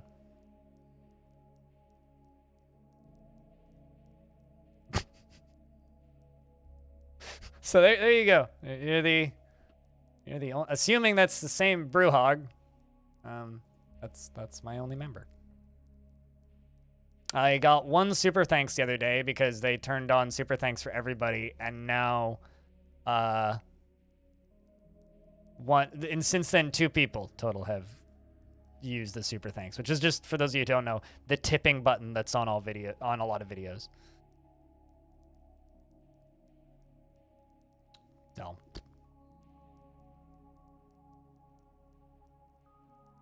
Hey, Disco, what is up? Ooh, we're back. How'd they go? How'd they do?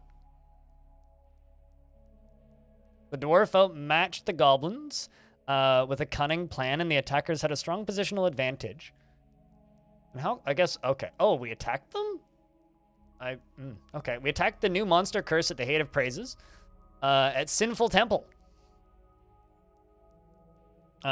Looks like a goblin named Ited was killed by the dwarf Justeth.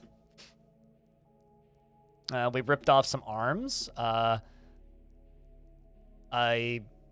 goblin's lip was smashed open by Frog for hire. Everything's pretty chill. How do you pay me more on YouTube? You don't. Give me money on Patreon if you want to. I only have the one tier on YouTube, which is $2 a month. Because I don't do anything on YouTube that's worth people paying more for it. If you want to pay more for things, that's what other platforms are for. But yeah, you're like literally the only person, so.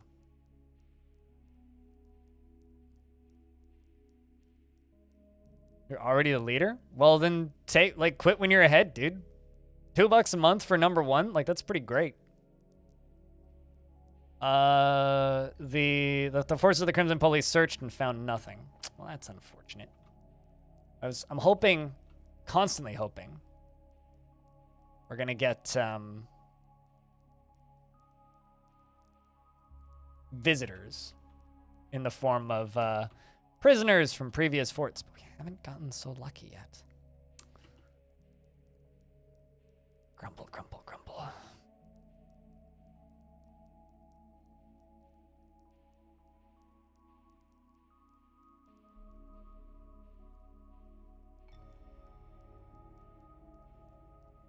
But yeah, I don't know. I'm a streamer first. YouTube is kind of secondary to me. Even though YouTube is doing way better than Twitch currently. Twitch is how I pay my rent. YouTube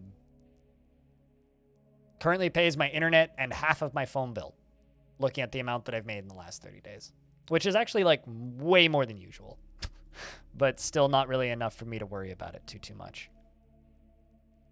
It's not nothing, but oh, it doesn't matter where it comes from. But the thing is, it's like, if I'm not focusing on giving rewards and incentives to a particular platform, I don't give people opportunities to give me more money through that platform, because that would just be redundant, right?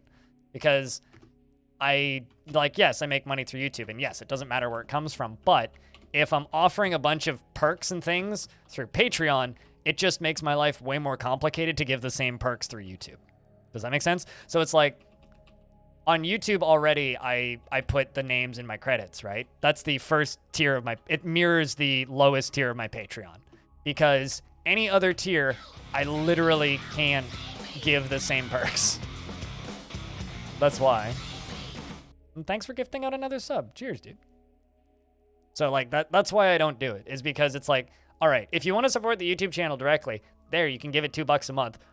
Anything else, just go to Patreon, because all of those perks are like focused on the Twitch stream. So it's just like kind of difficult. Hey, Russ, I have bad news. I drowned your dwarf. Well, you didn't exactly drown. You got, hi, Cool Dan, welcome back. You got killed by a giant snail that was made of water that shot poison. So yeah, no, the clown shoe will definitely live on. That's sitting on a pedestal, but I'm sorry.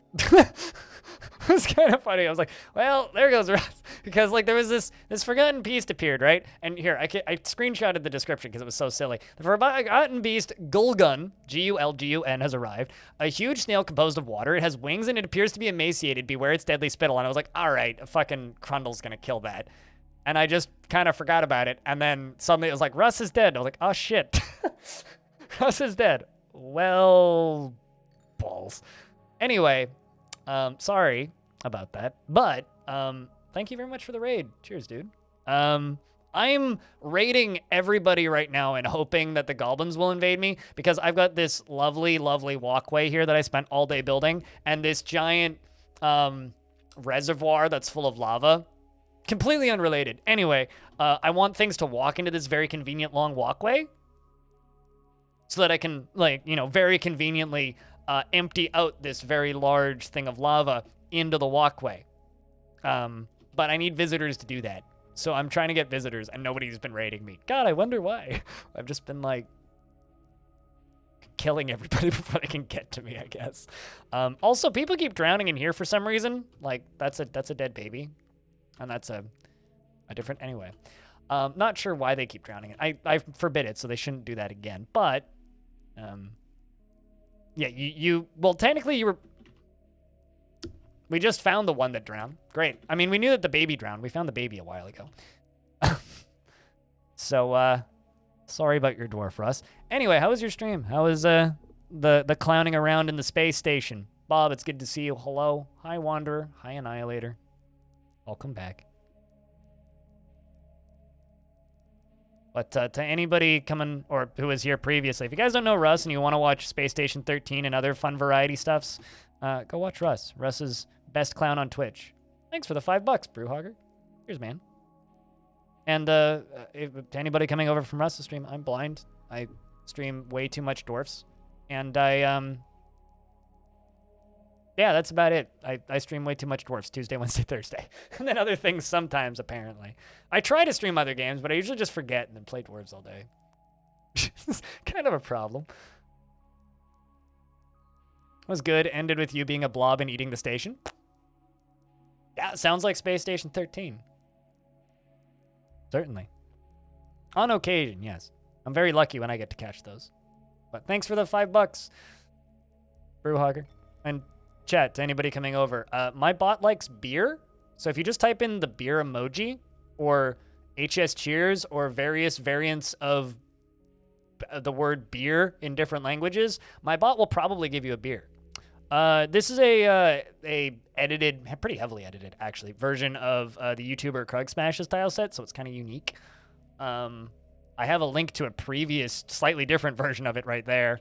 The other one is on my Discord. It's pinned on my Discord. Also, hey Raz, what's up, dude? Thanks for the lurks, man.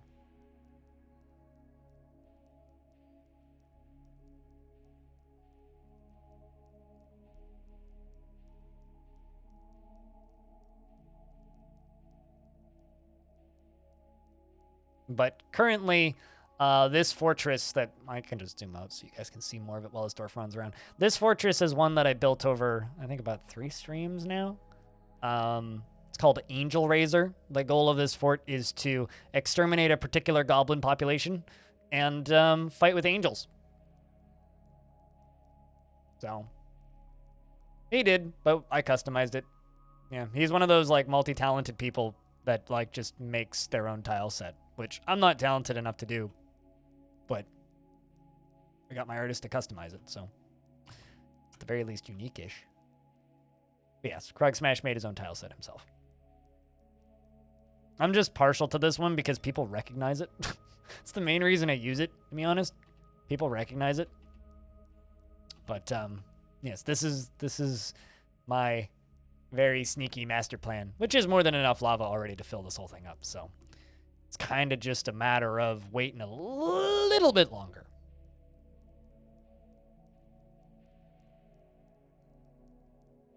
I like it because it's super clean looking. It looks more like ASCII than like a lot of the more popular tile sets, and I like ASCII. It also doesn't have the problem of that I have with a lot of graphical tile sets where it's like, what the fuck was that? Oh, it was a cat, because I can't differentiate from a cat moving at 100 million miles an hour. Right? That's a tiny little sprite, and like a dog. So I will sometimes, I sometimes prefer the lowercase c to lowercase d. I mean, look at the credits of my YouTube videos that have credits. Yeah, Krug's good people. Can confirm. But not quite everybody. There are parts of the Dwarf Fortress community that we don't talk about. But, you know, most of it is the same.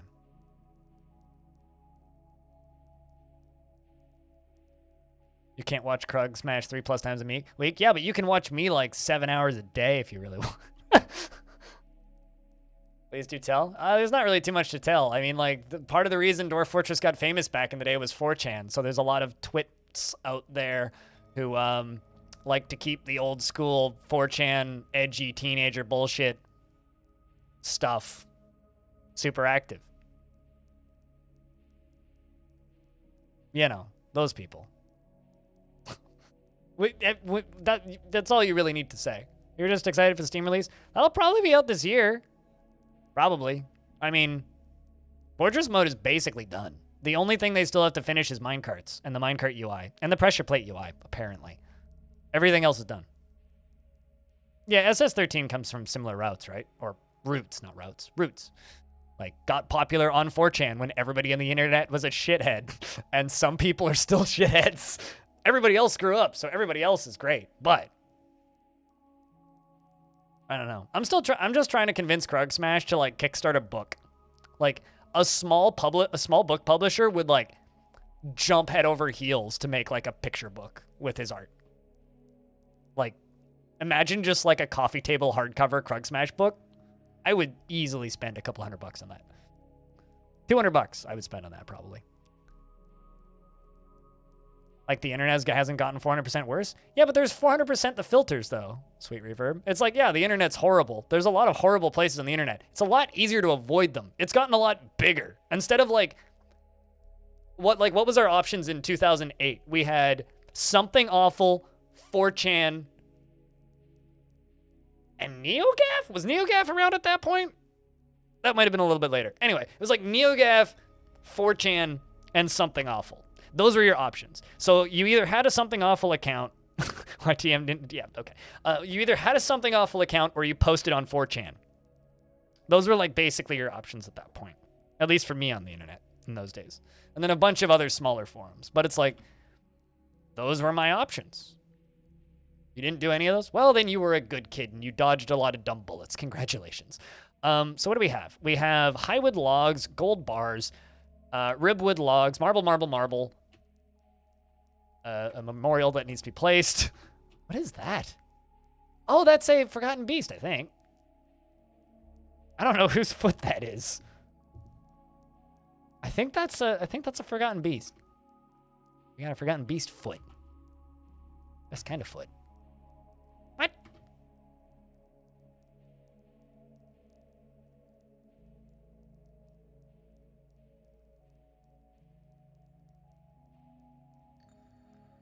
Well, you'll have to buy it for $20, not $1, Brewhogger.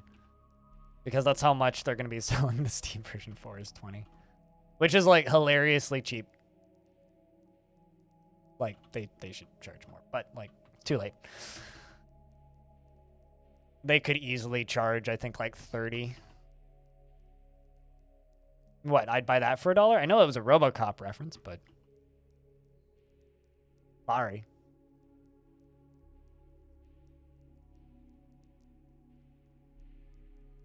You'll pay whatever it takes. $20. Although the thing that I always say is if you want to buy Dwarf Fortress, just give Zach and Tarn money on Patreon.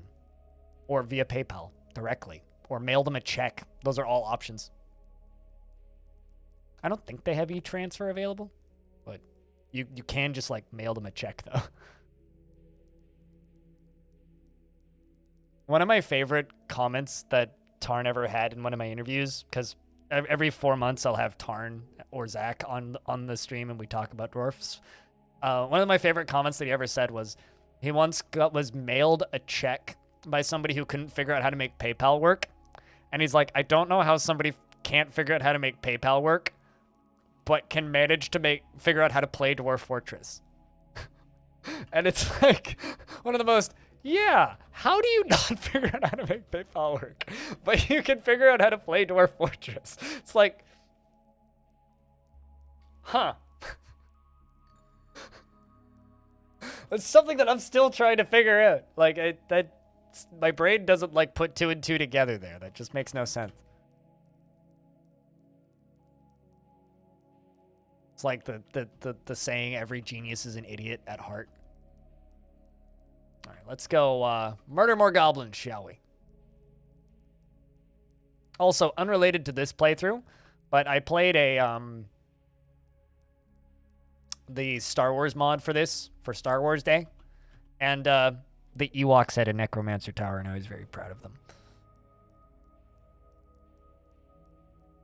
The Pit's My Life! All right, let's go after this one. It's got The Pit's My Life. It's everybody's favorite novel. All right, we're going to raise... That's not what I want to do.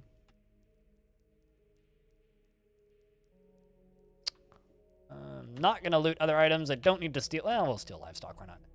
And we'll take important treasures. Go get it! Dwarfs.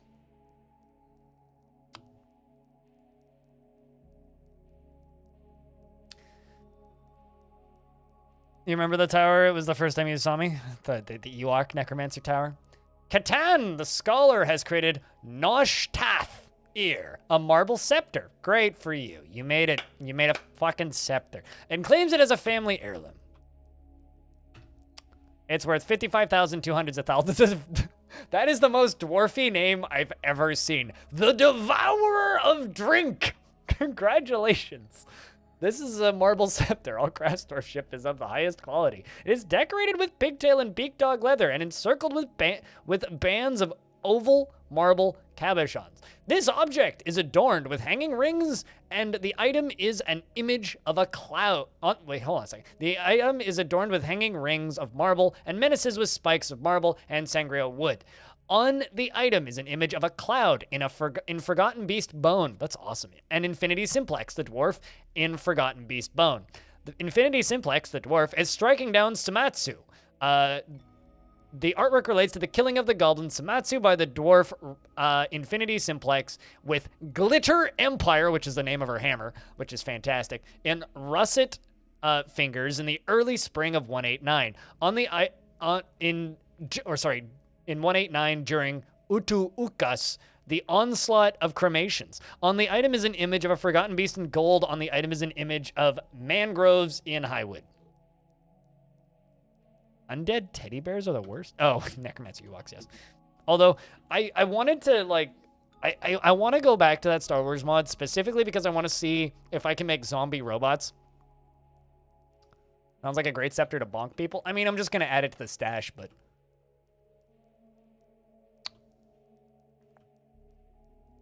That needs to go there. That's the clown shoe. I fly past you. The problem is every single one of my military dwarves has this thing. Marble ring from earlier. The other marble ring that we have. There's a mug. That can just stay as a mug. Figurine. That needs to go here.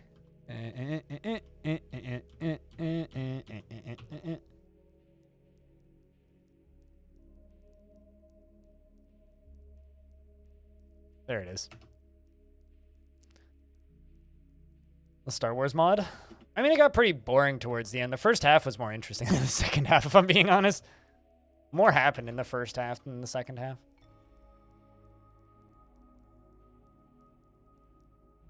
But that's why the archives exist, you know? There are times I go on breaks and whatnot, and times I take time off. That's when you go back and watch VODs. It's actually the second time I've streamed to that mod. The first time I streamed to that mod was like a year prior on Star Wars Day. One of these days, I'll have to stream the Super Mario Brothers mod again because that's a fucking trip.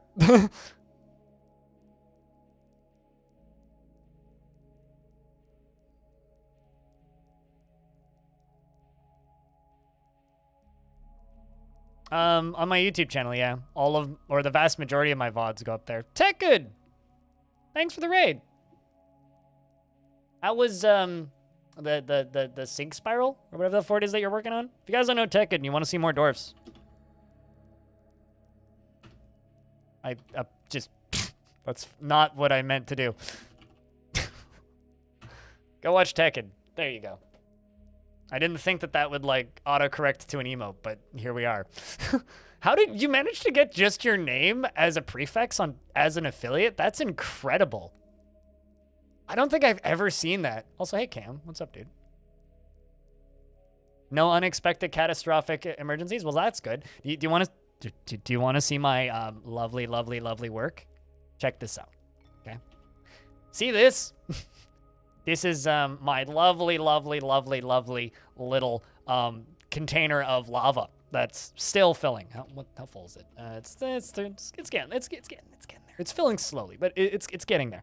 And right beneath that, we have a completely unrelated convenient walkway with a very completely unrelated convenient drainage pathway. Now I just need a fucking raid to show up and kill me. Spent all day. OSHA approved? Absolutely not. Too many dwarves died in the making of that. In the last 10 hours, I built this. And I got raided 3 times during the building of it. And I've had it. Now it's the game saving, so I can't move anyway. And it's been finished for about 3 hours. I've raided and killed a necromancer tower, raided a second necromancer tower, and raided 3 different goblin factions, and one the fun spire on the surface with angels in it. Nobody's invaded me. I just need somebody to invade me so I can dump a lot of lava on their heads. That's all I want to do. Can somebody please come and invade me so that I can dump lava on you? That's all I want. Why is it so difficult? I mean, at this rate, it feels like the world's at peace. I'm gonna have to exterminate everybody that's left. How will they invade me? I'm not killing them. I'm stealing their stuff. Literally, like, I'm sneaking in there and stealing their shit. The necromancers I didn't expect to kill with 1 raid, but I did, so. Apparently it was run by a bunch of Ren people necromancers, which seem to be about as delicate as paper. So, you know. I mean, I only have multiple Hammerlords that have followed me through multiple forts, okay? We're not that unstoppably dangerous yet.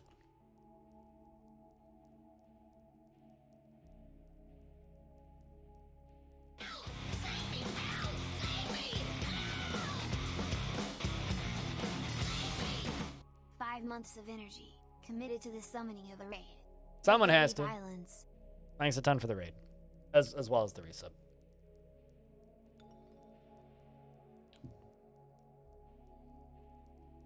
Be right back. Dog is puking. You should not type in dog is puking and just go deal with dog if dog is puking, because dog more important than stream. But hopefully that is over quickly. Yay, this dwarf is no longer depressed. That's good to see. But yeah, I've also fought like maybe 12 forgotten beasts today, including one that was literally just a water balloon, which managed to kill Russ, who also raided me a couple of minutes ago, which makes me feel bad. But Russ made an artifact before he died, so I don't feel as bad. Which was not that. Yes, this one, the bulky cave spider silk shoe, named Guild Pants. But it's quite the shoe, quite frankly. I mean, all Craftstor ship is of the highest quality. It is encircled with pear-cut paradots and decorated with large rat leather and encircled with bands of cushioned gabbro cabochons, and it is made from cave spider silk cloth. This object is adorned with hanging rings made of cave spider silk and menaces with spikes of cave spider silk and Sangaro rib wood. On the item is an image of Negoking the Goblin and Hambloko the Dwarf and Peridot. Hambloko the Dwarf is striking down Negoking. The artwork relates to the killing of the goblin Negoking by the dwarf Hambloko with a steel warhammer and the russet fingers in the early spring of 189 and during Uto Ukas, the onslaught of cremations. On the item is an image of a codex in rat leather. On the item is an image of Semetsu the Goblin and Infinity Simplex. In Gabros, Infinity Simplex is striking down the Goblin. The artwork relates to the killing of the Goblin Semetsu by the dwarf Infinity Simplex with Glitter Empire, their silver warhammer, in the russet fingers in the early spring of 189 during Uto Ukas, the onslaught of cremations. Also, I would like to note that it hasn't been placed there yet, but I do have my favorite name for an artifact ever here, which is the Devourer of Brew, which is great. I have an artifact called the Devourer of Brew. Shoes are important to the clown. This is true. Yeah. And he made a not even just a, if it was just a shoe, I wouldn't refer to it as a clown shoe, but the fact that it's a bulky shoe, it's a fucking bulky shoe. So, you know. That's not just no shoe. That's a bulky shoe.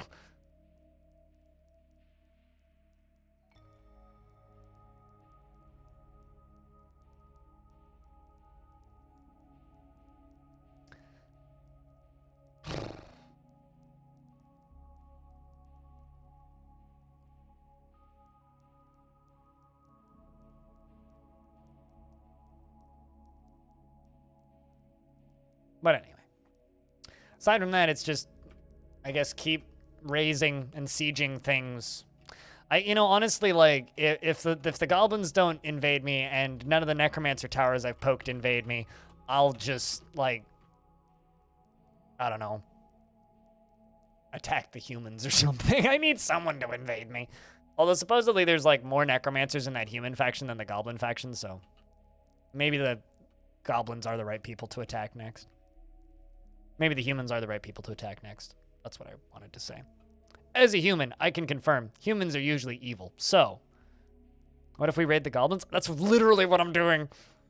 See these purple things? These are all goblin settlements. And some of them are dark human settlements, which is humans that have taken over goblins. Which I haven't gone after, because I'm not at war with the Thrifty Realms.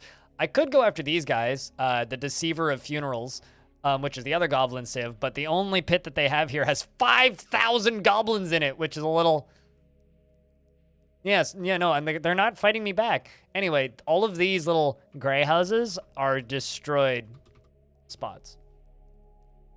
I don't have enough, so I'm in a combination of grassland savanna, which is joyous, which is a good biome, and a Psychon is throwing a tantrum, and a mirthful, that was a short tantrum, and a mirthful, what's the word I'm looking for here? And a mirthful mountain. So it's two good biomes right next to each other, which is fine. The issue with having two good biomes next to each other is, well, these are both biomes that have, like, no trees. So I could probably chop down every single tree on this map every year, and the elves wouldn't really give a shit. That's actually not the best way to piss off the elves, though. If you want to piss off the elves, try and sell them wood. That will piss them off way quicker. Or just attack them. I mean, that's the easy way to do it. Red on the map, Magma? Yeah. Hey, Piggy Squad's returned. Welcome back, Piggy. How'd they do? The Dwarf Hambloco led the attack, and the defenders were led by the Goblin Dostnap. Okay. We outmatched him, naturally. And the attackers had a strong positional advantage. Blue text is good. Yellow text is neutral. White text is good. Purple text, bad. Purple text mean we lose a dwarf, most likely. Like the Dwarf Metab, his lower left leg was smashed by the Dwarf Nomal. We're fighting with dwarves? Excuse me? We're fighting with elves? Excuse me? Okay. What about the blue text? Blue text is, like, kind of neutral. So it's, like, neither good nor bad. Yellow text is, like, potentially bad. And white text is good. Usually it's, like, baddies getting beaten. Apparently there's elves there. Weird. This is quite the fight, actually. Going and going and going. Let's pause for a second. In the early summer of 194, the Goblin Box's upper right back tooth was smashed by the Dwarf Ficod. The Revered. Also, people have nicknames now. Like, the Dwarf Kel confronted the Goblin Sui, the Uncommon Flesh of Wheels, which is her full name, and Kel was struck down by the Goblin Sui, with the Uncommon Flesh of Wheels in Ground Scorpions. Grand Scorpions, not Ground. My one goblin in this squad is kicking the shit out of other goblins. And dentures. God, dwarves need dentures so bad. No dwarf worth their shit lives very long without getting dentures at a point.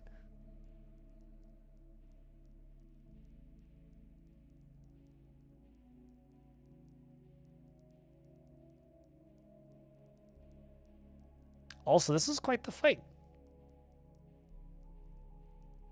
It's still going, good lord.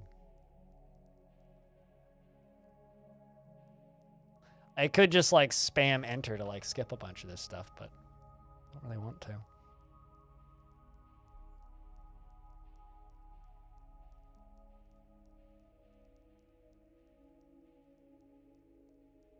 Man, that's kind of scary. The dwarf Inul was shot and killed by the dwarf Usteth. Oh shit, we're stealing books now, which means it looks like we did win.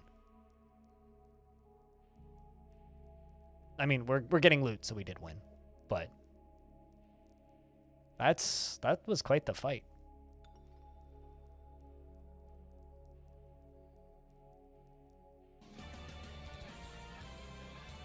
Poison of Partnering fled Grand Scorpions, so they're dead now. And the Crimson Joys destroyed Grand Scorpions. Well, that's another one gone. Oops. That one is now destroyed.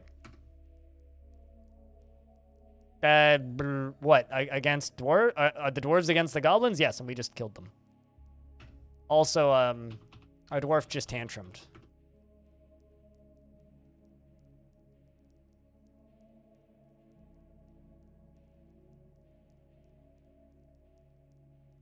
I think Pilot just got home from work. Like, just got home from work. I need to go fill this up with water. Back in a sec.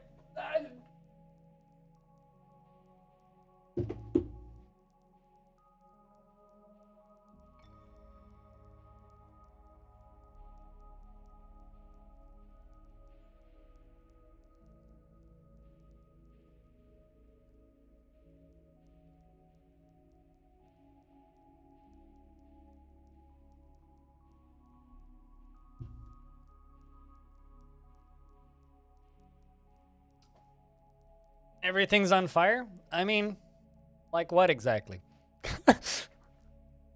Why would I pause? I've got confidence in my dwarves to not all immediately keel over and die the second I get up and leave. Also, I know that like the vast majority of actual serious things, pause the game. Let's chop those down. Well, hey, look at them. The humans are here to trade with us. How kind of them. Do I have any things I'm not allowed to sell? No crowns. Chat, no crowns from the top of your teeth are allowed to be sold. Okay.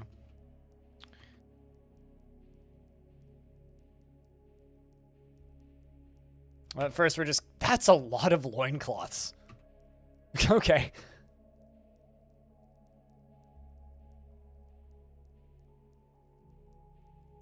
But how do you get those permissions to use commands? They're $7 a month on Patreon. If you want a custom one, they're $25 a month on Patreon, or tier 2 subscription on Twitch. That's how you get those sound commands. But if you want a custom one, they're $25. So like Hobo has a custom one. Audio has a custom one, which is the wah, wah, wah, wah thing he's got. Now, Streamer pays the majority of his bills.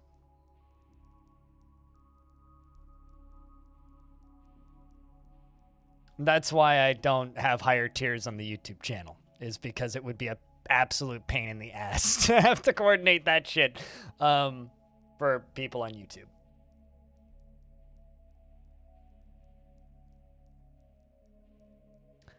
You know, honestly, loincloths in general seem terribly uncomfortable.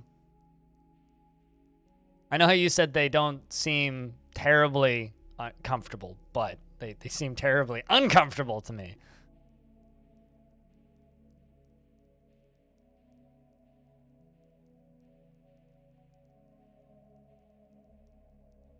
Merchants have arrived and are unloading their goods.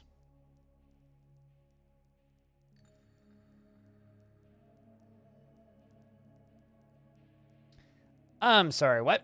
Feb the ghostly dwarven baby is haunting the fortress. Well, that's fucking sad. Hold up. I'm just gonna go deal with that real quick. What the fuck? A dwarven baby? It's what happens when you let a baby die and then you don't give it a memorial. Just like any dwarf. Okay, well, looks like a thing to memorialize the baby first. I mean, I know I thought I made it an art memorial already, but I guess I didn't. I must have run out of slabs to engrave.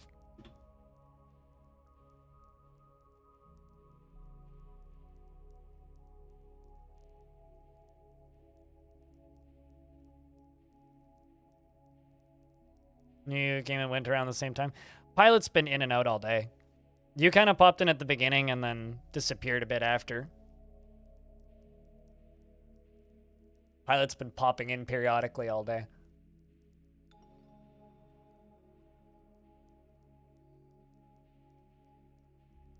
Also, thanks a ton for those of you who came over from that raid. Both the raids. It's kind of hard to trick people into raiding this channel just because of the games that I play. You know, I play a ton of dwarfs and other strange things that a lot of, you know, normie people channels just kind of look at and go, no one wants to watch that. So it's really difficult to con people into raiding this channel, but it's very nice of both of you guys to raid me.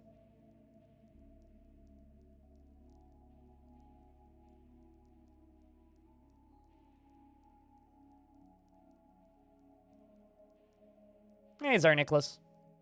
How you doing? Did you come over from Tekkid too?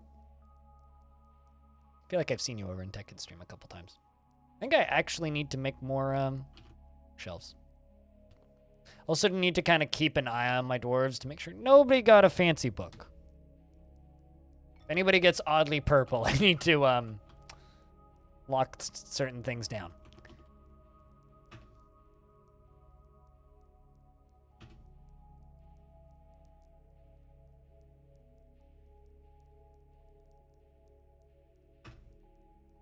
Interesting. All right.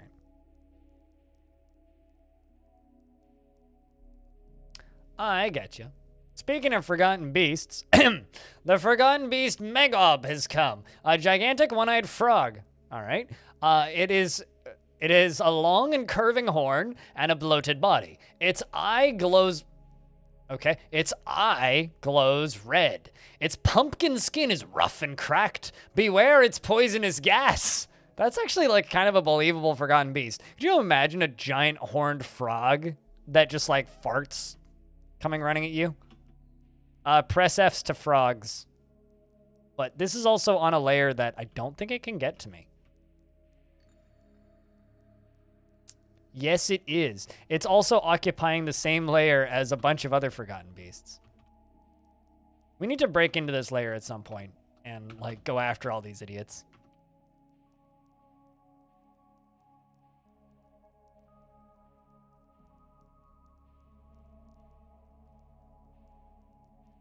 Rough and cracked skin, just like me after I go outside and do manual labor for a couple of hours. Legged blobs, aren't they? Yes, they're pretty prickable and poppable. They're pretty poppable. It's like palpable, but like more poppy.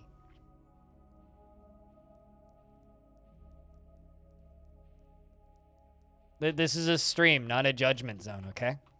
You're not in a gym right now. Don't worry. Also, I should go back to doing all this up here on the surface and like actually work on this crap. I think I was making all this shit out of diorite, so we'll keep making this shit out of diorite.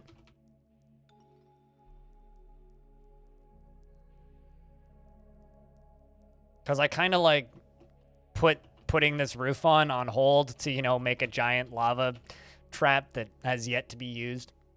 Although it is still slowly filling, so I guess there is that positive.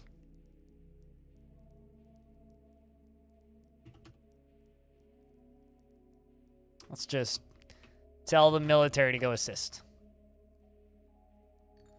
Bring an item to depot. Go do it.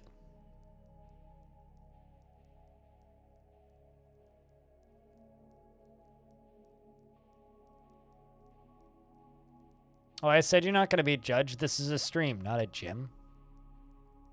Implying that people in gyms are judgmental. Do you know the duel? No, I don't. Do you? Well, you were horrified after being haunted by his own dead child. Oh, that's distressing. I'm so sorry. It's a 19-page essay entitled "Do You Know the Duel?" authored by Stasos. It concerns the scuffle between the buzzard man, seal duties, the whirling berry, and the goblin Stasos. Hate Maroon. Why do you hate Maroon? In the early spring of 71, which the former emerged victorious. The writing is quite cruel. Overall, it is amateurish at best. That's quite funny. It's a quite cool writing about a scuffle between a buzzard man and a goblin. A scuffle. I don't believe I've ever seen the word scuffle used in a thing in DF before.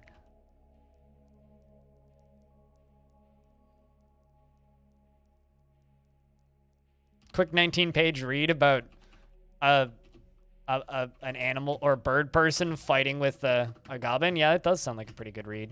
Oh, also, I haven't shown this at all, but I'm gonna brag for a second. This is Pernilio. Okay? Pernilio is a rutile slab known as the Crested Walls, and on it, it reads, this is a rutile slab. All craftsmanship is of the highest quality. The slab reads, I am Rafovi Abako Ravofi, the last maze. I once of the underworld, by the abyss of gravel, I bind myself to this place. No, you don't need TP for your gunghole, but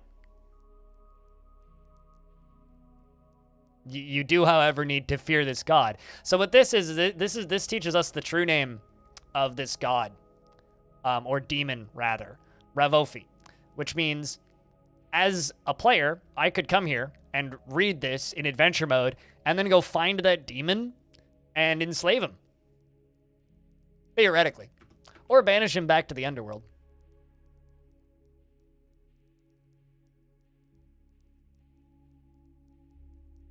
I'm not very good at adventure mode, so I doubt I could actually do that, but I could try.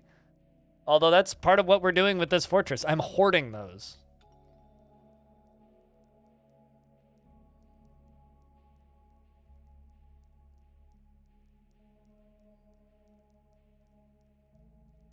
Just gonna request a bunch of meats. Krug Smash actually did that, I wanna say, after Honeystoker? Can't remember which one it was. It was after one of his really long-running forts ended, and he took a really strong warrior, and yeah, he brought beans with him, so it would have had to have been Honeystoker. But anyway, yeah, they go off and they enslave a demon, or they banish a demon, I think.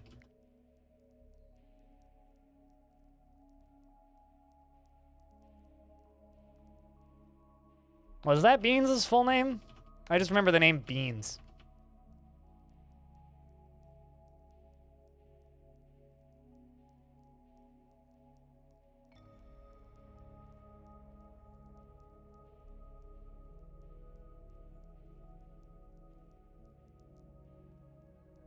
You expected the slab to be worth more? It's just it's worth the amount of the materials and the quality of the craftsmanship, which is not very high. The materials are not very valuable, so.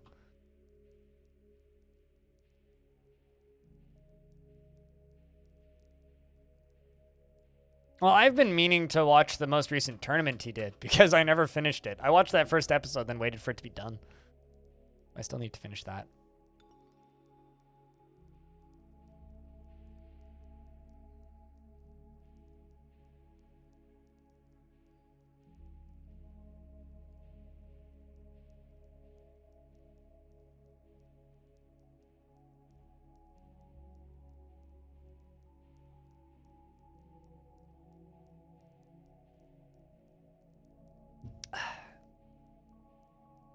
I didn't watch the Delve video. I saw that he was working on it, though, on Patreon, but didn't get around to watching it. Can you guys do a collab? Technically, we already did.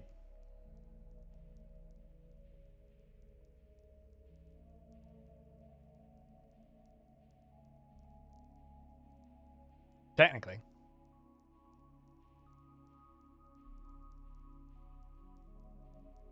And why did you miss it? Because you only started watching me last week. Yeah, I chatted with him about art on my YouTube channel.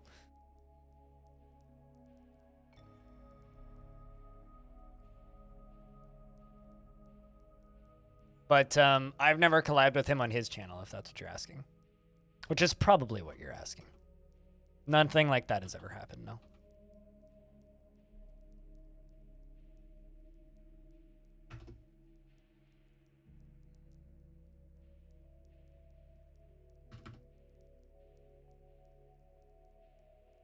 You want him to promote me? Not to be mean to Krug Smash, but right now my YouTube channel is getting more views than his. So,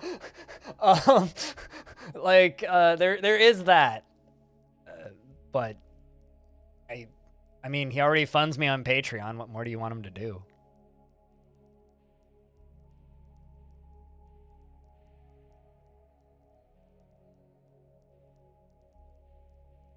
In that video that he swears, which is cool. My favorite part about that video is the fact that he talks about the reason that he doesn't swear is because he looks up to Townsend so much, the like super wholesome cooking channel. It's like the reason that he's like the reason that he's so wholesome on stream in videos is because he's just like, I don't want to like accidentally offend people and I wanted to make a channel that kids can watch, which means that sometimes kids run around calling people bastards, which I kind of love. You're half asleep, checking out. Well, it's better to be half asleep than half awake, so go to bed. Raz, go sleep.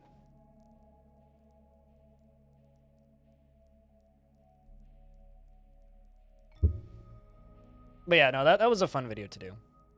I'd love to interview more streamers. I just don't know how I'd do it. Or YouTubers, but I'm better at interviewing devs than content creators, frankly. Which is funny. You'd think that would be harder, but it's like there's less expectations.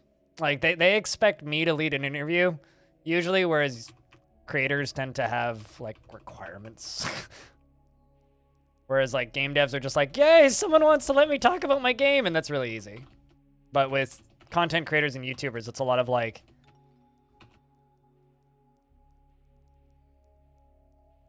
well, they have their own platform, and they can do that anyway. So if they want to create that type of content, they can just do that. And as far as, like, getting Krugs to have me in one of his videos, I don't know. Like, just my number, he knows where my number is. By that, I mean, he could just literally send me a DM on like 8 different platforms, including Discord, Twitter, email, technically Patreon, because I fund him and he funds me. So, he technically could just like pop into the Twitch chat and ask. So if you ever wanted to, there's many opportunities and ways for him to do that. I'm just a cursey skeleton. I don't know how that would benefit anybody, really.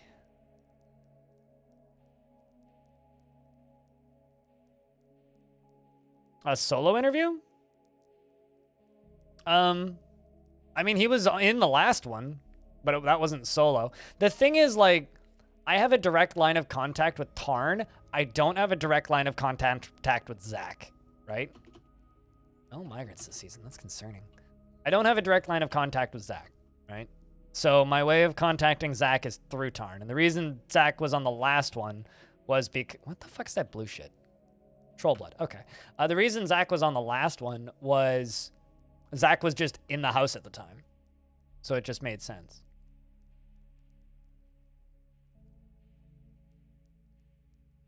Have I messed around with a DAW and tried to develop some music for my videos? No. I mean... So in another lifetime ago, it feels like, because it's been so fucking long, I wrote a symphony that won an award and I got a mini scholarship. So I've written music. Have I written any electronic music with my one synthesizer? No, because I don't have enough to do anything interesting. I also wrote a choir piece that got performed in front of 5,000 people. When I was 12. Like I said, it feels like it was a lifetime ago. But it's been a while since I actually wrote anything.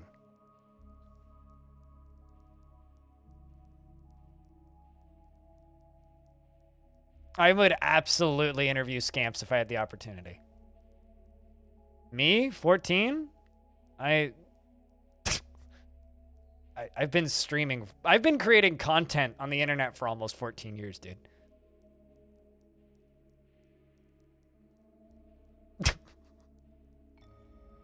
But yeah, I mean, if I was 14, you know, living alone and also streaming. Uh-oh.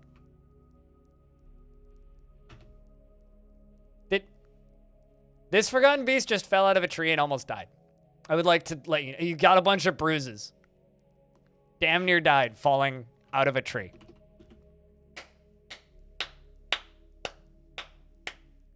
Good for you. You big dummy. Genuine question. How old do you think I am? Because I'm pretty sure I've stated how old I am in the time that you've been watching me. So you should know this. And if you don't, that's fine. I forget things immediately as well.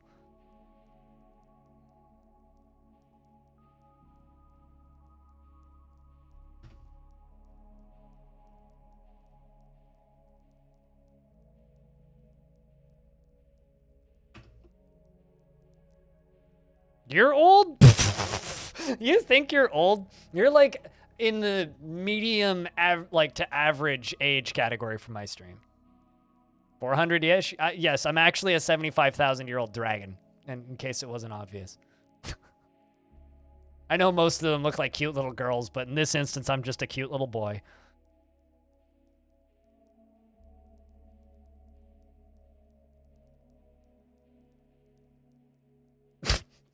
Maybe. Mm-hmm. Let me give you a hint. No, accurate. See that? That's all gray hair. No. Also, I have a lot of hair. Like a lot of hair. Some silver. Some silver. 50 plus. That's just mean. Fuck you.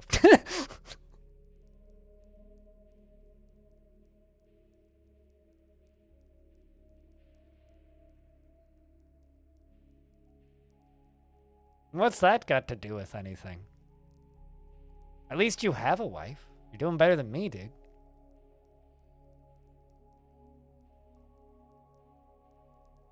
Age stops mattering after you and your partner surpass the age of about 24. Frankly. It really just ceases to have like an impact. But no, I'm not older than you.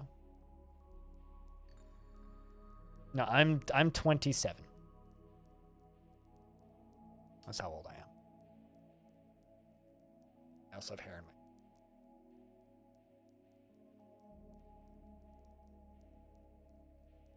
What, age stops mattering after like 23? Sure.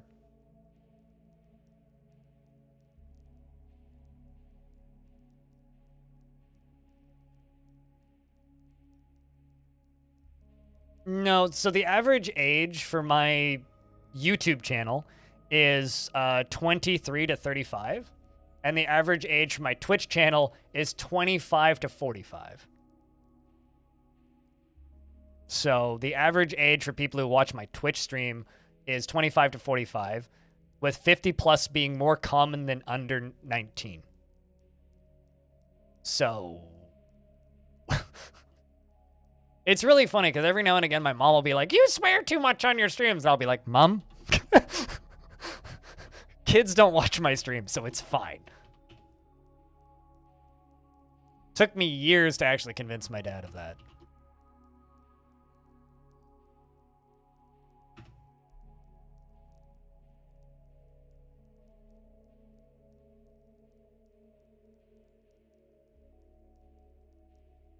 You wouldn't be here if you couldn't curse? Yeah, well. I can't curse on my podcast, and it hurts me inside sometimes.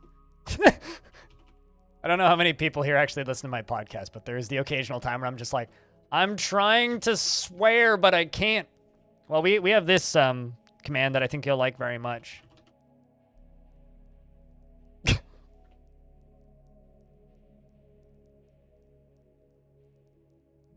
Psycon is tantruming again.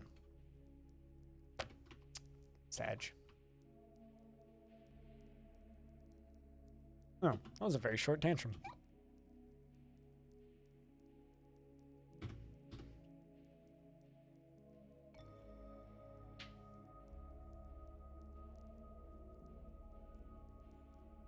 You considered cultivating a younger audience by calling you bros and pog champs? I have a question. What happens when there's a lady watching my stream? Are they a bro or a pog champ? What happens when there's a non-binary folk watching my stream? Are they a bro, a pog champ, or something else? How do I address this? Because I need more than 2. Find me a lady that's okay with that. Either works for you? Everyone's dude? I'll just say this, like, half of my team are ladies, and none of them would appreciate being called bros. So, there goes, like, half my option pool right there.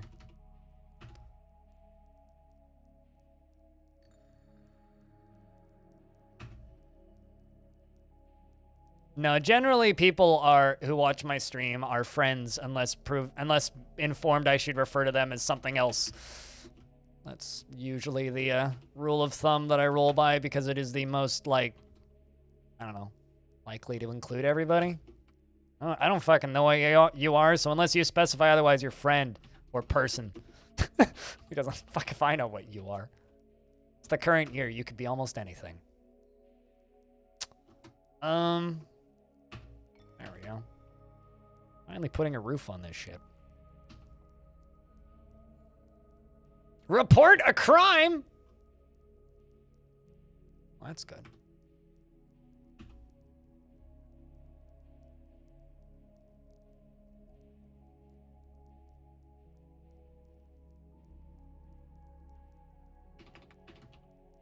I don't know if you have better Twitch.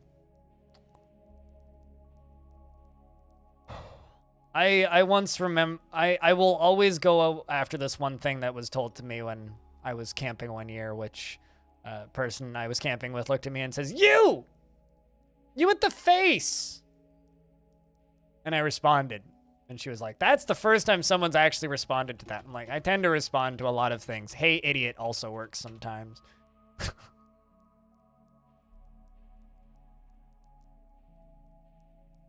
I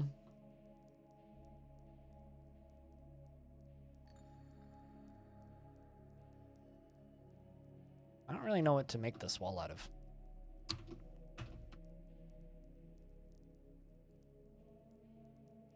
Can you call me face?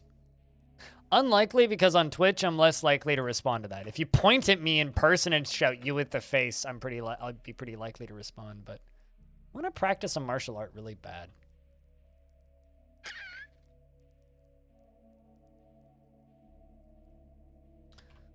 I also want to help people. I can give you all this healthcare kits, but you keep tantruming, so I certainly don't want to let you fight.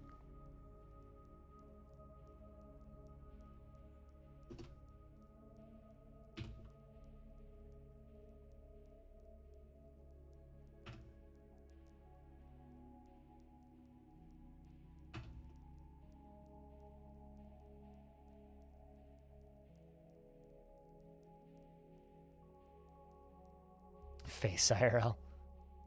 I may have confused less people if that was my username. Now I just get accused of lying about my username, which kind of sucks. As it's very true. I'm legally blind. Eyes ain't getting any better. They ain't fixing themselves. In fact, they're making themselves worse, so, you know.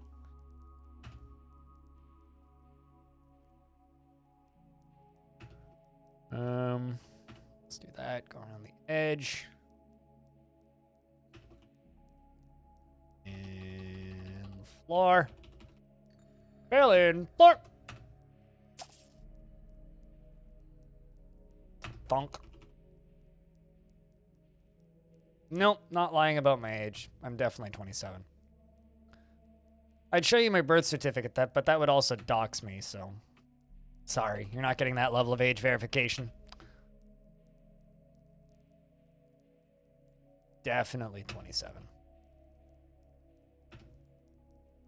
Although I usually get accused of lying about my age whenever I occasionally match with girls on Tinder and they decide really quickly that they don't actually want to talk to me.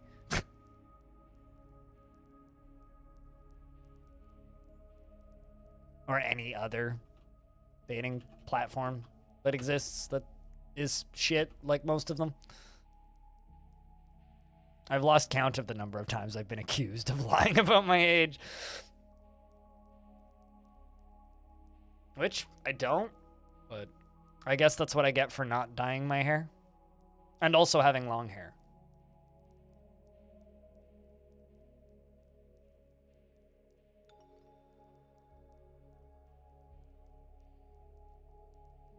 Dwarf's doing the dwarf thing.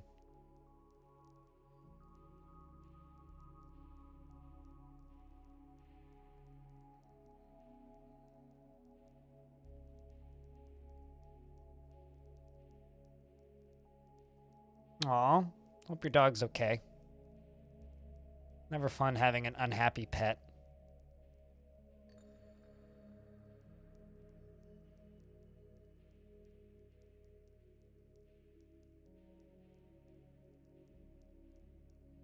I don't ever want to dye my hair. I have this like paranoia about dyeing my hair, mostly because my ex used to dye her hair a shit ton. She actually had problems with like her hair falling out in places.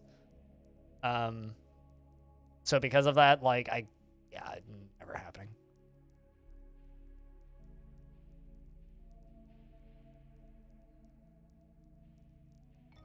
Also, I made a video about this game the other day. Joining sync. I mean, maybe once I learn how to sing. That game that I made a video of the other day now has a page on Steam. Just an FYI.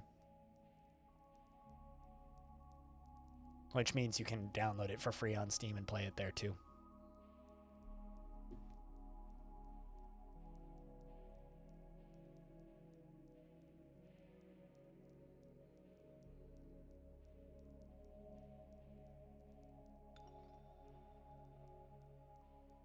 More of a wave defense game, less of a bullet hell, but yeah.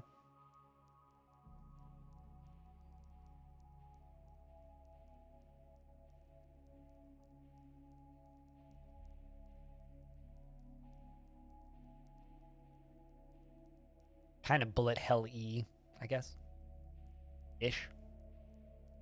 It's like Vampire Survivors, but not waiting to get sued by Konami and also not boring as shit. God, I hate Vampire Survivors so much. The game was such a non-game without actually being a non-game. If it, like, said it was just a clicker, then I'd be like, alright, this is fine. But, like, oh my god. The game was fun for the first, like, few hours, and then...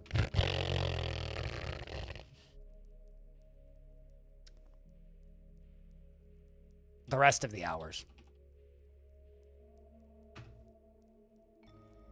It's like I kind of understand the interest in a game like that, but I just don't like that type of progression. So, got a clean kitchen. You go clean your kitchen, man.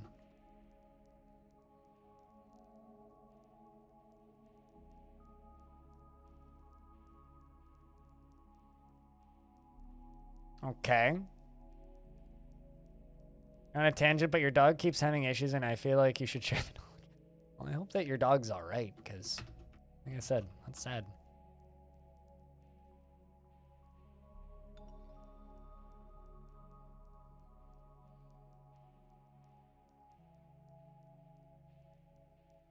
Oh, King of Knowles did pop in. So paper cuts hurt me, and your name is like the same length on my screen and the same color, King of Knowles, as paper cuts. And I was like, where did King of Knowles say hi? Did I miss King of Knowles? Shit. Anyway, hi, King of Knowles. What's up, dude?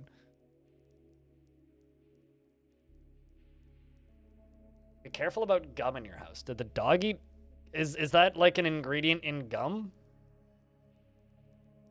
Yeah, I don't know. I don't have any pets. I have a cat, a very ancient cat that I will babysit sometimes, and a dog that I will babysit sometimes that my parents own if they need pet sitting, but that's about it.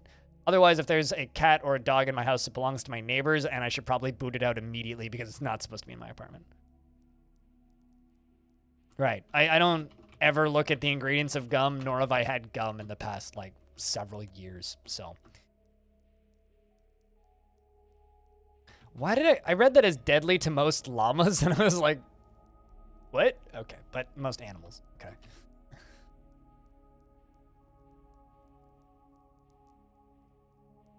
Hear that, kids? Don't give your dog gum. Gum for dog equal bad.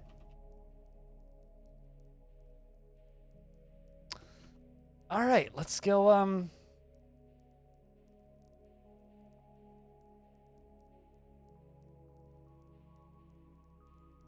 Did I really destroy that other goblin pit with the first time I attacked them? That's impressive.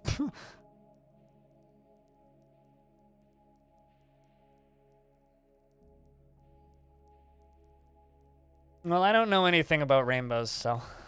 I heard it was like a trick of the light or some shit. Okay, bell scraped. I read that as ball scraped, but bell scraped, I guess.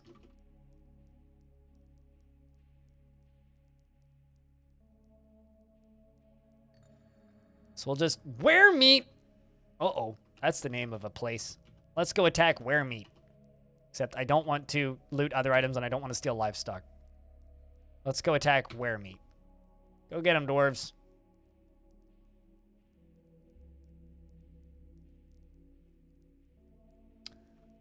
$12.5 hours. What, like 11.5 hours of dwarfs today? And I just want to dump a bunch of lava on people. Why is that so much to ask? God damn it. I mean, look at this. Lovely, lovely bundle of lava. It's just waiting to be dumped on somebody's head. I really need to dump it on somebody's head. That's all I need to do is dump this lava on somebody's head. But I don't have anybody to do that to, so it's...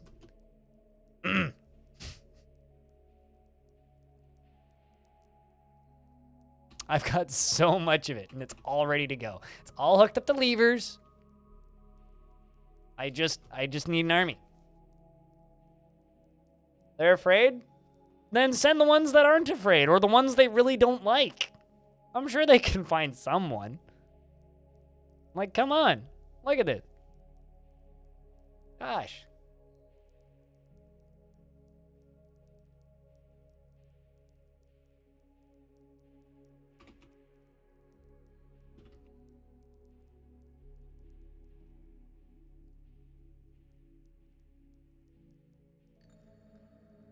That's a headline. North Korea orders nationwide lockdown after reporting first COVID-19 case. They have one. Nationwide? Really? I mean, I guess that's pretty... is to be expected, I suppose.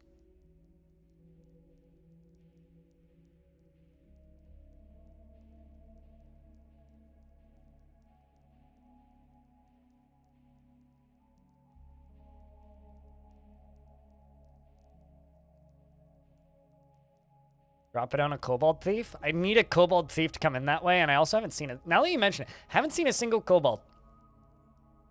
I mean, I'd dump it on, like, a bunch of gnomes if they showed up again.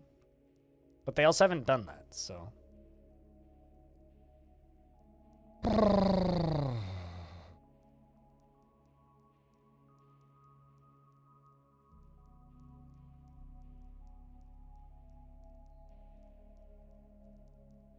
We're still making pig iron.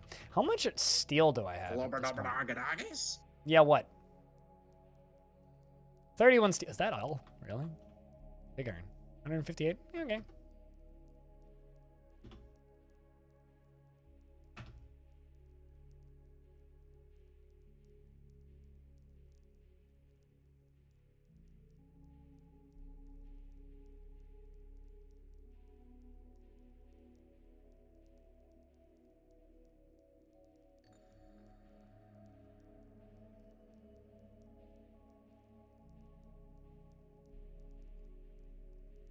Anyway.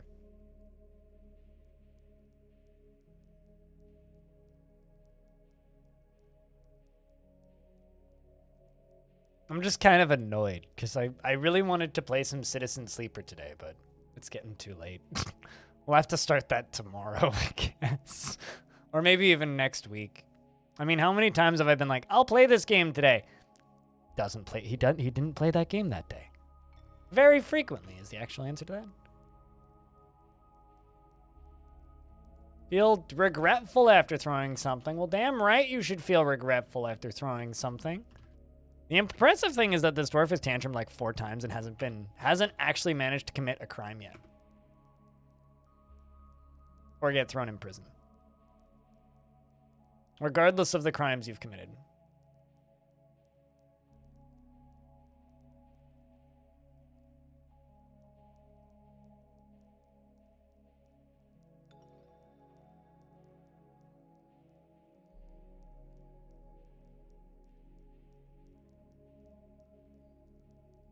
All right, it's time to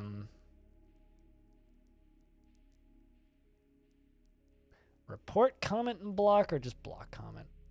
Yeah, I'm just gonna hide user channel. Let's just shadow ban people.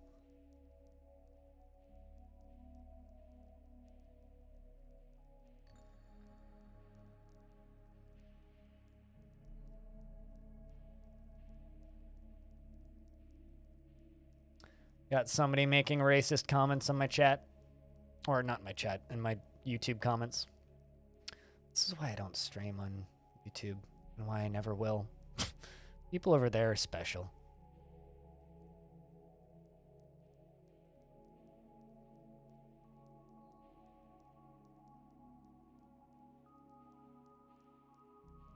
Considering the last time they commented on my channel, I just reported it. This time I just banned them. Don't need comments from them anymore. The sad part is it's somebody who's been subscribed to that YouTube channel for several years. They've been publicly subscribed to me for like 3 years or something. It's bizarre. Although the last time they commented, they just like insulted me directly, and now they're making racist comments. So it's like, well, all right, guess you're gone. Goodbye. Nice knowing you. Even though you had a pretty cool looking weed bud as your icon, we can't be friends. Don't care who you are. I think I really need to make this library bigger. It's currently just like a bunch of tables in the corner. Let's make this library bigger.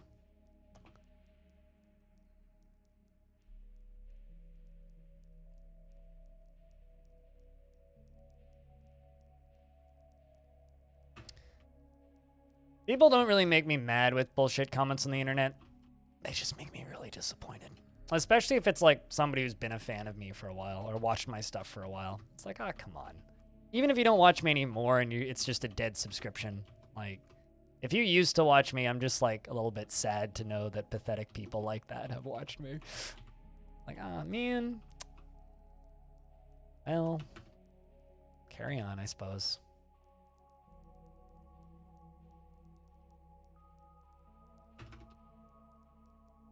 That's gonna be the new library. Should be fun. Let's make gold bookcase 10. Okay. Gold throne 20. Gold table 20.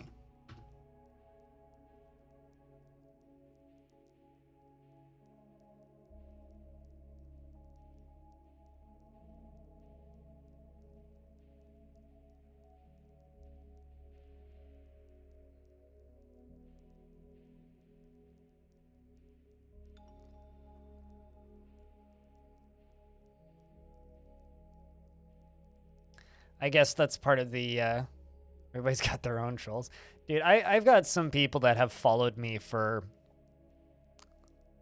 and I say follow me, and by follow, I mean like showed up from place to place for like upwards of 5 years with the sole purpose of like attempting to dox me. So yes, everybody has their own trolls.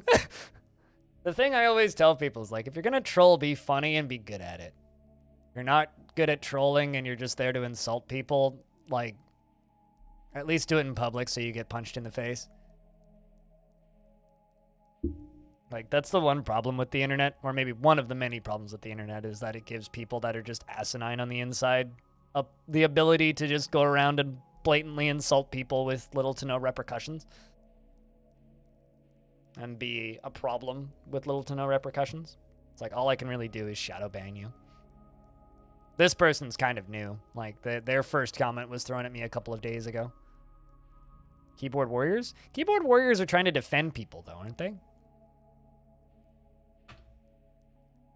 I thought that a keyboard warrior was somebody who sees somebody who they think is getting offended by somebody being an asshole on the internet, but instead of like, you know, comforting the person who got defended, they just go and throw insults at the person doing the insulting. The Crimson Pulley has slipped into Weremeat, undetected by the nasty Hex. That's a name. The forces of the Crimson Joys searched Weremeat and freed the human Lar Acridtel from Weremeat and the nasty Hex of the Hate of Praises. We freed a human. And looks like Psychon is tantruming again and actually punching somebody this time.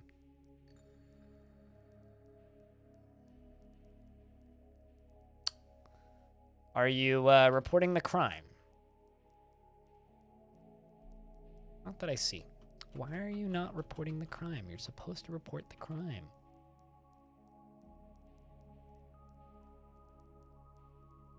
I thought that, like, I thought keyboard... I thought that keyboard warriors were like the opposite. Okay, you're going to go report the crime. I thought that keyboard warriors were like the opposite. But I don't know. There's a lot of dumb names for things like that on the internet. Psychon has committed 4 counts of disorderly conduct. I really hope that you like being in prison. I mean, to be fair, being in prison in this fort is basically just, you must stand in the tavern next to the booze pile for X number of days.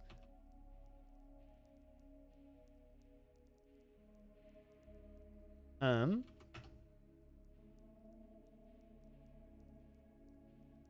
85 days in prison and a beating. Damn, that's actually quite the sentence.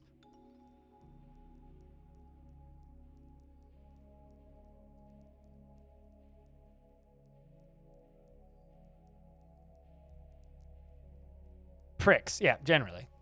That's an option. Okay, so you got your beating, you're vomiting, and now you're tied up next to Pretty Artifact. That's not the worst prison. I mean, come on, you're repentant after being confined. That's a pretty major injury, though. I mean, his lower body is cut open, his lower... Okay, you know what? Hold up. Let's put a bed right here. I'm actually just going to put beds kind of along here. But also, like... I'm going to make that tile into a hospital temporarily. Because you need medical attention. Actually, I'm just going to make this tavern into a hospital temporarily. Because you really need medical attention. There you go.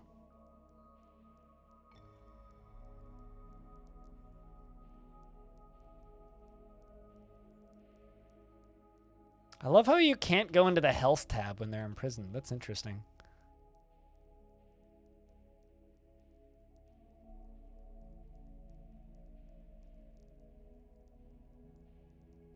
Why, that's exactly why they do it in public. You assume that they're usually sad individuals who really need therapy and a shower. It varies. I mean, there's exceptions to every situation. People that are just mean to people on the internet, it's not usually they're just sad individuals who need a shower. It's usually a little bit more complicated than that.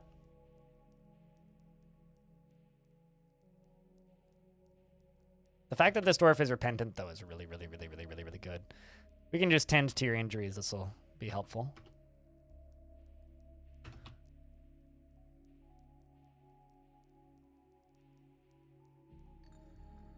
But yeah, no, it's generally a little bit more complicated than that. There's... How do I word this?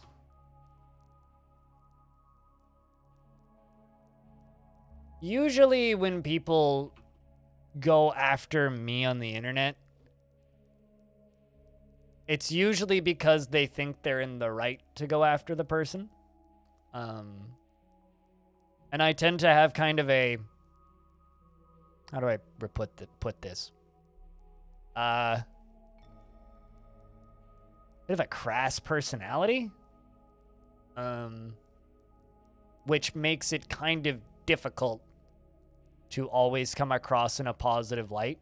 So usually when people end up going after me, it's because they feel like they've been wronged by me. So those ones, I usually just end up feeling kind of bad because I feel like I upset somebody, which happens sometimes. Like there's been a number of times in like the last 6 months that that's happened. Like at least handful, right? Not a ton, but like maybe 1 or 2 every couple of months. So there is that. The second part is alongside of that group of people, there's also just people that are just kind of random, like this person that I just shadow banned from my YouTube account. It's like they just kind of pop out of nowhere with no apparent reason insults. Those are the people that really make me question. It's like it reminds me of somebody who I knew, who I used to work with, who by all accounts was super chill, nice dude, right? By all accounts, super chill, nice guy. But I found out from his girlfriend after knowing him and working with him for a number of years, Lar wishes to stay here for the purpose of sanctuary. He wants to stay in Angelrazor. Where are you, Lar? Gotta be on this screen. There you are. You're a human pikeman. Sure, she can stay with us. Anyway, after about a couple months of knowing this person, I found out from his girlfriend that he has this hobby of just like going on the internet and just insulting people. And I asked her why he does it. And the only like reasonable answer she could give, buckets. Gold bucket, damn it. The only reasonable answer she could give was it's how he blows off steam. He just goes onto the internet and just leaves mean comments on YouTube videos just all night. Because I mentioned something about like, because at the time I was like just getting started with streaming and he was somebody who I worked with at the time. So this would have been like 2012, 2013 or something. It's like, and literally her joking comment was, oh, don't tell blank, don't want to say his name. So it's like, there are people out there that just kind of are well-kept, buttoned up, nice, personable people in person that just go on the internet and leave hate comments on shit. Which is probably like a weird mental condition in and of itself, but I don't know, not all people who go around just leaving rude comments on things are necessarily bad people. They might just not necessarily realize the impact of what they're saying, or they just don't give a shit. Which I don't think necessarily makes you a bad person. Like, for me, the way I blow off, like, when I get really surly and angry, which happens on stream sometimes, because I haven't been to a concert in a while. And even though I've been to concerts in the past year and a half, the reason I would go to concerts so frequently back in the day was I'd go into the pit and I'd fucking hit people. Like, that was why I started going to concerts in the first place, was so that I could go into the pit and knock fools over and get injured. Because that's how I blow off steam. I need to hit people sometimes. And I'm like a skinny, kind of fragile dude, so that's difficult. I can't go pick fights with people in public because I'll fucking die. So I go to concerts and I hit people in the pit, which is a socially acceptable place to do that. And I have no interest in joining boxing or anything, so that's kind of out of the options. So that's why, part of the reason I enjoy metal shows so much. Is so I can fucking knock fools over. Being kept from alcohol, go drink booze. What?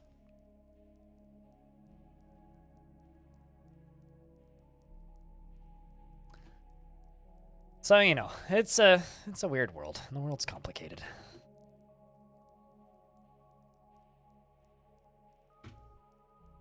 I'm also legally blind, so I would be horrible at boxing, which is the main reason I've avoided martial arts of any kind. Having no depth perception makes that shit really difficult.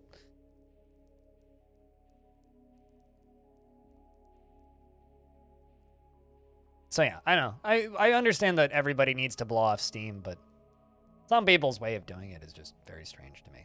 Sorry, this has turned into a way longer, like, just self-induced repeating rant than I expected. So if someone has something else they want me to talk about, feel free to change the subject. Brazilian Jiu-Jitsu you don't have to see? My ass. Anyway, a vile force of darkness has arrived. Fucking finally. 10,000 years later, These fuckers finally showed up. All right, so now's when the fun begins. And we go to this level. Wabba-da-doop. Wabba-da-doop. Wabba-da-doobity-doop. Ah-doobity-doobity-doobity-doobity-doobity-doobity-doop. Da-doop. Da-doop. Da-doop. Da-doop. Da-doop. Doop. Doop. Da-doop. Da-doop. Da-doop. Doop. Doop. Doop. Da-doop. Da-doop. Da-doop. I have been streaming too long. All right. Dwarf, we're all locked in here. Perfect. Let's jump up to the surface. I'm not going to succumb to the invasion. Silly video game. All right. Is everybody inside? Kind of looks like it. How big is this invasion? Nice. All right, sweet. Let's, where did I put that lever? There it is. Fatty killer? I don't know what that lever do. How many things are you hooked up to? One? All right, well then that's not the one I need to pull. Where the fuck did I put this lever? Hold up. It's always the question of where the fuck did I put the lever? Shit.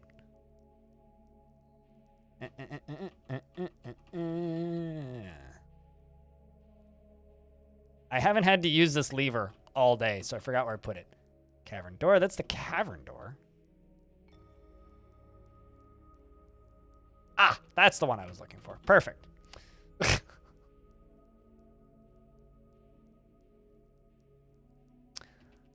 Now I gotta go down. He forgot the murder lever. I did not forget the murder lever. Do not panic too much. This area down here needs to have access to all of these. And I also need to make sure, yep, those have been pulled. Perfect, perfect, perfect. Now I just need to figure out where that inner, which is this, right there, needs to be pulled. All right, so there's a few levers that need to get pulled. Let's just make sure this gets pulled. It's okay, it just took me some trial and error to find it. Perfect, that's done. Now that should open. Should. You see, I would do that, but that would require effort. And pre-planning and forethought, which I don't do much of. So these are all brainwashed dwarves. And a few humans. So who are we getting attacked by? Copper Cap. The hate of praises a goblin civilization. All right, so we are being invaded by goblins, even though there are no goblins in this invasion party.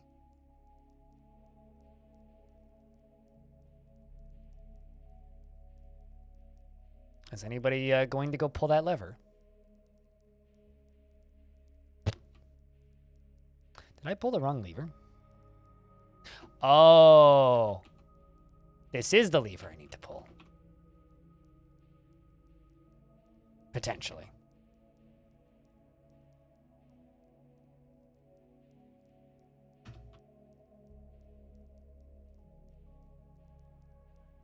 Anybody going to pull the lever? They gotta be going to pull the lever. I gotta fly down here because I pulled the wrong one. Which is fine. It didn't do anything bad, but I did pull the wrong one, which is this. Which means the front door to the thing is currently locked. Which means I should have two dwarves coming to pull two different levers.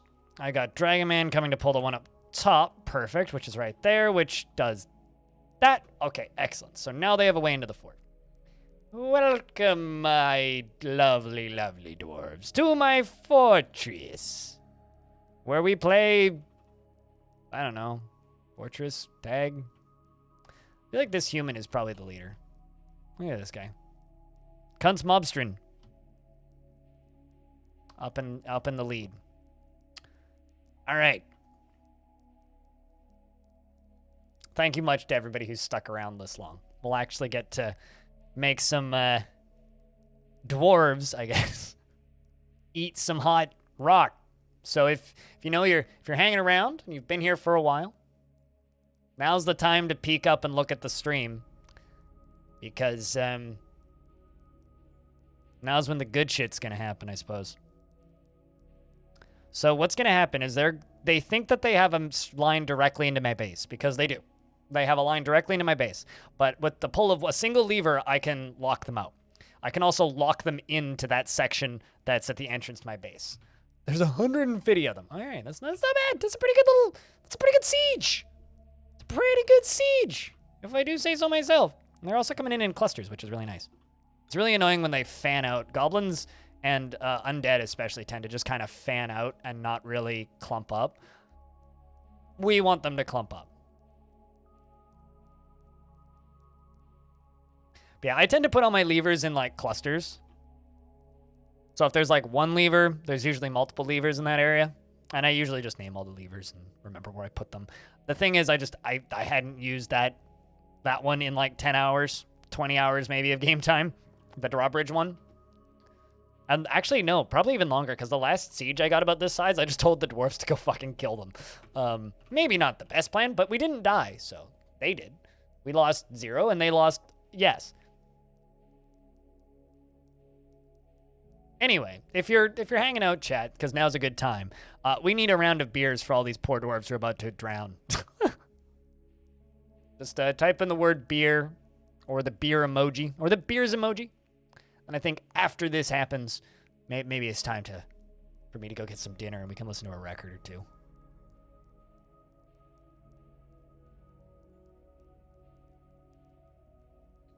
Pizza out the water. Pizza out. I know I've said your name before. Pizza out at the water. There you go. Hello. How are you doing this evening? Cameron, I've waited all day for this.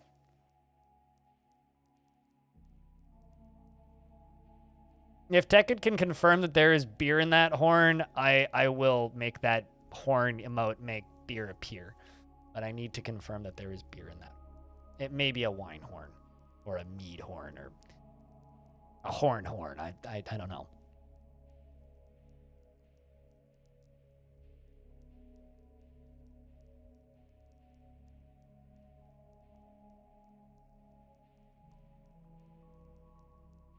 Really curious to see how my YouTube channel reacts tomorrow, because tomorrow I'm uploading a full playthrough of David Lynch teaches typing. I'm putting up some weird shit and seeing what sticks. Should be fun, I think.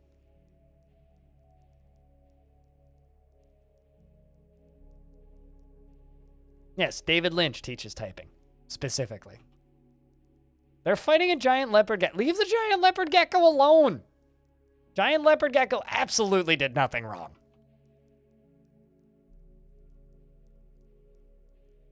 Like, seriously, they should stop trying to murder the giant leopard gecko.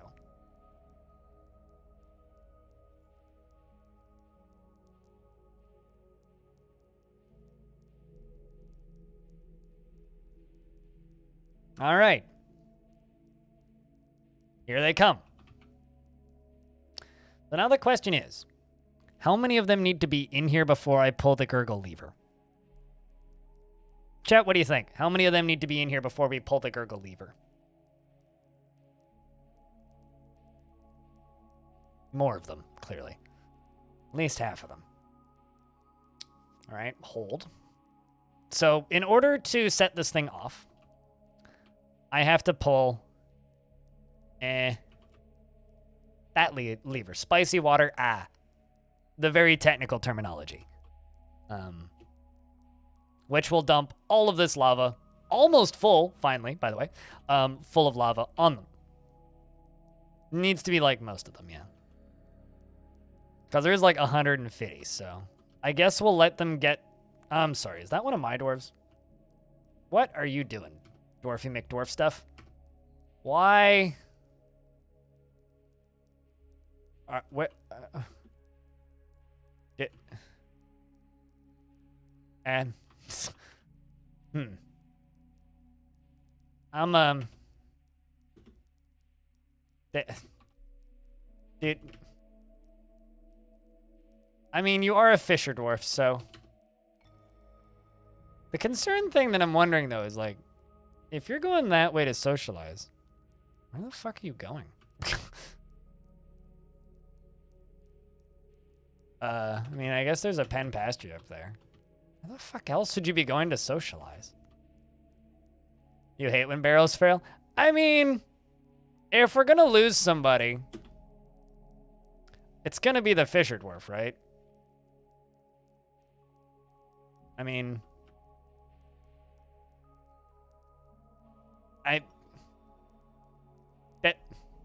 just turn around, dude.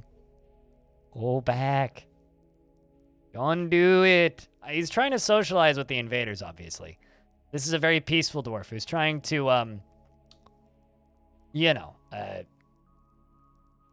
there you go. Okay. Yeah, about that.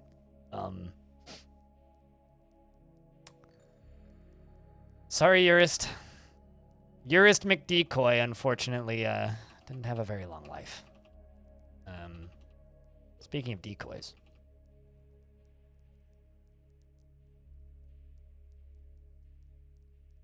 It's a weird-looking layer. Man, there's a lot of them, and they are very far away still.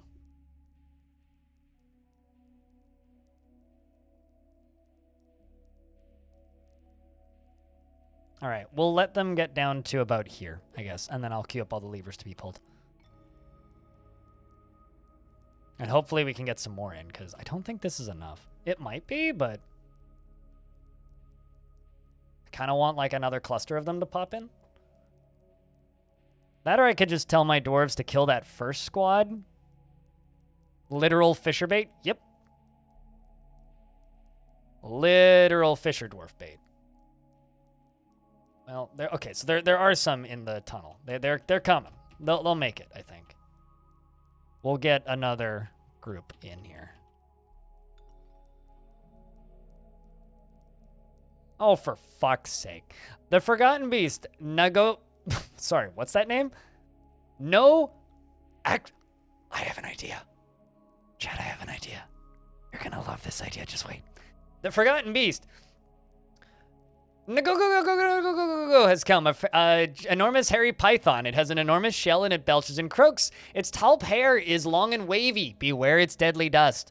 All right, so I have another lever that I haven't told you guys about, which some of you might know about. It's this one. Lock the other fucking door. Go lock the other door. Go lock the other door. Go lock the other door. The other, there you go. We locked the other door. Okay, so now go can go fight with the gob, and then we burn the gob, or at least what's left of them. So go is on its way. Hopefully we'll get there before they get to the door. So, excellent. This just got like 5 times better. Its parents definitely chose that name. Go.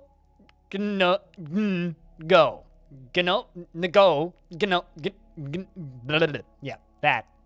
It's a name that only a mother could come up with. Don't know about mother loving it, but come on, Snecky. Go quickie. Please don't take 10 years toppling all of my gardens. Thank you.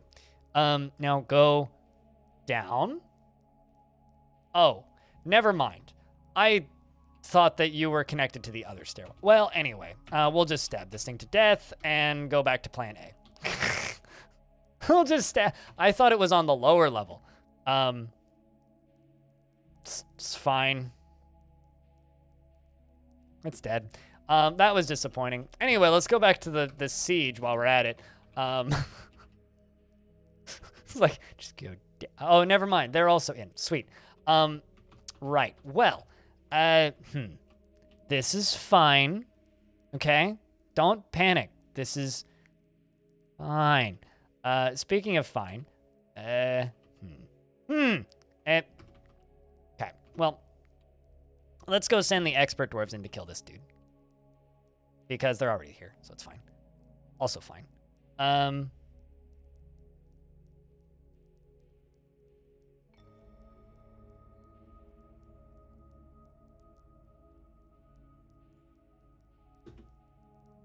mean, they're like right there. Quite literally, like right there. We're gonna pull that lever. and that lever. I lost a dwarf. Or no, I didn't lose a dwarf. I killed the one that came in.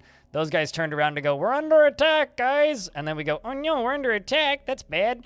And then I go, oh god, you're no longer stationed there. Run away, dwarves, because the thing's about to slam shut. And then... No? Okay. Close. Door? Can you close? Okay, well, we got the back one shut. How about the other one? The other one. Okay, who's coming to pull the goddamn lever? Someone's got to be coming to pull the goddamn lever. Please go. Just pull the lever, Dwarf. Jesus freaking Christ. The problem is their dead dwarves look identical to mine, so I keep thinking I've lost dwarves, but I definitely haven't. Go pull the freaking leap. Could you have picked a slower dwarf? No, you couldn't have. That's not possible. Okay, how about I go over here and I cancel this pull lever job, and I turn on another one.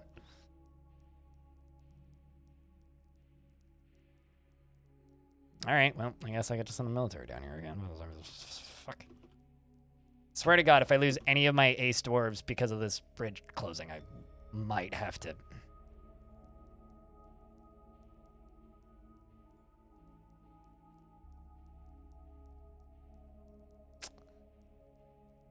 I don't even know it just happened. Anyway, one of my dwarves was found dead. Two of them was found dead. I don't know which one's is mine and which one's is theirs.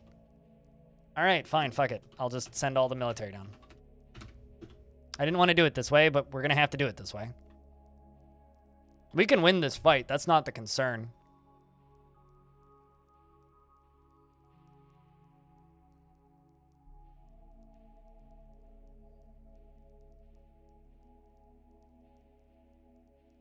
The fighting is also happening in the stairwell, mostly.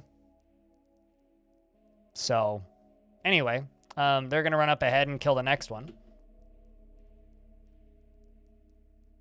Let's turn off the station, so they're all going to just back up.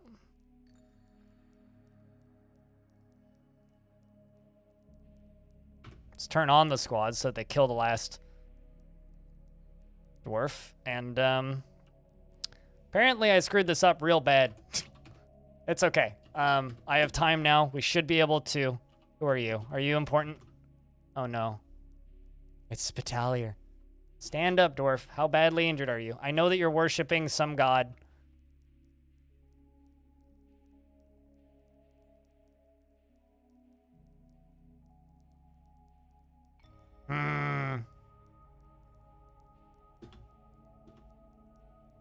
Somebody go rescue him.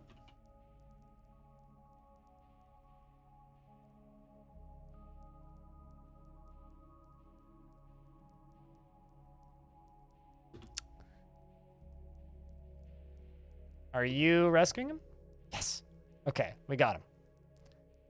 Best part is I only lost one dwarf that was in my military. So, instead of, you know, fighting with all that shit, we're just gonna, because literally I screwed it up. So, spicy water off, or not off button. Spicy water go, you know, we'll just pull that lever. It'll be fine.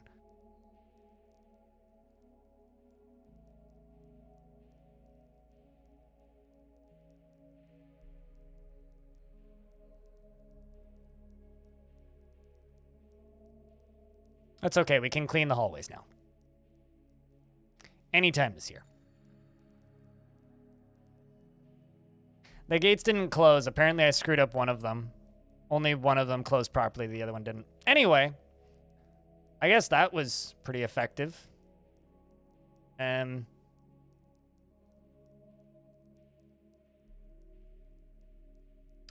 get all of them, which means I may have to manually kill this last squad.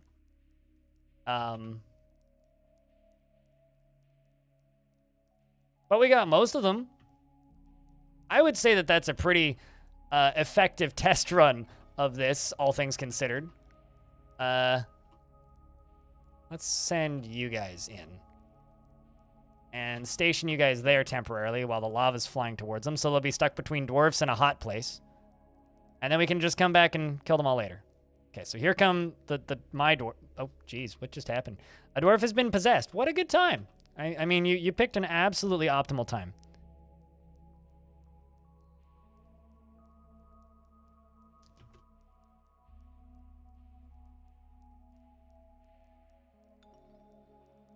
I don't think that we possibly could have done this at a better time. Or a worse time, for that matter. Anyway, you just claimed a workshop, so that's good, I suppose. Has to be. What else could it possibly be? Aside from good. All right, so now it's time to back up, dwarves. We won, so the siege is over. You guys are going to go back up now.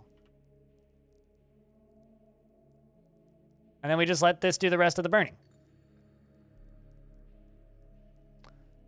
I would say that could have been a lot worse. But considering one of the bridges didn't close properly, I think that went all right. All things considered. That could have gone a lot worse. If that bridge did close properly, that would have been a lot smoother. Shouldn't I stop the flow of lava? Nah, I'm going to let it kill these, demolish these bodies. It's not going to flow into the fortress. That's not how lava works. I'm just going to let it flow all the way up to that ramp there, burn all of the bodies all the way up to the ramp, and then we'll drain it. But no, we're not going to stop the flow of lava at any point. I'm just going to stop it dumping into here and then start it draining down to the lower area.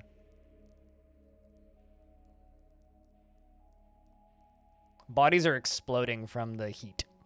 That's what those red circles that you might see in the background sometimes are.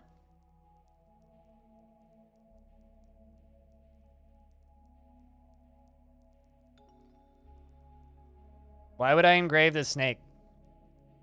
That snake went the wrong way. That snake was dumb.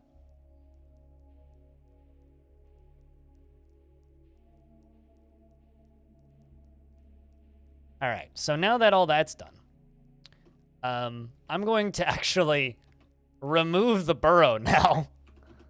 And I'm going to pull the spicy water lever and the well, let's pull that one first. This thing is still more than half full, which is excellent. That's what we want. All right, so all of the bodies in there are now dealt with. Those ones aren't going to be an issue. So, we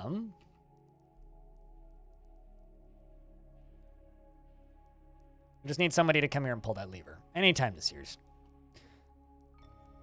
Nobody's pulling the lever. Somebody's got to be pulling. Come on, is there really nobody pulling the lever? Iron and steel both survive lava. Oh, well, I mean, that dwarf's begun a mysterious construction, so good for you.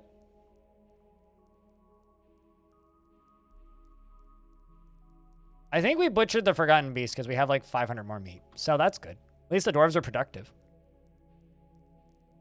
But yeah, iron survives. Anything that's lava safe, and quite a few things are lava safe, will survive. All right, so that lever's been pulled now. Perfect. So now I can pull the... no, actually, not that one. I want to pull this one, the spicy water drain. So the spicy water drain goes whoosh. This one's probably going to look cooler than the actual murder. Yeah, iron and steel. Exactly. Well, I think copper survive. Maybe copper might survive. But yeah, this is how it drains. Isn't that awesome? Like, look at that shit. I really wanted to build one of these again. It's been so long since I've built one of these. It just looks so awesome when it works. Look at that shit. God, Dwarf Fortress is such a fucking cool game. For fuck's sake, you had to, like, fucking ruin my shit, you stupid goddamn farting cloud of whatever the fuck. The Forgotten Beast Osmot has come, a quadruped composed of coral. God damn it. It has mandibles and a bloated body. Beware its poisonous gas. God fucking shitballs. It's like, you think you're done? Well, you're not yet. Now you get to deal with me, and I'm made of rock that doesn't exist in Dwarf Fortress except for the odd time that one of me's is made of it. Yeah, fucks. Where's it going? Into the fort, naturally, through the front door. Not unless my doors get there first, though. That one went into the river for a second. Oh, here comes an axe dwarf who missed it. look at this guy back here. He's like, I got him. Don't worry. I got him. I'm just, wait, where did he go? Oh, shit. Oh, no. Anyway, Bastet got this, hopefully. Bastet's dueling with it. It's injured. The dwarves pile on top of it. Jack Nurek just completely missed the mark and is still running in the wrong direction. Coral Beast is very broken. Probably can't move too good, and now is dead. All right, sweet. He just kept running. Like, I guess that's what you call a sense of self-preservation. Anyway, uh-oh. Please don't all die on the way back. Anyway, the Potter has created a fucking marble amulet. Good for you. I want to watch my lava, okay? I've got priorities. Farting cloud of whatever the fuck. I mean, I'm just trying to watch my lava, dude. That's all I want to watch. I just want to watch my lava. I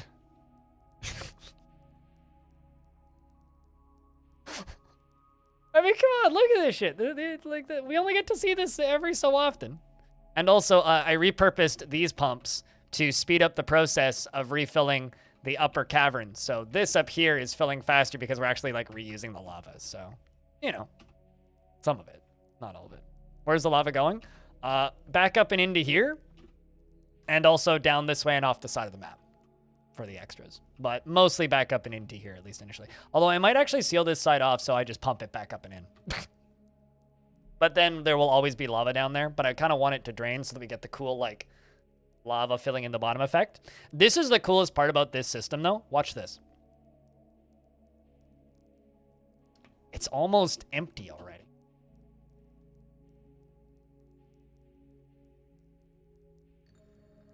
I mean, that name is not that hard to read, but by Yellowstone, do you mean like the city?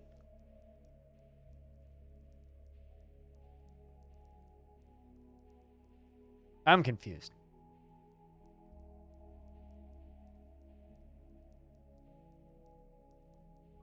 I mean, it says, wait, that name is hard to read. It's not that bad.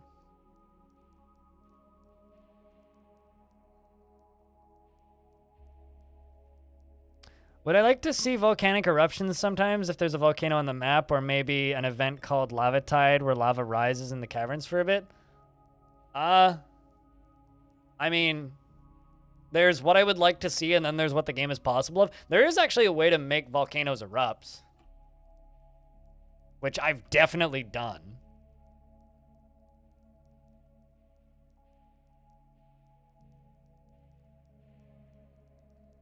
Oh, that big... I mean, I watch, like, volcano live streams sometimes.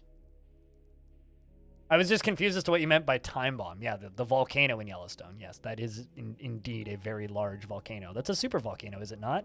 Like, that thing could flatten all of North and South America. Or more all of North America, anyway. I mean, I live within... Oh, not from where I live currently, but if I were to go up onto the roof of the apartment building I live in, I could see Mount Baker from here, which is also a pretty fucking big volcano, which... was in the view from the house I grew up in. Have I ever seen an eruption in person? No. On live stream, yeah. But where's a shot from the Fraser Valley? There, that's a good shot of Mount Baker. Live streams, yeah. I mean, if you just go on YouTube and type in volcano erupting live stream, you'll find at least 5. But whenever there's major eruptions, people just point cameras at it and wait for it to eventually eat their house and get millions of views in the process.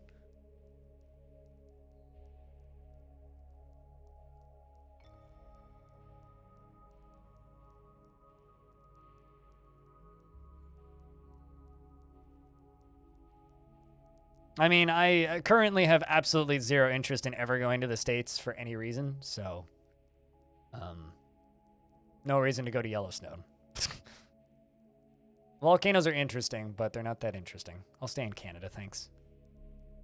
Things make more sense up here.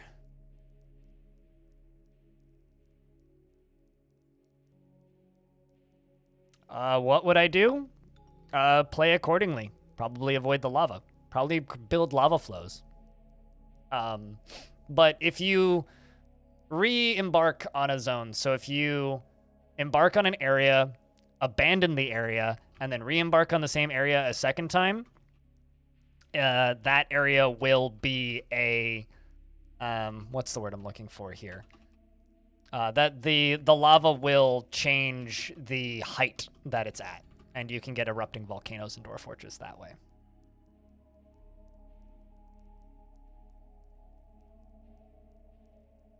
I'm getting these bodies dumped because I need to get that miasma out of the hallway. All this stuff just goes into the lava anyway, so. There we go. It's already starting to drain in places. This thing drains so fucking quick. It's lovely.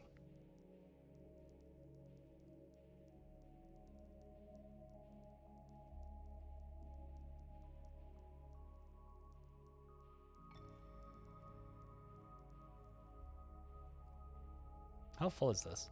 This is like full enough to fire again already. Non-American is scared of the US? Yeah, well.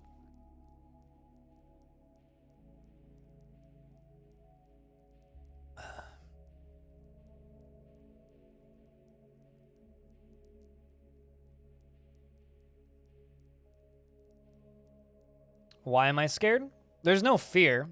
I just don't want to give you guys my tourism dollars.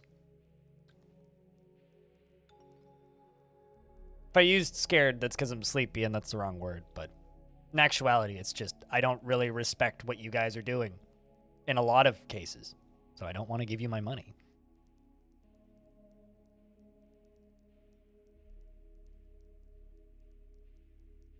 Oh, Don't Care Bear said scared? Okay, fair enough. Americans scared of the US. Well, there you go. I think the US is a very fucking bipolar country, and they need to figure out what the fuck they're doing. Otherwise, they're just going to constantly be in a bipolar state of being afraid of themselves. And that's not cool. So, you know. As somebody who's, like, manic depressive, State has bigger mood swings than I do. David Bowie was afraid of his own 2 feet, though. Anyway, lava's almost drained. So that's pretty rad.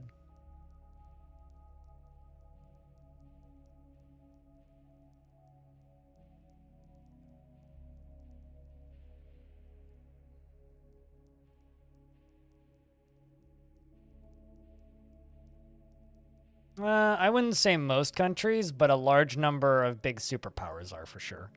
There's a very large number of countries in the world, and only a few of them are actively doing that.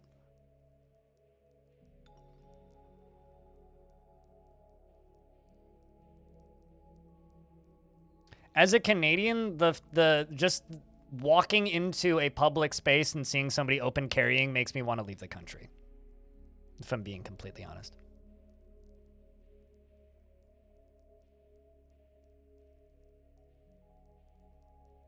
Like, I don't want to be in a country where people are allowed to do that. It's just kind of a fact.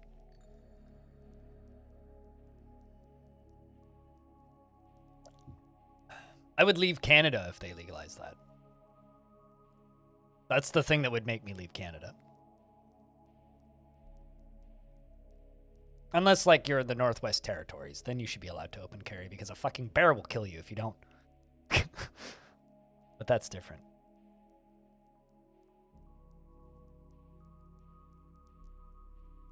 Is lava finite in DF? No. Lava spawns from the edge of the map. Neither is water. I drained an ocean entirely once and built a tower in the middle of it. I had to be constantly draining it from the edge of the map. I don't fucking care where your crime comes from, Brewhogger. That's got nothing to do with it. Absolutely nothing to do with it.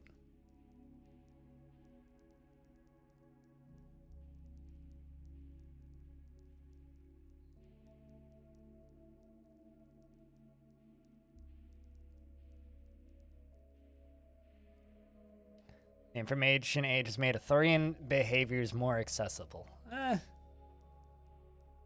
I think the transition into the modern information age has, but the information age that we've been in has been around for a while. How the heck? Apparently Psychon died. Oops.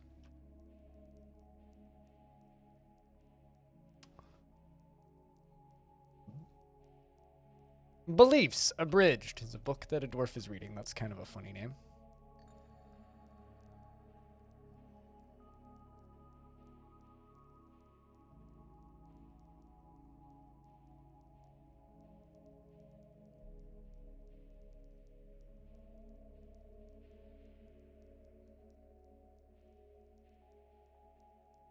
I mean, I don't know. I've actually been to a really bad fish and chips place that was in Canada.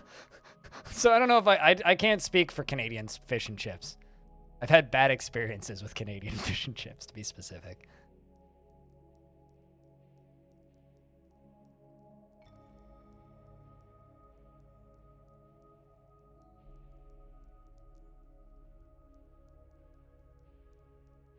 This is me dumping bodies.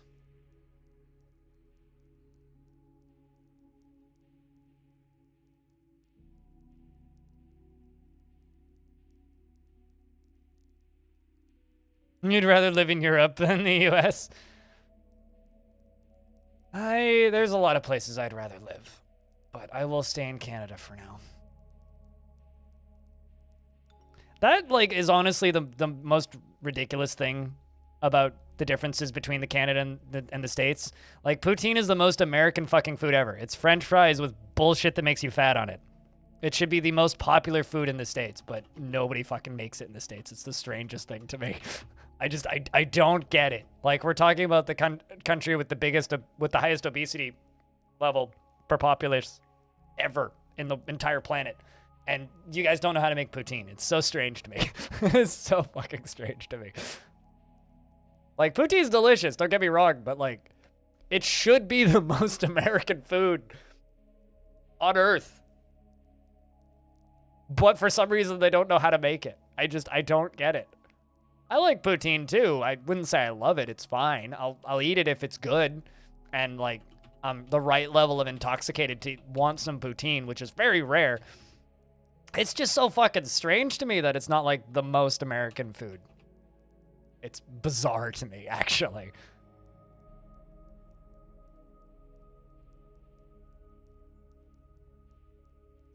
All right, I'm just rambling about poutine and half playing dwarves. I think it's time for me to go get some dinner and save dwarves for the day. The stream's not done. We've got like 40 minutes to an hour, hour and a half, maybe, left, give or take. Conversation can continue as it has up until now, but I need to go stab myself with a needle so I can eat my dinner. I'm gonna go take like a 5-minute break, move us over to a different directory, give you guys some music to listen to, and we can keep chatting. And then when I come back, I will eat my dinner. Type 1, diabetes. Don't call it diabetes, or I will time you out. I don't care how generous you are to me financially. That is just dickish. It's a fucking autoimmune disorder. If you want to call type 2 diabetes, go nuts. Don't do that around me.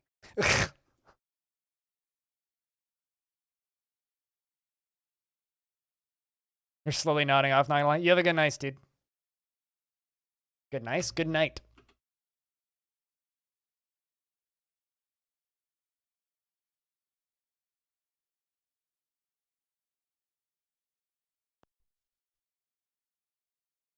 Go to bed, pilot.